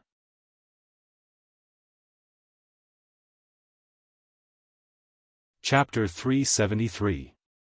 The courtyard was empty, and only a skeleton was hanging in the middle. From the tattered clothes, it seemed to be a young man, but his body was almost completely corroded, and one couldn't see his original appearance. The most serious injury on his entire body was his face. It was as if someone had harshly slashed his face with an axe. His face was a mess of flesh and blood, and one couldn't even distinguish his features, let alone recognize who he was. Below the corpse was a bronze cauldron. The edges of the bronze cauldron were stained with dried blood. The pungent smell of blood spread from within. It was disgusting. However, this wasn't the scariest thing. This was because there were a few skeletons on the ground around the corpse. With one look, one could tell that they were human skeletons. Unlike the hanging corpses, only white bones were left on the ground, and they looked like they had been dead for a long time. This scene caused the hearts and minds of the people who walked in to be shaken. The place fell into dead silence, and the space seemed to have frozen. After some time, Emperor Xiaofan recovered his senses and suddenly hollered, "Bring the Empress over." The Emperor was enraged. Even Rong Jin, who was previously protecting the Empress, couldn't take it as he stiffly carried the Empress over. The Empress's eyes were still tightly shut as if she had completely fainted. Emperor Xiaofan stared at the skeletons, and the veins on his forehead popped out. "Beat her. If the Empress still doesn't wake up, continue to beat her." The crowd was stunned. Emperor Xiaofan actually ordered people to beat the Empress? He was really mad. How could Rong Jin bear to do this? He also couldn't watch others beat up his mother. He hurriedly blocked the Empress and knelt down. "Father. The truth hasn't been found yet. If you treat mother like this, you'll hurt her." Emperor Xiaofan hurriedly walked forward and harshly kicked Rong Jin's shoulder. "Get lost." Rong Jin didn't dare to resist and was directly kicked to the side. Emperor Xiaofan raised his hand and was about to slap the Empress. Situ Xingqian stood at the side. Even though she didn't want to be involved, she had no choice. Seeing that Emperor Xiaofan had already lifted the Empress up, Situ Xingqian finally spoke. "Your Majesty, please reconsider. The Crown Prince was right. Nothing was clear yet. Why not wait until everything was clear before making a decision? At that time, if the Empress is really guilty, it won't be too late for you to punish her personally." Emperor Xiaofan paused in his actions. At this moment, the Empress who had fainted suddenly woke up. She slowly opened her eyes and was dazed when she saw Emperor Xiaofan's face right in front of her. "Your Majesty," then, she seemed to have just realized that Emperor Xiaofan was grabbing her collar, and her face was filled with shock and panic. "Your Majesty, what are you doing?" Emperor Xiaofan sneered and directly pushed her to the ground. "Don't you know what good things you've done? You'd better tell me clearly what's going on." The Empress knelt on the ground, weeping and complaining about her ignorance. "I don't know. I really don't know." Emperor Xiaofan looked at Rongzhen. "Rongzhen, tell me." Rongzhen timidly took a step back, and her lips trembled. "Your Majesty, there's something strange about this bronze cauldron." Chu Ning walked to the bronze cauldron and carefully inspected it with a solemn expression. "This thing seems to be able to swallow a person's force." Upon hearing this, Chu Luiyue couldn't help but walk over. Once she got close, she felt a sinister aura seeping out from the bronze cauldron. The next moment, that aura enveloped her. It's dangerous." Upon seeing this, Chu Ning immediately wanted to pull Chu Luiyue away. However, Chu Luiyue shook her head and signaled for him to wait for a while. Then, she felt that the force in her body started to stir under the aura's envelopment. She looked at the bronze cauldron. Black and red mixed together, and that aura suddenly became stronger. She knitted her brows. "This aura actually wants to forcefully strip my force from my body." She backed away without hesitation. After leaving the bronze cauldron, that aura quickly disappeared as if it had never appeared. However, Chu Luiyue felt a chill in his heart. Just now, she had been greatly affected just by standing at the side, let alone the person who was hanging above the bronze vat. Furthermore, that person's body was riddled with wounds and stained with blood. It was obvious that he had suffered many wounds when he was alive.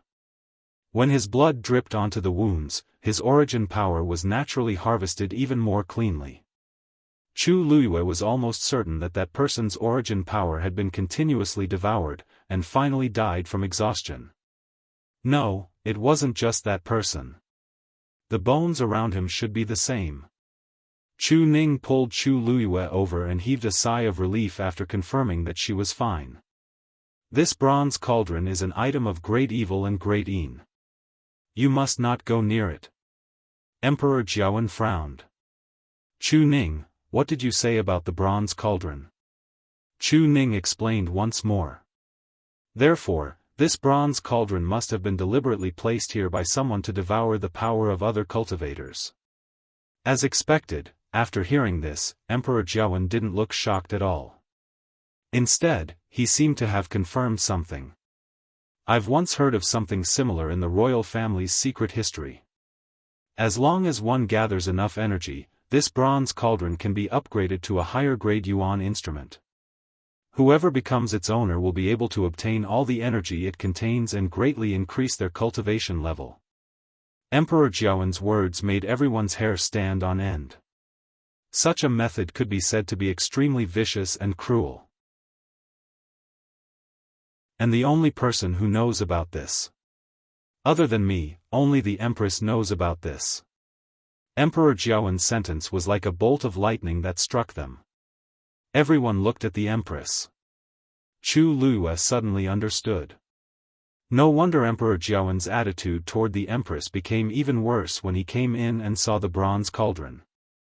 It turns out that he had already determined that the Empress did all of this back then. Si Huijing. I didn't expect you to do such a thing in secret. You're really vicious.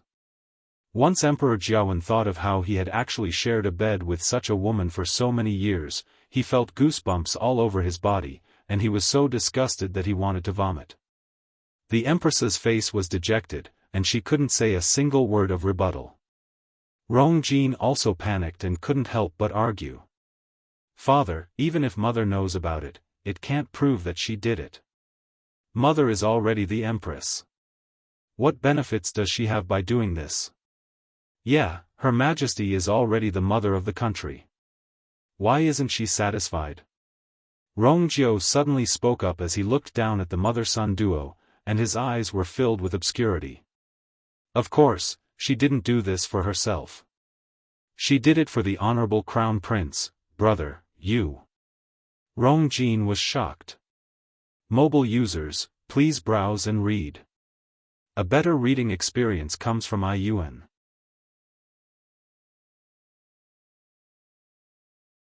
Chapter 374. Rongjio. Don't spout nonsense. Rongjin instinctively wanted to retort. I'm the crown prince, and I'm considered one of the top cultivators. Why do I have to resort to such means? All these years, I've always relied on my own abilities to cultivate, and I've never taken any shortcuts. I've also never used such sinister means. I can swear on my life. Rongjin also swore. He was very clear that in this situation, he would be doomed if he didn't quickly extricate himself and his mother from this matter. However, his words seemed very weak in comparison to the Empress's reaction. Si Huijing, what are your intentions for doing this? Emperor Xiaofan didn't listen to Rongjin at all. He had already confirmed that the Empress did all of this. The tears on the Empress's face had already dried, and only despair was left. Emperor Xiaofan glanced at Rongjin and Rongjin and sneered. You don't want to say? That's good too. Rongjin and Rongjin can't escape the blame either. And Rongqi. I must have been blind back then to choose you as the Empress. I even made Rongjin the crown prince. Chu Ning. Rongjio. Immediately searched the entire place. Yes. The duo didn't hesitate at all as they answered in unison. Then, they split up and started searching in different directions. Rongjin wanted to say something but didn't. It seemed like she wanted to stop them, but she just stood there anxiously in the end. Eunuch Min stood behind Emperor Xiaofan, and his forehead was covered in cold sweat. As it involved the Empress and the rest, this trip was very low-key, and they didn't even bring any guards. They didn't expect such a shocking secret to be exposed. Chu Luiyue looked at the messy scene in front of him and raised his brows slightly as he looked up at the sky. Country Yaochen's sky is finally going to change. When the Empress heard Emperor Jiawen's words, she finally realized something. Emperor Jiawen is planning to punish both her and her son. It's fine if something happens to me, but Rong Jin's position as the crown prince can't be snatched away. Seeing that Chu Ning and Rong Jiao had already started searching inside, she shivered and directly kowtowed to Emperor Jiawen to admit her guilt. Your Majesty, please forgive me. I know my mistake. You can punish me however you want, but please let my children off. They're all innocent. They didn't know anything about this. She smashed her head on the ground with all her might. With a dull thud, her forehead was soon bleeding profusely. Her makeup had long been ruined by her tears. Coupled with the bright red and sticky blood slowly flowing down from her forehead, she looked even more miserable. Emperor Jiawen was unmoved as if he had heard a joke. You don't know? Rongzhen is right here, and you're telling me that she doesn't know anything? The queen was speechless. In actual fact, she didn't know why Rongzhen was here either. She did this very secretly, so Rongjin and the rest didn't know about it, including Rongzhen. Even if she was crazy, she wouldn't send Rongzhen here. But Rongzhen was indeed here. There was no room for argument. Thinking of this, she suddenly felt hatred toward Rongzhen. If it weren't for her, why would Emperor Jiawen find this place? Then, he wouldn't have seen everything here. They also wouldn't suspect Rongjin and the rest because of her existence. She looked at Rongzhen and pleaded. Zhenzhen, tell your imperial father yourself how you came to be here, okay? Take it that I'm begging you. You don't want your big brother and second brother to suffer with you, right? Huh? You can't drag them down with you. Rongzhen's eyes trembled. Many scenes suddenly appeared in her mind. How familiar was this scene? Ever since I was young, Imperial Mother would say something like this every time I met with something, right? Her eyes seemed to be covered in a layer of fog. Then, she lowered her head slightly and said clearly, word by word, you're right. Imperial Father, it was Imperial Mother who sent me here. The queen's voice suddenly stopped, and she looked at Rongzhen in disbelief. Mother said that this was the only way to help me take revenge for Chu Luiyue. Also, she could pin Elder Si Meng's death on them. Every word Rongzhen said made the queen's eyes widen. After hearing this, she was completely dazed. Soon after, the Empress suddenly realized something and screamed, "You're wrong. Your Majesty. Everything she said is fake. It's all fake. Don't believe her." Emperor Jiawen glanced at her and nonchalantly said, "You're saying that your biological daughter is framing you?" The queen felt very aggrieved, but she didn't know what to say. She also didn't know why Rongzhen would say this. Emperor Jiawen stepped forward and asked, "Rongzhen, did you just say that Si Meng died in your mother's hands?"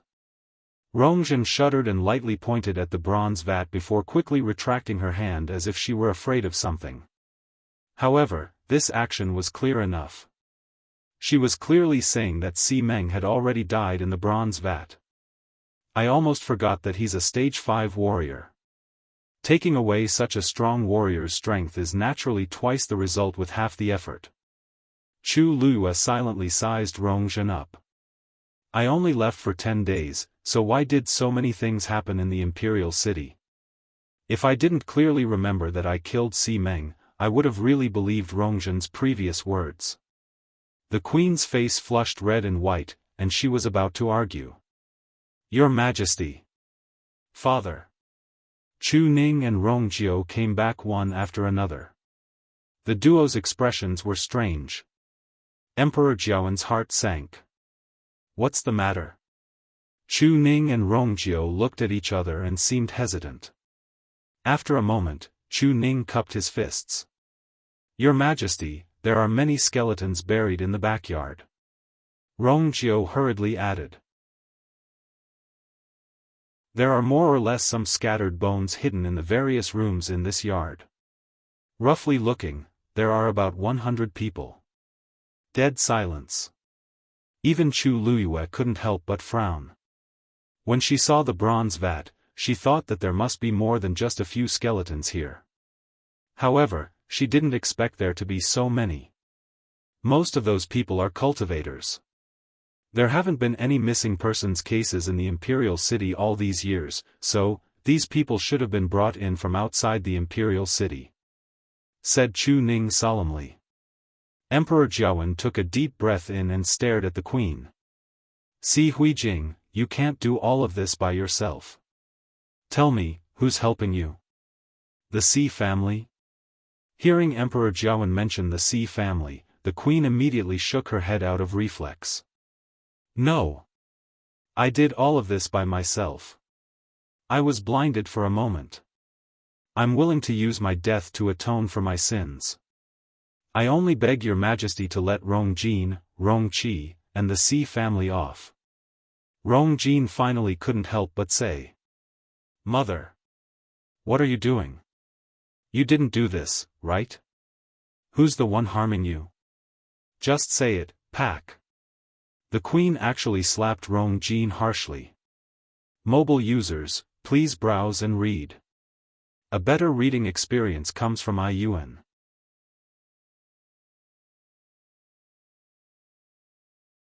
Chapter 375.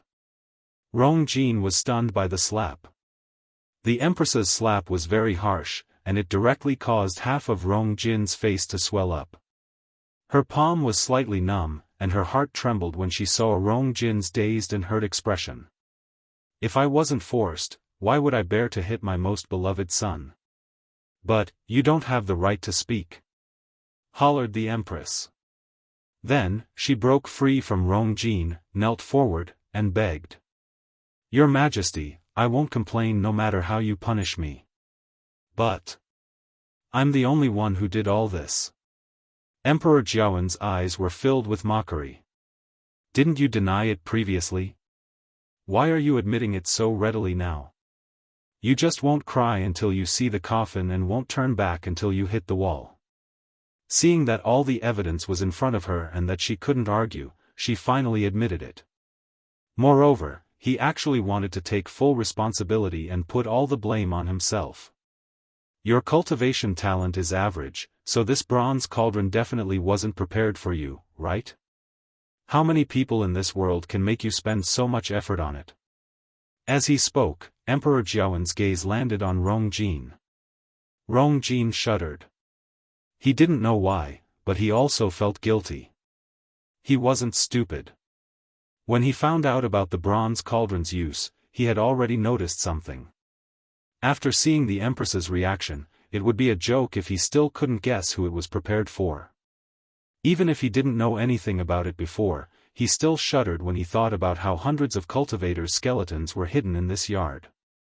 The Empress choked and couldn't say anything. Emperor Jiawen closed his eyes. "Bring the Empress and Rongzhen back to the palace. Without my permission, they're not allowed to leave the palace. As for Rong Jin, go back to Crown Prince Mansion. Right.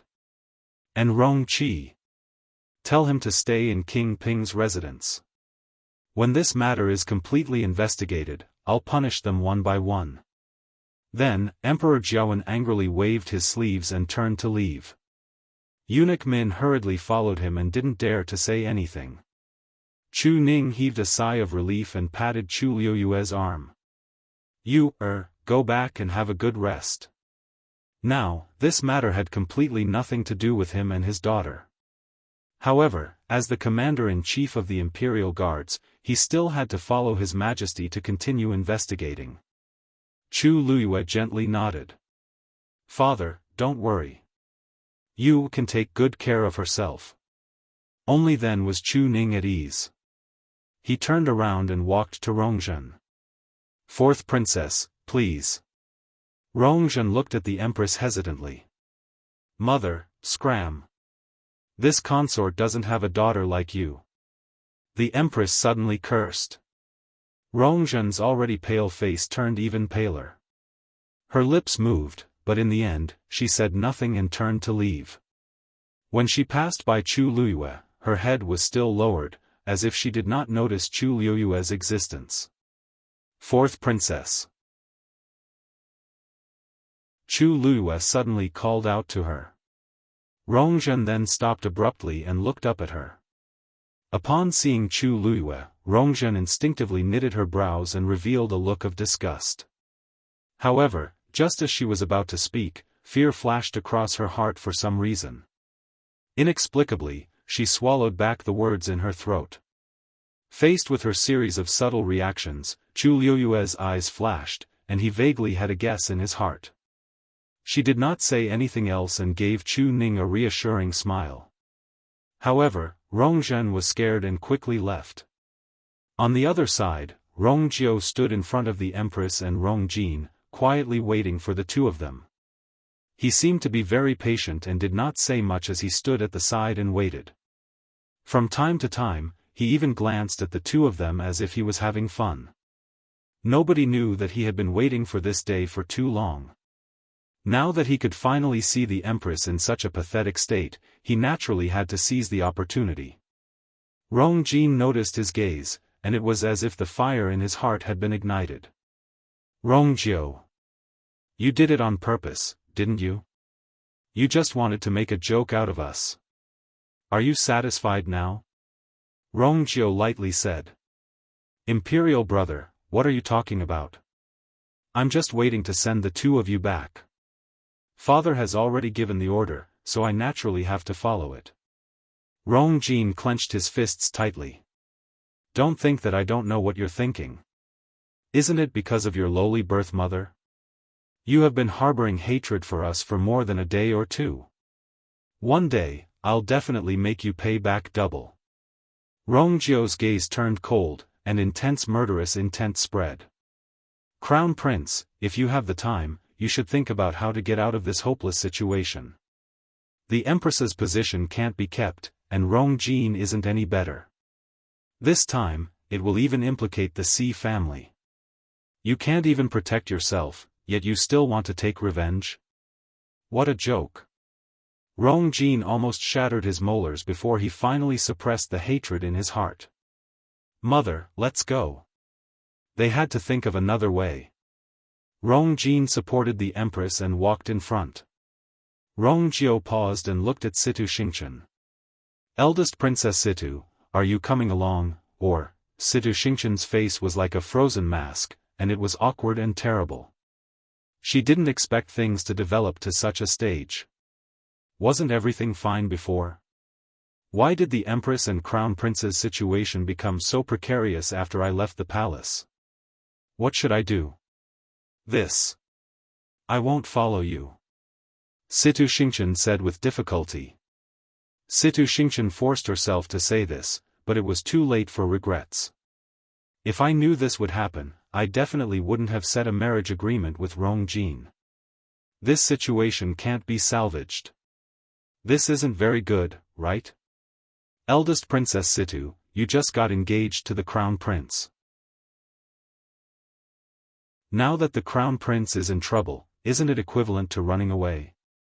Not only the Crown Prince, but many people will be very disappointed, right? Chu Liyue crossed her arms and lazily said. Situ Xingchen glanced at her, and hatred quickly flashed across her eyes. Chu Liyue is clearly doing this on purpose. I'd better not. After all, this matter is very serious. Even though I'm engaged to the Crown Prince, I'm still considered an outsider. As country Xing Luo's eldest princess, it's really not appropriate for me to continue being involved in this matter. At this point, Situ Xingchen was still very particular with her words as she easily separated herself from this matter.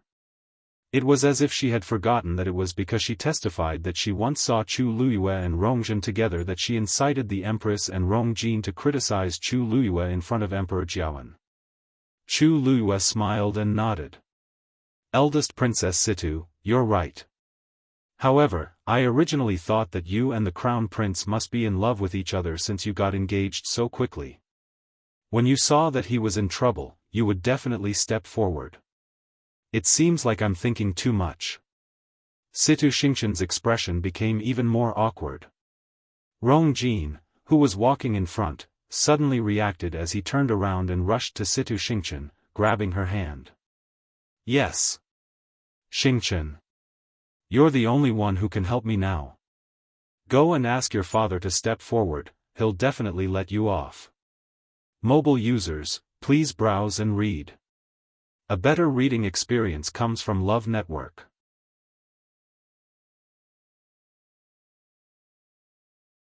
Chapter 376.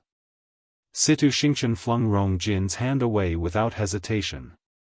Rong Jin was shocked. Xingqian. Wasn't she smiling at me with gentle eyes previously? Why did she suddenly become so cold in the blink of an eye? He even saw a flash of disgust in her eyes. Situ Xingqian hid her smile and gently said, Prince, don't misunderstand. Your Highness, please don't misunderstand. It's not that I don't want to help. It's just that this matter is of great importance. His Majesty might not be willing to let others know about it. If I rashly ask for father's help, it might make His Majesty even angrier. Upon hearing this, Rong Jin also hesitated. Situ Xingqian's words made sense. Now, Imperial Father seemed to have determined that this matter was done by Imperial Mother. In the future, it was very likely that they would be held accountable, and even the Xi family might not be spared. This isn't just a family scandal. If this news gets out, the entire country Yao Chen's royal family's reputation will be destroyed completely. But other than this, he really couldn't think of any other solution. Then, what should we do? Rong Jin had never seen Emperor Jiawen so angry. Xingqian, you must think of a way to help me. We're already engaged now. If anything happens to me and mother. Situ Xingqian's intestines were about to turn green with regret. If I knew that things would turn out like this, I wouldn't have replied to Rong Jin's letter no matter what. She pretended to think for a while and said, Prince, don't worry. This matter hasn't been settled yet. This matter had not been settled yet, so there was still room for negotiation. Why don't I go back to Xing Luo first and discuss with father before we see how to solve this? I must leave this troublesome place as soon as possible. Once I go back, I'll immediately tell father to cancel my engagement with Rong Jin. Rong Jin didn't know what Situ Xingqian was thinking and only thought that she agreed to ask her father for help. Hence, he was very grateful, and even the unhappiness and suspicion he felt when she flung his hand away disappeared completely. Okay. Then, you must be quick. I'll wait for your news, said Rong Jin, and his expression changed slightly. Xingqian, only you're willing to help me. Situ Xingqian suppressed the disgust in her heart and smiled as she urged him. Rest assured, Your Highness. Her Majesty the Empress is still waiting for you over there. Hurry up and go. What happened today must have had a great impact on her. You must take good care of her. Warmth flooded Rong Jin's heart as he looked at Situ Xingqian gratefully. He had never felt that she was so moving before. He couldn't suppress the impulse in his heart and suddenly pulled Situ Xingqian into his embrace. Situ Xingqian was shocked by his actions and almost wanted to hit him. Xingqian. I promise you, once this is over, we'll get married. Rong Jin enunciated every word clearly. Situ Xingqian's body froze. If it weren't for the people watching at the side, she would have long pushed Rong Jin away. She closed her eyes and suppressed her anger. Your Highness, now is not the time to talk about this. Let's deal with the Empress first. Upon hearing this, Rong Jin finally let go of her and looked at her intently. Then, everything depends on you. Then, Rong Jin turned around and left. Situ Xingqian felt as if ants were crawling all over her body, and she almost screamed out loud. After waiting for those people's figures to disappear with much difficulty, she hurriedly said to Rongjiu, Third Prince, I'm sorry. I don't want to disturb His Majesty anymore, so I'll take my leave. After saying that, he walked out. Rongjiu raised his voice. Eldest Princess Situ, isn't this a bit too rude? Why don't I send someone to send you back? Situ Xingqian acted as if she didn't hear anything as she hurriedly left.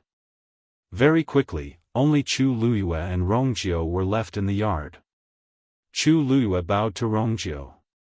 Thank you, Your Highness.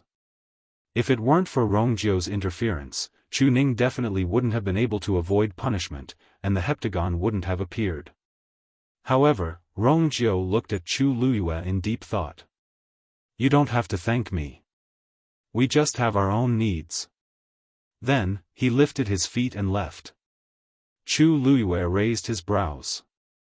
Previously, I didn't realize that Rongjiu is quite interesting. At the very least, he's honest enough. But, judging from his previous reaction, he didn't seem to know what was going on here. Her eyes sparkled. Previously, I didn't hide Rongzhen here, but she appeared here for no reason these 2 days and was coincidentally seen by Rongjiu. The most important thing is that Rongzhen's memory is in a mess. She clearly doesn't remember everything that happened in the forest outside the imperial city and remembers that the Empress sent her here. Also, Si Meng. He clearly died in front of me, but I've completely remembered it wrong. If it weren't for Rongzhen's words, Emperor Jiawen definitely wouldn't have confirmed the Empress's guilt so easily. In the entire imperial city, there should only be one person who can do this. Rongxiu. Chu Luyue lightly pouted. Yesterday, I stayed at Rongxiu's place for quite a long time, but Rongxiu didn't even mention this matter. Who would have thought that all of this was controlled by Rongxiu, who never showed himself, from the start to the end? Even Rongzhen sighed when she recalled the series of developments. Rongxiu's schemes are really deeper than I thought. However, this feeling of having someone to deal with the aftermath and devising strategies to solve all problems, seems pretty good. Chu Liyue's lips curved up, and she turned around to look at the bronze cauldron as she fell into deep thought. What exactly does the Empress want to do with this thing? Does she really just want to help Rongjin raise his cultivation level? But even if Rongjin relies on himself to cultivate, there shouldn't be much of a problem. If more than 100 people died here, it means that the Empress has been doing this since a long time ago. What exactly is she doing? Suddenly, a thought flashed across Chu Liyue's mind. Previously, Rongzhen mentioned a secret about Rongjin. Could it be related to that? Si family. In the martial arts arena, the Si family's younger generation was diligently cultivating. Si stood below the arena and gave them pointers from time to time. One of the biggest reasons why the Si family could become the leader of the 4 big families was that the Si family had plenty of fresh blood. These young men and women in their teens and 20s were all very outstanding. Compared to the other families, the Si family was especially outstanding in this aspect. Even though they couldn't compare to Si Ting, Si was already very satisfied. Suddenly, a guard rushed in from outside with a hurried expression. Family head. His Majesty is urgently summoning you. Si was dazed. Why would His Majesty suddenly summon me to the palace at this time? Do you know what's going on? The guard shook his head, but his expression was a little nervous. Eunuch Min is waiting outside. He seems to be quite anxious. Si knitted his brows. Seeing the guard's reaction, it doesn't seem to be as simple as anxious. He said in a low voice. Got it. I'll go now. Digression. I slept at 3 p.m., was disturbed by a mosquito for more than an hour in the morning, and my period came to visit. I broke my phone. Please browse and read. A better reading experience comes from Love Network.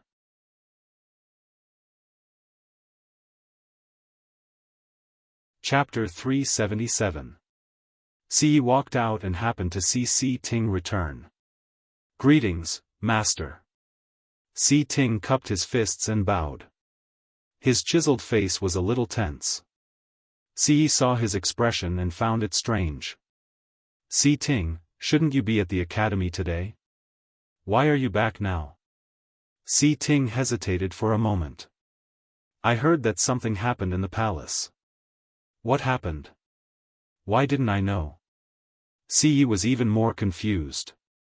He had been sending people to contact the palace. If something really happened, he should be the first to know.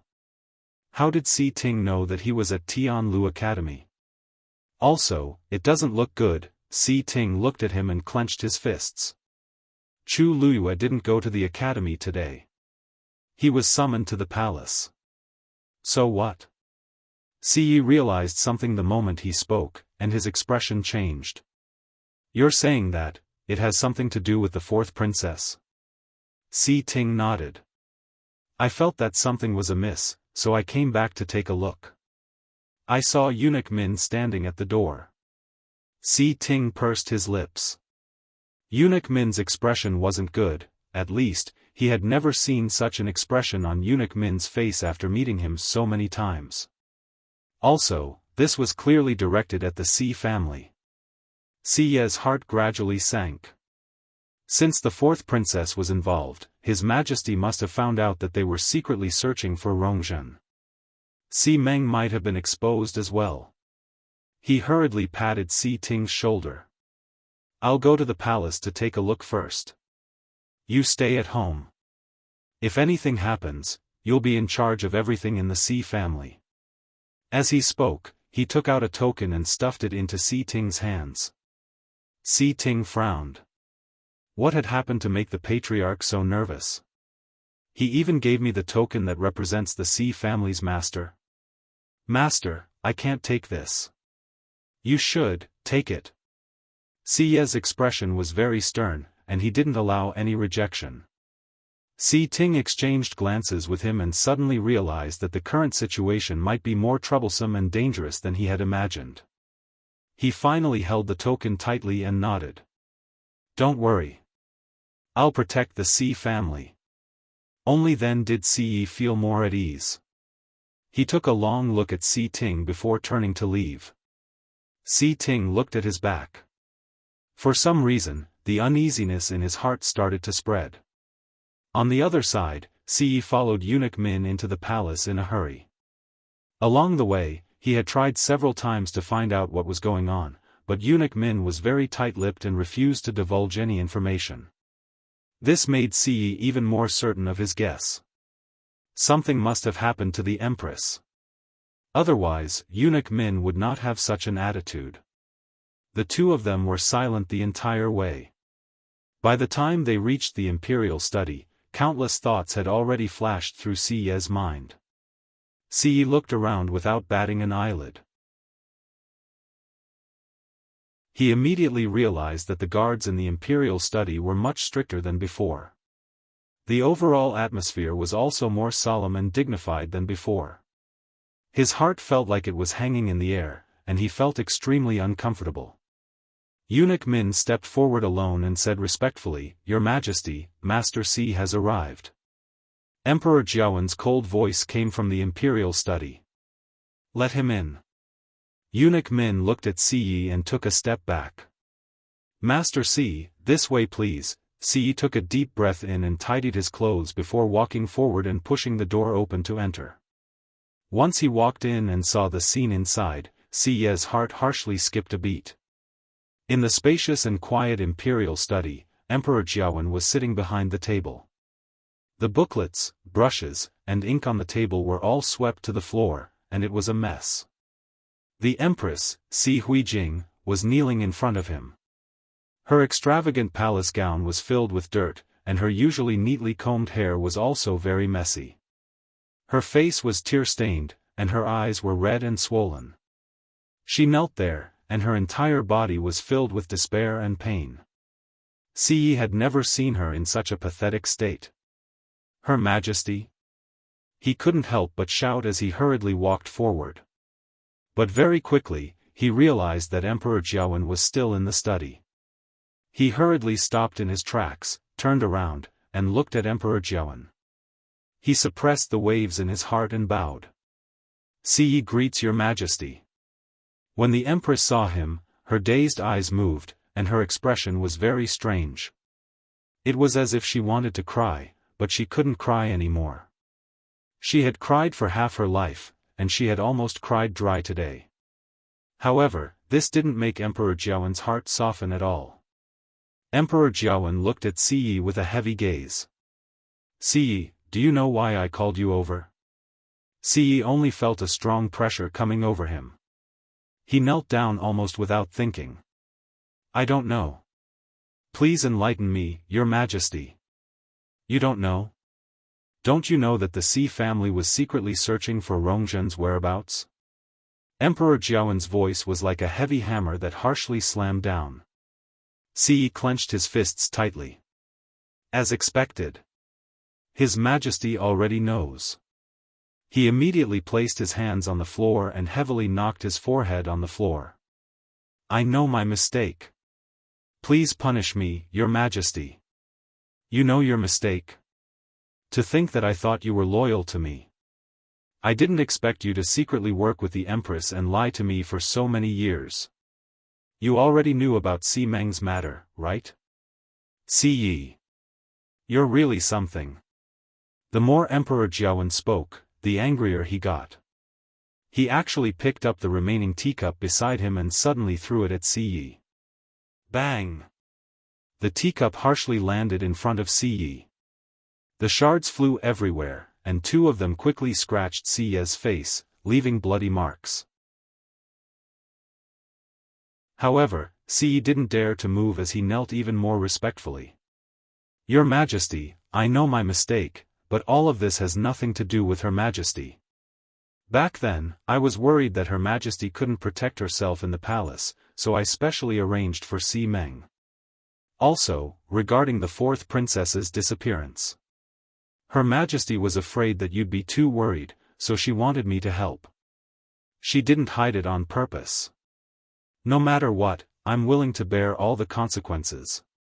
Upon hearing this, Emperor Jiawen sneered. Bear all the consequences? Do you have the right?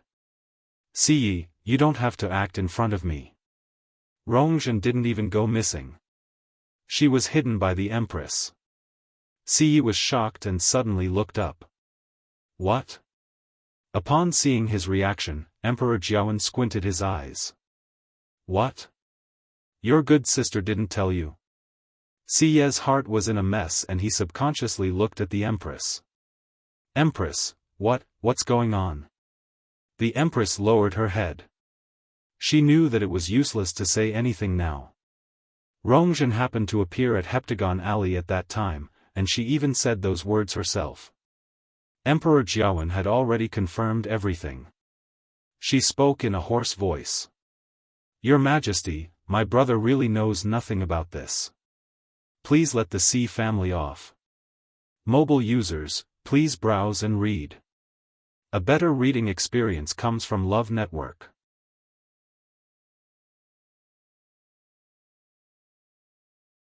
Chapter 378. Siyi was confused as he listened at the side. Rongzhen didn't go missing, she was hidden by the Empress? But she didn't look like that at all. Besides, if she really wanted to do this, why would Si Meng die for no reason? He endured the pain and couldn't be bothered to wipe the blood off his face as he hurriedly begged. Your Majesty, even though I don't know who told you all this, it must be fake. Previously, the fourth princess and Si Meng went missing together, and Si Meng died very quickly. The Empress was worried about the fourth princess's safety, so she found me. I secretly sent people to search the entire imperial city, but they didn't find any traces of the fourth princess. Rongzhen said all this herself. Could she be lying? Emperor Jiawen's cold words made Siyi swallow his remaining words. He widened his eyes in shock and couldn't recover his senses for a long time. Rongzhen said it herself? Could it be that Rongzhen has been found? Looking at Siyi's expression, Emperor Jiawen thought to himself, he really doesn't seem to know about this. Otherwise, his acting skills are too good. Siyi had followed him for many years, so he more or less understood him. If Siyi was really involved in this matter, he definitely wouldn't have such a reaction. Emperor Jiawen's mood finally calmed down a little. As the head of the Si family, the head of the four major families, Siye's identity was very important. Unless it was a critical moment, Emperor Jiawen wasn't willing to touch him. If not, the entire imperial city would be shaken. That was also the reason why he chose to deal with such a major matter in such a low-key manner. Siyi, the empress has already admitted that she killed Si Meng and sent Rongzhen to Heptagon Alley to frame the Chu family. Do you have anything to say about this? Siyi was dazed. The empress killed Si Meng? How is this possible? All these years, the empress trusted and relied on Si Meng a lot. What good does it do to kill him? Besides, why did she send Rongzhen to Heptagon Alley? Hasn't that place been abandoned for many years? Faced with Emperor Jiawen's stern questioning, Siye's heart thumped, and he couldn't help but look at the empress at the side. Empress, is what His Majesty said true? The empress's face didn't change at all. She just nodded stiffly. She only hoped that the Si family wouldn't be implicated, so even if she wasn't the one who did it, she had to admit it. Moreover, with the bronze cauldron in Heptagon Alley, these matters were nothing. I'm afraid that Emperor Jiawen has already cut me into pieces in his heart.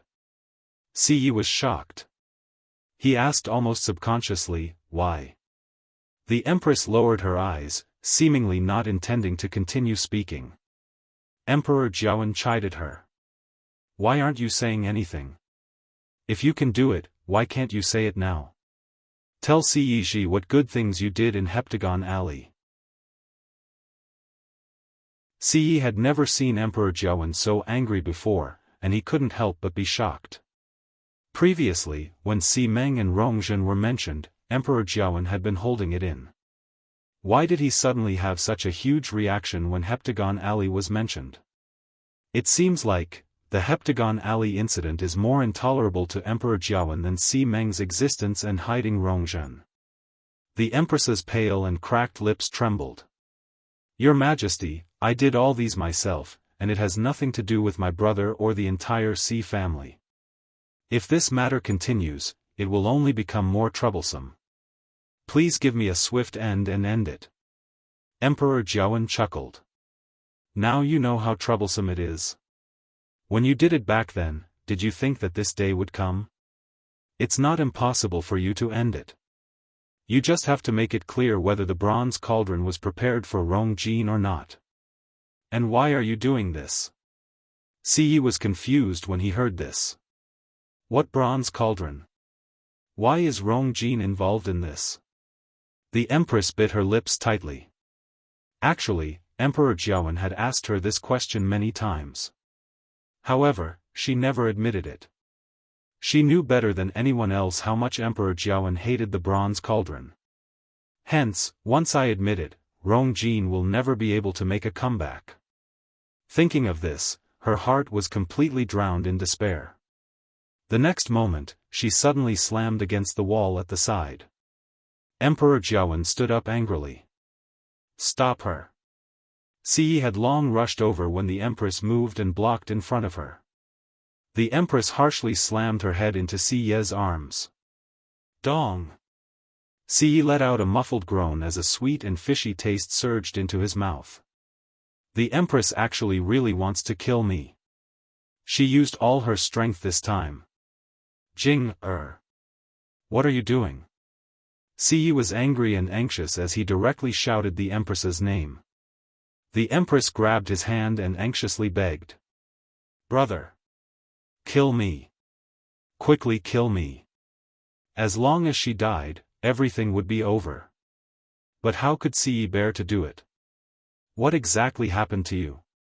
Emperor Jiawen looked on coldly at the side. Empress, do you think I can't do anything to you if you don't say anything? Then, he suddenly raised his voice and shouted.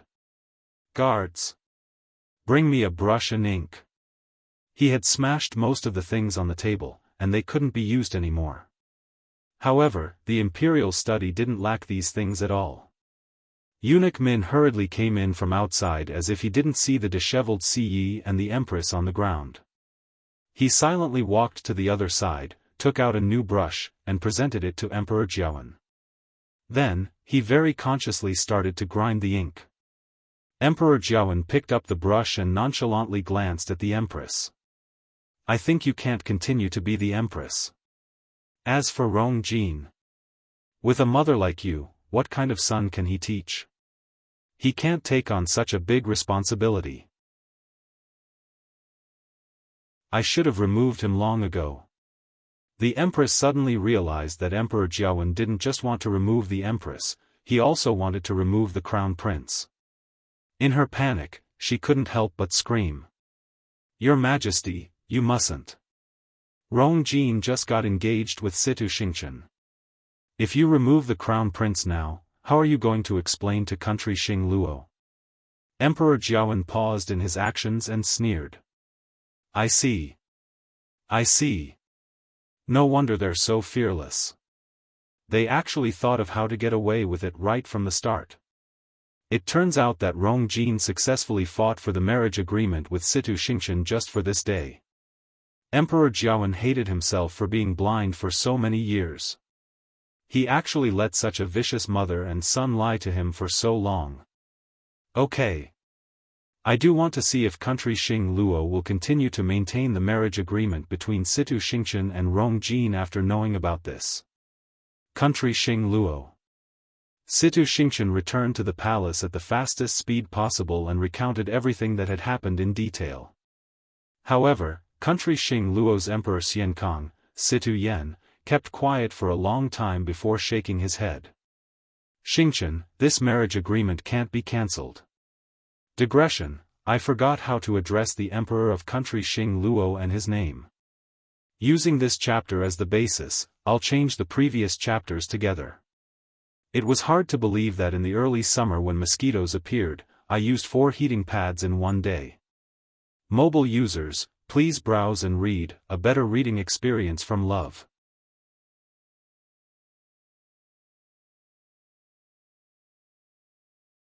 Chapter 379. Your Highness, this move is really ingenious. Chu Luyue looked at the chessboard in front of her, but the black chess piece in her hand didn't move. Almost all my black chess pieces are blocked. Rong Xiu sat opposite her quietly. Upon hearing this, his thin red lips curved up slightly. You clearly have another path to take, right? Chu Luyue could obviously tell. But, even if I take this step and barely break out of my current predicament, Your Highness, didn't you already prepare an inescapable trap? Since I'm going to lose anyway, there's no point in taking this extra step. Chu Luyue threw the chess piece back into the chess pot and raised her hands. I admit defeat. Looking at her obedient manner, Rong Xiu raised his brows slightly. You're not focused. What are you thinking about? As he spoke, he started to put away the chess pieces. Chu Luyue looked at his slow movements and couldn't help but wrinkle her nose. Actually, even if she was focused, she would barely be able to fight Rong Xiu to a draw. If they really wanted to compare, Rong Xiu was indeed better. Rong Xiu slowly said, this move seems to be very simple. This step may seem meaningless, but there will be people who will take it. Chu Luyue snorted. It's just a waste of effort. Not only did Situ Yan not cancel Rong Jin and Situ Xingchen's marriage agreement, but he even took the initiative to ask for mercy. Even if His Majesty was furious and couldn't wait to punish the Empress and Crown Prince, he had to give Situ Yan some face. Chu Luyue had long expected that Situ Yan wouldn't cancel the marriage agreement easily, but she didn't expect him to help so decisively. It could be seen that Situ Yan thought highly of Rong Jin. Rong Xiu smiled lightly. If the problem could be solved so easily, it wouldn't have dragged until today. Chu Luyue suddenly leaned forward, placed her hands on the chessboard, and stared at Rong Xiu. Your Highness, did you already know that Situ Yan would help? Rong Xiu raised his eyes slightly and glanced at Chu Luyue's face with a faint smile. Didn't you already know? Between the two of them, there seemed to be some kind of ambiguous air flowing slowly. Chu Luyue looked at Rong Xiu thoughtfully. Of course she knew. However, the reason why she made such a guess was purely because she knew something. But, what about Rong Xiu? He knew about it too. Chu Luyue paused. Because of Situ Yan's help, His Majesty hasn't deposed the Crown Prince yet. Even the Empress hasn't been officially deposed. However, many people had already sensed that something wasn't right. Now, all kinds of guesses were running rampant, and people's hearts were shaken. His Majesty ordered a thorough investigation of Heptagon Alley, but there hasn't been any progress. Your Highness, what exactly do you plan to do? Rong Xiu kept all the chess pieces and looked at Chu Luyue's curious face. He couldn't help but lower his head and kiss her forehead lightly. Even though taking an extra step won't win you, it will make it more exciting. Besides, that way, you'll be able to win more happily. Crown Prince Mansion. As Rong Jin was under house arrest again, the entire Crown Prince Mansion's atmosphere became very solemn. Everyone was dejected and lifeless. They didn't have the smug look that the Crown Prince had when he was in the limelight. Who would have thought that the Crown Prince that everyone envied would end up in such a state? Even though His Majesty hadn't given any orders, rumors were spreading in the imperial city. Everyone said that even the Empress was under house arrest this time, and it was only a matter of time before the Crown Prince was deposed. Chu Xianmin sat in her room. It was already late autumn, and the weather gradually turned cold. Her residence was cold and cheerless, like a cellar in the dead of winter. Her hand slowly touched the veil on her face. Even though she was the only one here, she didn't dare to show her face. This was because even she was afraid of seeing that face. Back then, when had she ever thought that she would end up like this? She thought for a long time and finally stood up. She heard that Situ Xingchen was visiting Crown Prince Mansion today, so she had to go and greet her. When she walked outside, the road was terrifyingly quiet. It wasn't much better than her place. She walked all the way to the front hall. After walking for a distance, she finally saw people on the road. Most of them were servants, but these people only bowed to her hastily when they saw her and hurriedly left. Chu Xianmin couldn't help but mock herself. When these people met her in the past, they would think of ways to tease her. Now, they couldn't even be bothered to do that. She could vaguely hear those people's whispers. I really don't know what eldest Princess Situ wants. Now that the Crown Prince and Her Majesty are under house arrest, they will be deposed sooner or later. She still hasn't cancelled her marriage agreement with the Crown Prince. Isn't she finding trouble for herself? Who knows? Maybe she's infatuated with him and is willing to die for him? I don't think so. You didn't see how eldest princess treated the Crown Prince. I just went in to serve tea, but I didn't see any smile on her face. She said that she's here to visit the Crown Prince, but anyone who saw her would think that she was forced to come. Who can force her? She's the apple of country Xing Luo's emperor's eye. Anyway, with her around, His Majesty won't do anything to the Crown Prince for the time being. But I think we should find another way out. This Crown Prince's palace, it was hard to say when it would completely change. I heard that His Majesty has been treating the third prince very well recently. He seems to be planning to make him a prince. Chu Xianmin clenched her teeth and walked forward. In the front hall, Rong Jin and Situ Xingchen sat opposite each other. After experiencing the past few days, Rong Jin had lost a lot of weight and looked very haggard. Even his last bit of energy was almost depleted. He was worried about the Empress and himself. He was anxious for a few days and nights, so he naturally became like this. Luckily, he still kept his position as the Crown Prince. Xingchen, I really don't know how to thank you. Rong Jin looked at Situ Xingchen in front of him with a face full of gratitude. I knew you wouldn't sit by and do nothing. In Rong Jin's opinion, Situ Yan must have been willing to help because Situ Xingchen had begged him. Hence, he treasured Situ Xingqian even more in his heart. However, Situ Xingqian didn't think so. Being stared at by Rong Jin with such a gaze, she felt goosebumps all over her body, and she almost couldn't sit still. If it weren't for father's orders, I wouldn't have come no matter what. Your Highness, you don't have to be so polite. This is what I should do. Situ Xingqian almost clenched her teeth and spat out this sentence. However, Rong Jin didn't notice her thoughts at all as he sighed deeply and sighed. It's a pity that father thinks that mother is guilty and won't let me see her. I also don't know what's going on with her. Situ Xingqian was impatient to listen to this.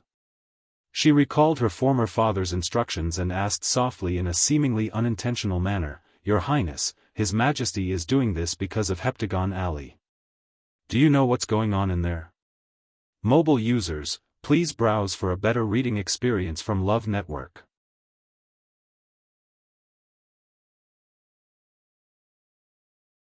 Chapter 380. Rong Jin knitted his brows. This. I don't know either. Mother didn't mention it to me before. That day, it was my first time at Heptagon Alley. As for the so-called bronze cauldron and the hundreds of skeletons, he had never heard of them before. Situ Xingqian knitted her brows undetectably and continued to ask, unwilling to give up. But if Her Majesty really did it, it should be for you. I said I don't know. Rong Jin retorted in disgust. Besides, mother is just a woman in the palace. How can she do such a thing? Those skeletons belonged to cultivators, and there were even some outstanding warriors among them. However, mother's cultivation talent was average, and she stayed in the palace for many years.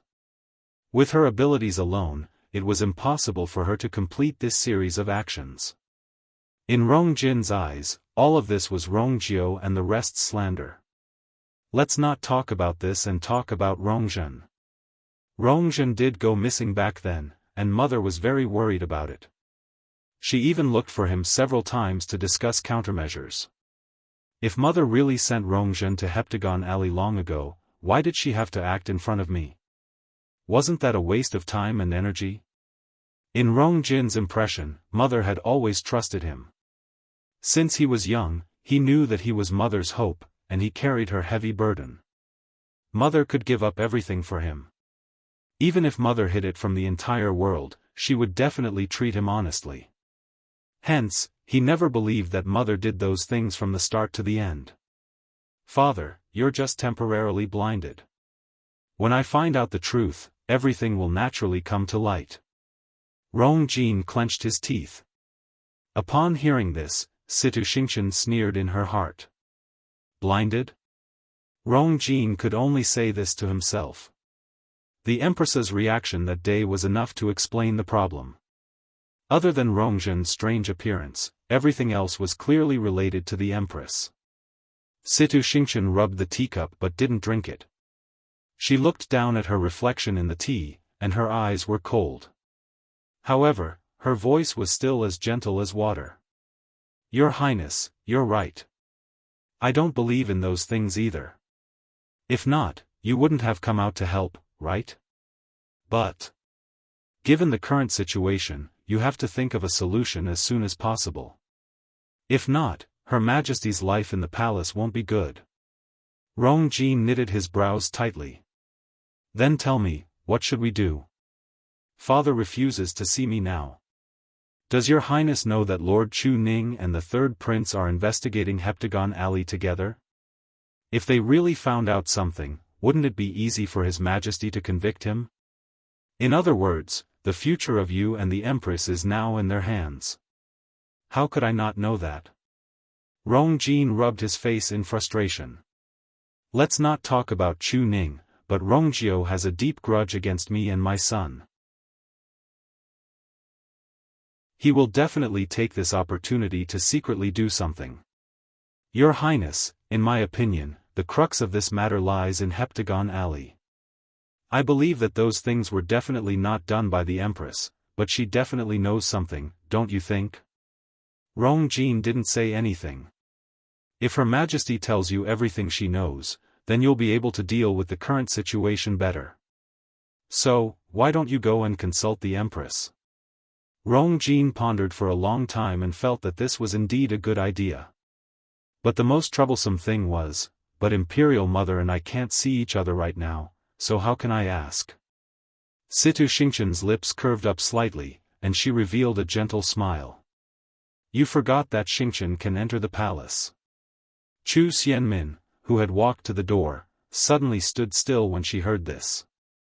Then, she heard Rong Jin's excited voice. Xingqian, you're indeed the best woman in the world. It's my great fortune to be able to marry you as my crown princess.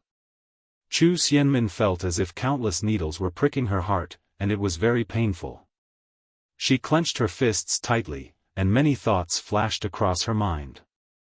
Finally, as if she had made up her mind, her gaze became firm, and she turned to leave. Chu Luiyue came to Mu Qinghe's residence again. Just as he walked to the door, he heard a joyful chirp. Chu Luiyue looked up and saw Hongyao excitedly flapping its wings and flying over. Even though they had not seen each other for half a month, Chu Luiyue missed Hongyao quite a bit. Seeing her welcoming him so enthusiastically, he couldn't help but smile. Hongyao, have you been obedient recently? Hongyao flew one round around Chu Luiyue and flapped its wings vigorously. Chu Luiyue even saw a faint layer of green fire. This was clearly an affirmative answer. Chu Luiyue smiled until his eyes turned into crescents. Don't worry. I didn't forget to bring you a gift. Hongyao chirped happily again. Chu Luiyue took out her cosmic bag and was about to take out the item when she suddenly felt a gaze on her. It was almost tangible. She paused in her actions and looked up. Jian Fengqi crossed his arms and leaned against the door frame as he looked at her with interest. How strange. Hongyao isn't your fiend. Why do you care so much about it? Chu Luiyue's eyes twitched.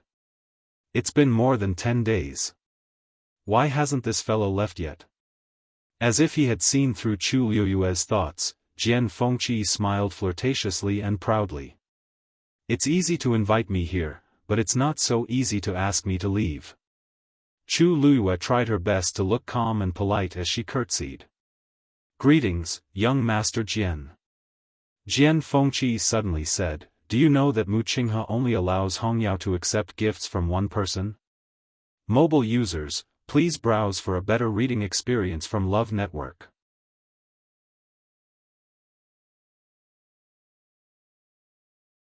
Chapter 381.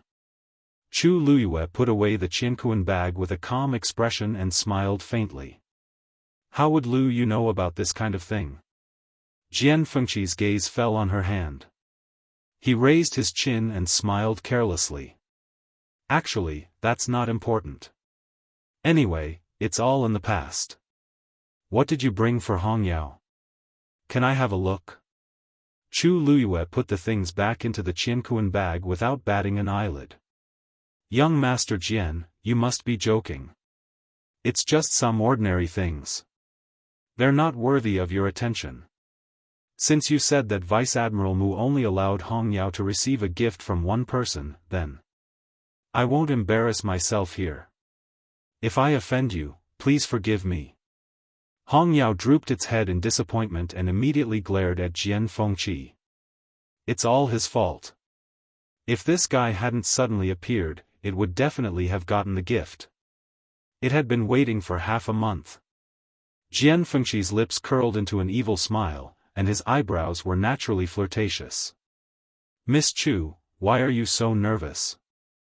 I see that Mu Qinghe thinks quite highly of you. Who knows, maybe he'll make an exception for you. After all, the girl in front of him had a pair of eyes that were so similar to that person's. Chu Luiyue didn't want to continue talking about this with Jian Fengqi, so she quietly changed the topic. Thank you for your kindness, young Master Jian. In fact, I came here today to see if Vice Admiral Mu had come back. I came here once a few days ago, but you weren't here at that time. She guessed that Mu Qinghe must have encountered something at that time, because he always kept his promises. Since he said 10 days, there must be some special reasons why he didn't stay here to see her. Jian Fengqi looked at Chu Luyue thoughtfully. For some reason, he always felt that Chu Luyue didn't seem to want to talk to him much. The looming feeling of being despised came back again. How strange. He had always been very popular in front of women. He didn't know how he had offended Chu Luyue to make her treat him like this. It seems like the women of country Yaochen aren't very friendly to me. He let out a long sigh. Chu Luyue narrowed his eyes and smiled politely. Young Master Jian, please don't misunderstand. I'm just worried that Vice Admiral Mu might have been delayed by something. I'm not displeased with you at all. Perhaps, someone else made young Master Jian unhappy? It was obvious that he had suffered a setback somewhere. However, she was also curious. There were not many people who could suppress Jian Fengqi. Jian Fengqi's icy eyes were filled with resentment.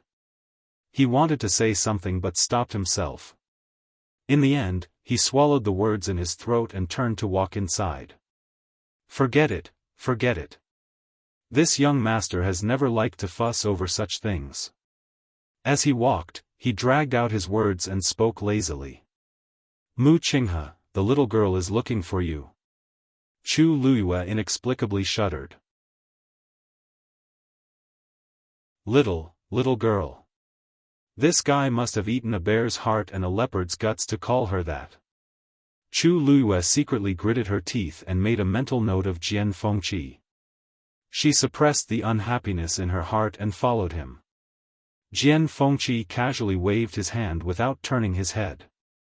He's in the backyard. You can go by yourself. After saying that, he strode toward the other side, as if he couldn't be bothered to care about this. Chu Luyue thanked him and walked toward the backyard. Seeing that Jian Fengqi had left, Hongyao followed again. It circled Chu Luyue and blinked its eyes, unwilling to give up. Since that guy is no longer here, I can give it the present, right? Chu Luyue stared at it and shook her head. Hongyao, no. It was obvious that the only person Jian Fengqi mentioned who could give Hongyao a present was her, the former Shangguanyu. In the past, she didn't know about this at all, so she said that she would bring a present for Hongyao without any scruples. But now that she knew, she naturally couldn't do that anymore. Mu Qinghe had a lot of doubts about her, so she had to be cautious. Seeing her determined expression, Hongyao lowered its wings in disappointment, landed on the ground, and walked forward step by step listlessly. Chu Luyue pursed her lips, but she still didn't give in. In fact, she said that she would bring a present for Hongyao at first just to coax it, but it gradually became a habit. But she never knew that Mu Qinghe would only let Hongyao accept gifts from her alone. I really don't know what Mu Qinghe is thinking. Suddenly, Hongyao stopped. Chu Luyue looked up and saw that in the spacious backyard, Mu Qinghe was practicing with a saber. He said that he was practicing with a saber, but in fact, what he was holding in his hand was just an ordinary 3-inch wooden saber. Although it was just an ordinary wooden saber, in Mu Qinghe's hand, it seemed to be filled with murderous intent. Even though there was still a distance between them, Chu Luyue could still feel the fierce aura that almost cut everything. Vice Admiral Mu. Chu Luyue saluted. Mu Qinghe didn't stop, and his wooden saber danced smoothly. Chu Luyue could even see the black cracks in the void wherever the saber passed. It could be seen that Mu Qinghe's strength was indeed stronger than before. Whoosh! Mu Qinghe's movements were so fast that he left several afterimages in the courtyard.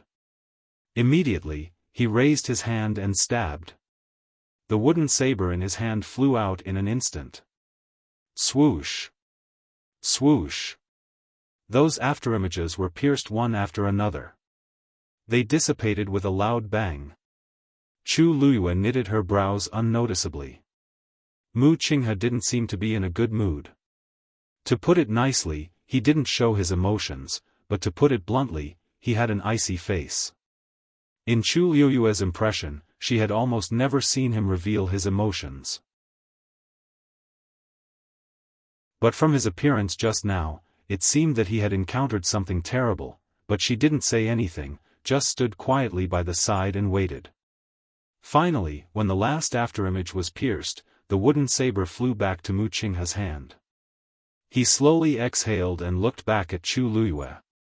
At this time, his eyes were as cold and indifferent as ever, without the slightest fluctuation.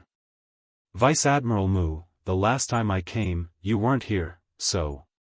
I know. Mu Qinghe didn't wait for Chu Luiyue to finish her explanation and interrupted her. Suddenly, he stared at Chu Luiyue and sized her up. Chu Luiyue blinked and smiled faintly. Vice Admiral Mu, why are you looking at me like that? Mu Qinghe was silent for a moment, then suddenly said. It seems that your trip wasn't in vain. Chu Luiyue was slightly stunned. She didn't break through this time, so where did Mu Qinghe's words come from? Without waiting for her to ask, Mu Qinghe suddenly threw the wooden saber in his hand at Chu Luiyue. Swoosh! The wooden saber was wrapped in an astonishing force, and it went straight for Chu Luiyue. Its speed was so fast that Chu Luiyue didn't have time to dodge. Now, she could either be pierced or brace herself to receive it. Chu Luiyue subconsciously turned sideways, and at the same time, reached out with her right hand. Mu Qinghe's eyes suddenly sharpened. This movement, mobile users, please browse and read. A better reading experience comes from Love Network.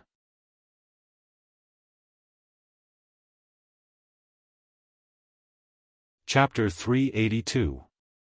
Chu Luiyue suddenly paused. Almost at the same time, two figures, one green and one red, quickly appeared in front of Chu Luiyue. They were Hong Yao and Dumpling. Dumpling quickly went forward and went straight for the wooden saber. Its fluffy body easily landed on the wooden saber. In the next moment, it opened its mouth and bit down hard. Crack! With this crisp sound, a large piece of the wooden saber's blade was bitten off by Dumpling. On the other side, Hong Yao flapped its wings and a ball of green flame landed on the wooden saber. With a boom, it burst into flames. Dumpling sensed the movement and turned around to take a look. It saw that the green flame was almost burning its tail. It bared its teeth at Hong Yao angrily. Hong Yao threw it a provocative look. In the next moment, the two of them retreated. The wooden saber turned into a pile of ashes an arm's length away from Chu Luiyue. Dumpling returned to Chu Luiyue's shoulder first and showed its tail to Chu Luiyue. Ow ow! That bird was too hateful. It was almost burned to death. Chu Luiyue looked at it coldly. Yes, it burned 3 of its feathers. If you discovered it a little later, it would have grown back on its own. Dumpling was speechless. The red demon let out 2 clear cries and flapped its wings proudly. It deserved it. It was its fault for being so slow. It hadn't improved at all after such a long time. Dumpling was furious, but when it thought of how it had suffered because it was inferior to Hong Yao, it could only turn around angrily and point its butt at Hong Yao to show its anger. Actually, Chu Luiyue really wanted to criticize Hong Yao for abusing her power for personal revenge, but she knew better in front of Mu Qinghe. Besides, Hong Yao had attacked to help her. She slowly lowered her arm, and the tense muscles all over her body also relaxed. Mu Qinghe's eyes flashed with disappointment. When he saw Chu Luiyue's actions just now, he thought, what is Vice Admiral Mu planning to do? Chu Luiyue didn't seem to notice anything wrong and said with a smile, I'm afraid you've overestimated me. I can't take one of your moves now. It's all thanks to Dumpling and Hong Yao. Mu Qinghe's face was a little cold as he gave Hong Yao a warning look. Hong Yao, who was still smug a moment ago, suddenly froze. It was too anxious just now. It rushed out just like that. Chu Luiyue was a little nervous. It was only when she was about to make a move that she realized that Mu Qinghe was probably doing this to test her. People's instincts were very easy to be exposed. She was already halfway. Mu Qinghe would definitely notice that something was amiss if she fully displayed her movement technique. Luckily, Dumpling and Hong Yao attacked in time. Chu Luiyue lightly patted Dumpling. She felt at ease when she felt the soft and furry touch. Follow me out. Chu Luiyue nodded. Chu Luiyue was dazed. Now? Mu Qinghe glanced at her. Why? Do you have other things to do? Chu Luiyue shook her head. No. Even if there was, Mu Qinghe probably wouldn't care. After all, nobody dared to offend him here. Even Emperor Xiaofan had to make way for him, let alone others. Mu Qinghe nodded and walked outside. Chu Luiyue hesitated for a moment but still followed. Vice Admiral Mu, may I ask where we're going? You'll know when we get there. Mu Qinghe's reply was very cold and arbitrary. She clearly didn't give Chu Luiyue any room to bargain. Chu Luiyue knitted her brows. Mu Qinghe has always done things like this, so I'm not surprised. But, if I don't even know where we're going, I'll feel uncomfortable. However, Mu Qinghe clearly didn't intend to explain to me. When they reached the front yard, Jian Fengqi suddenly walked out. Oh, where are you bringing the little girl? He smiled and teased. Mu Qinghe coldly glanced at him. This isn't something you should interfere in. Jian Fengqi raised his hands. Pfft, this isn't the time for you to invite me over. Mu Qinghe, you're getting better at kicking me to the curb after I've outlived my usefulness. He was clearly just teasing, but Mu Qinghe's expression suddenly stiffened for a moment. Jian Fengqi also seemed to realize something. He coughed and turned his gaze to Chu Luiyue. Miss Chu, there's something I'd like to ask. Please speak, young Master Jian. Jian Fengqi rubbed his chin with one hand and seemed to be in a dilemma. Is this young master ugly? Chu Luiyue thought she heard wrong and slightly widened her eyes. But when she saw Jian Fengqi's thoughtful expression, she was sure that he really did say that. What's wrong with this guy? Who doesn't know that Jian Fengqi's second best skill is alchemy and his first best skill is narcissism? Jian Fengqi's naturally flirtatious eyes and free and unrestrained style. Even Chu Luiyue, who always disliked him, had to admit that Jian Fengqi's charm and appearance were indeed top-notch. Otherwise, how could he come and go freely among the flowers? Young Master Jian is handsome and elegant. Naturally, you have nothing to do with the word ugly. Jian Fengqi's straight brows knitted even tighter. I think so too, but someone said that this young master is ugly. Chu Luiyue asked curiously. I wonder who that person is. What kind of insight is this? Jian Fengqi's gaze became very subtle and his thin lips spat out a name. Mu Hongyu. Chu Luiyue was speechless. It seems that a lot of interesting things have happened while I was away. Jian Fengqi had always been a person who thought highly of himself and was especially confident in his appearance. He had lived for so many years, but this should be the first time that someone called him ugly. No wonder he was so resentful. Unfortunately, according to Mu Hongyu's personality, this kind of person was the last person she liked. This was also because Jian Fengqi had cured the princess consort of Ping Zhang's illness. Mu Hongyu must have said this because she couldn't bear it anymore. One could imagine how much Mu Hongyu didn't like Jian Fengqi. Chu Luiyue came to a realization and comforted him with a smile. Hongyu has always been outspoken. Don't take it to heart. Jian Fengqi was speechless. She didn't seem to be comforting him. I heard from her that there's someone called Rong Xiao who is dozens of times more charming than me. Chu Luiyue's mouth twitched. If she didn't hear wrongly. Jian Fengqi said. Rong Xiao. Oh, by the way, she also said that person is your fiancé? Jian Fengqi stared at Chu Luiyue and asked. Only then did Chu Luiyue realize that Jian Fengqi hadn't seen Rong Xiao since he came here. She coughed. Yes. His Highness Prince Li is indeed my fiancé. Jian Fengqi thought for a moment and suddenly walked outside. I'd like to see what kind of person that Rong Xiao is. Chu Luyue was about to say something when there was a sudden movement from the side. She turned her head to take a look. A long sword suddenly floated in the air. Mu Qinghe was standing on it with a solemn and cold expression. Come up. Mobile users, please browse and read. A better reading experience comes from Love Network.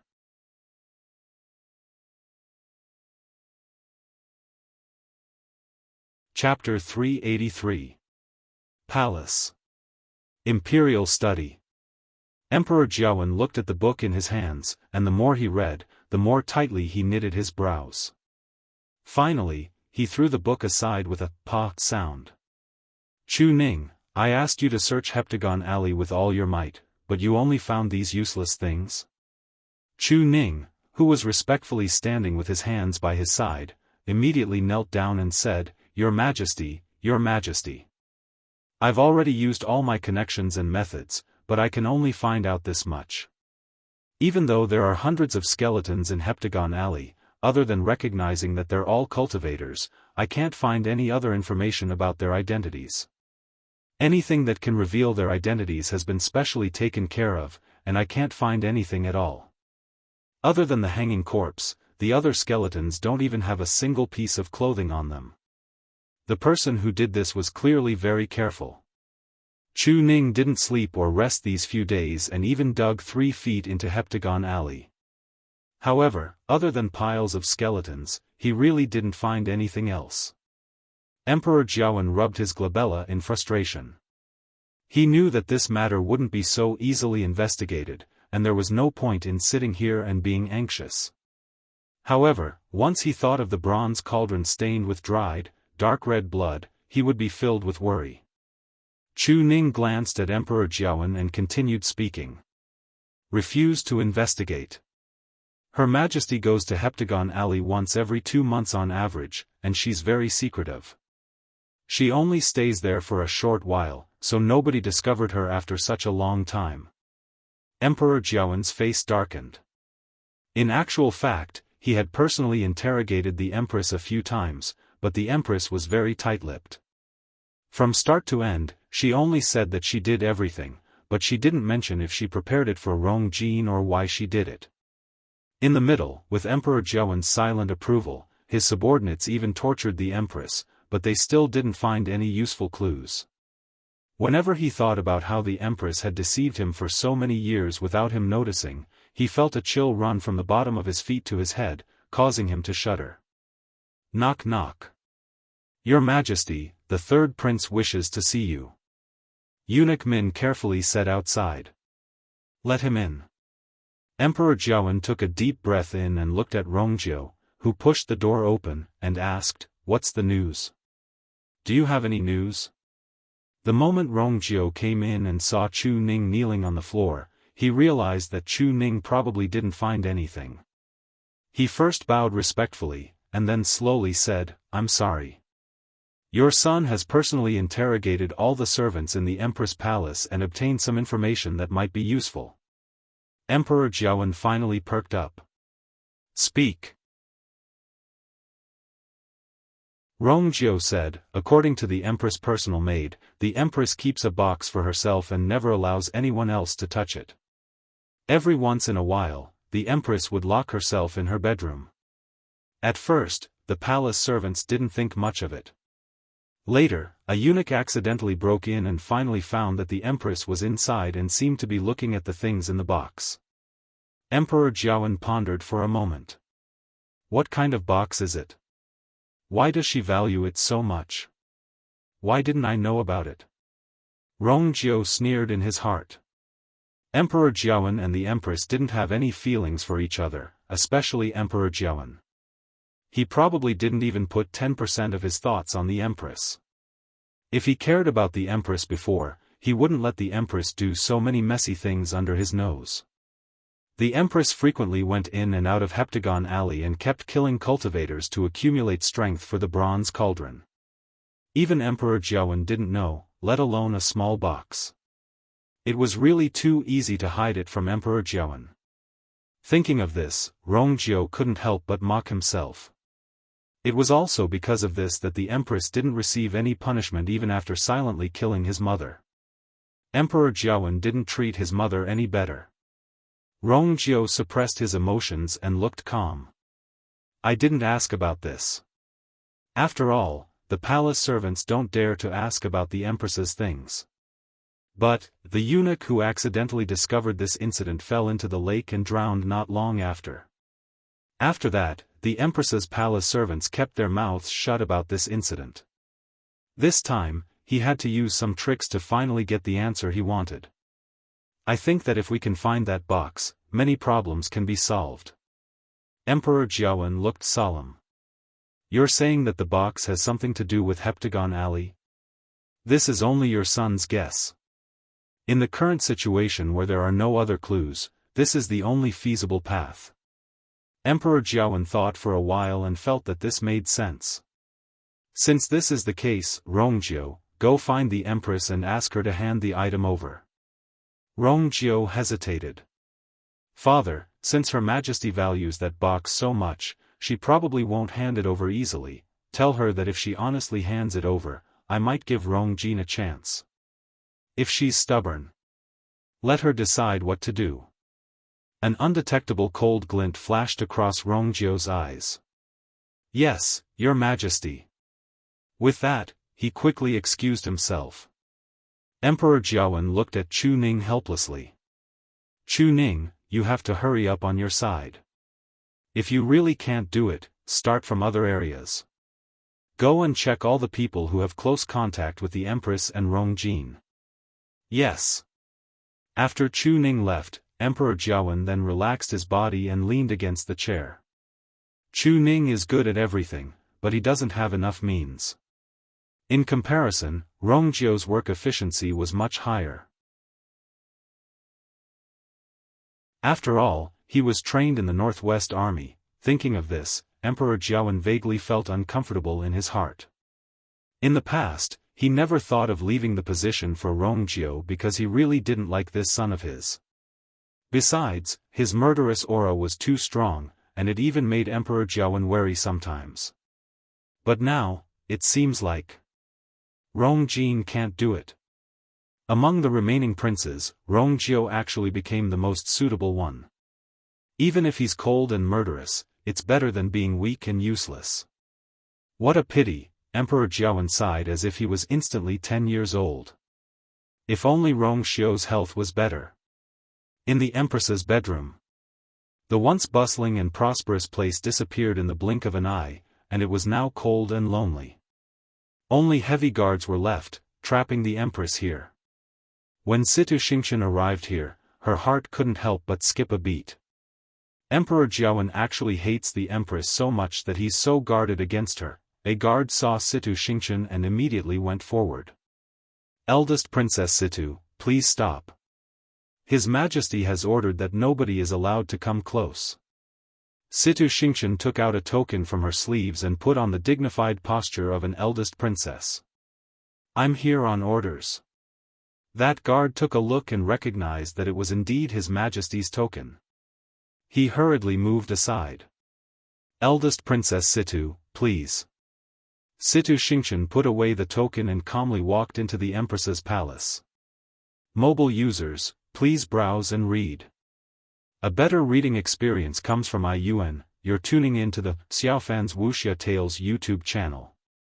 Don't forget to subscribe and join us on this journey to catch the most captivating stories.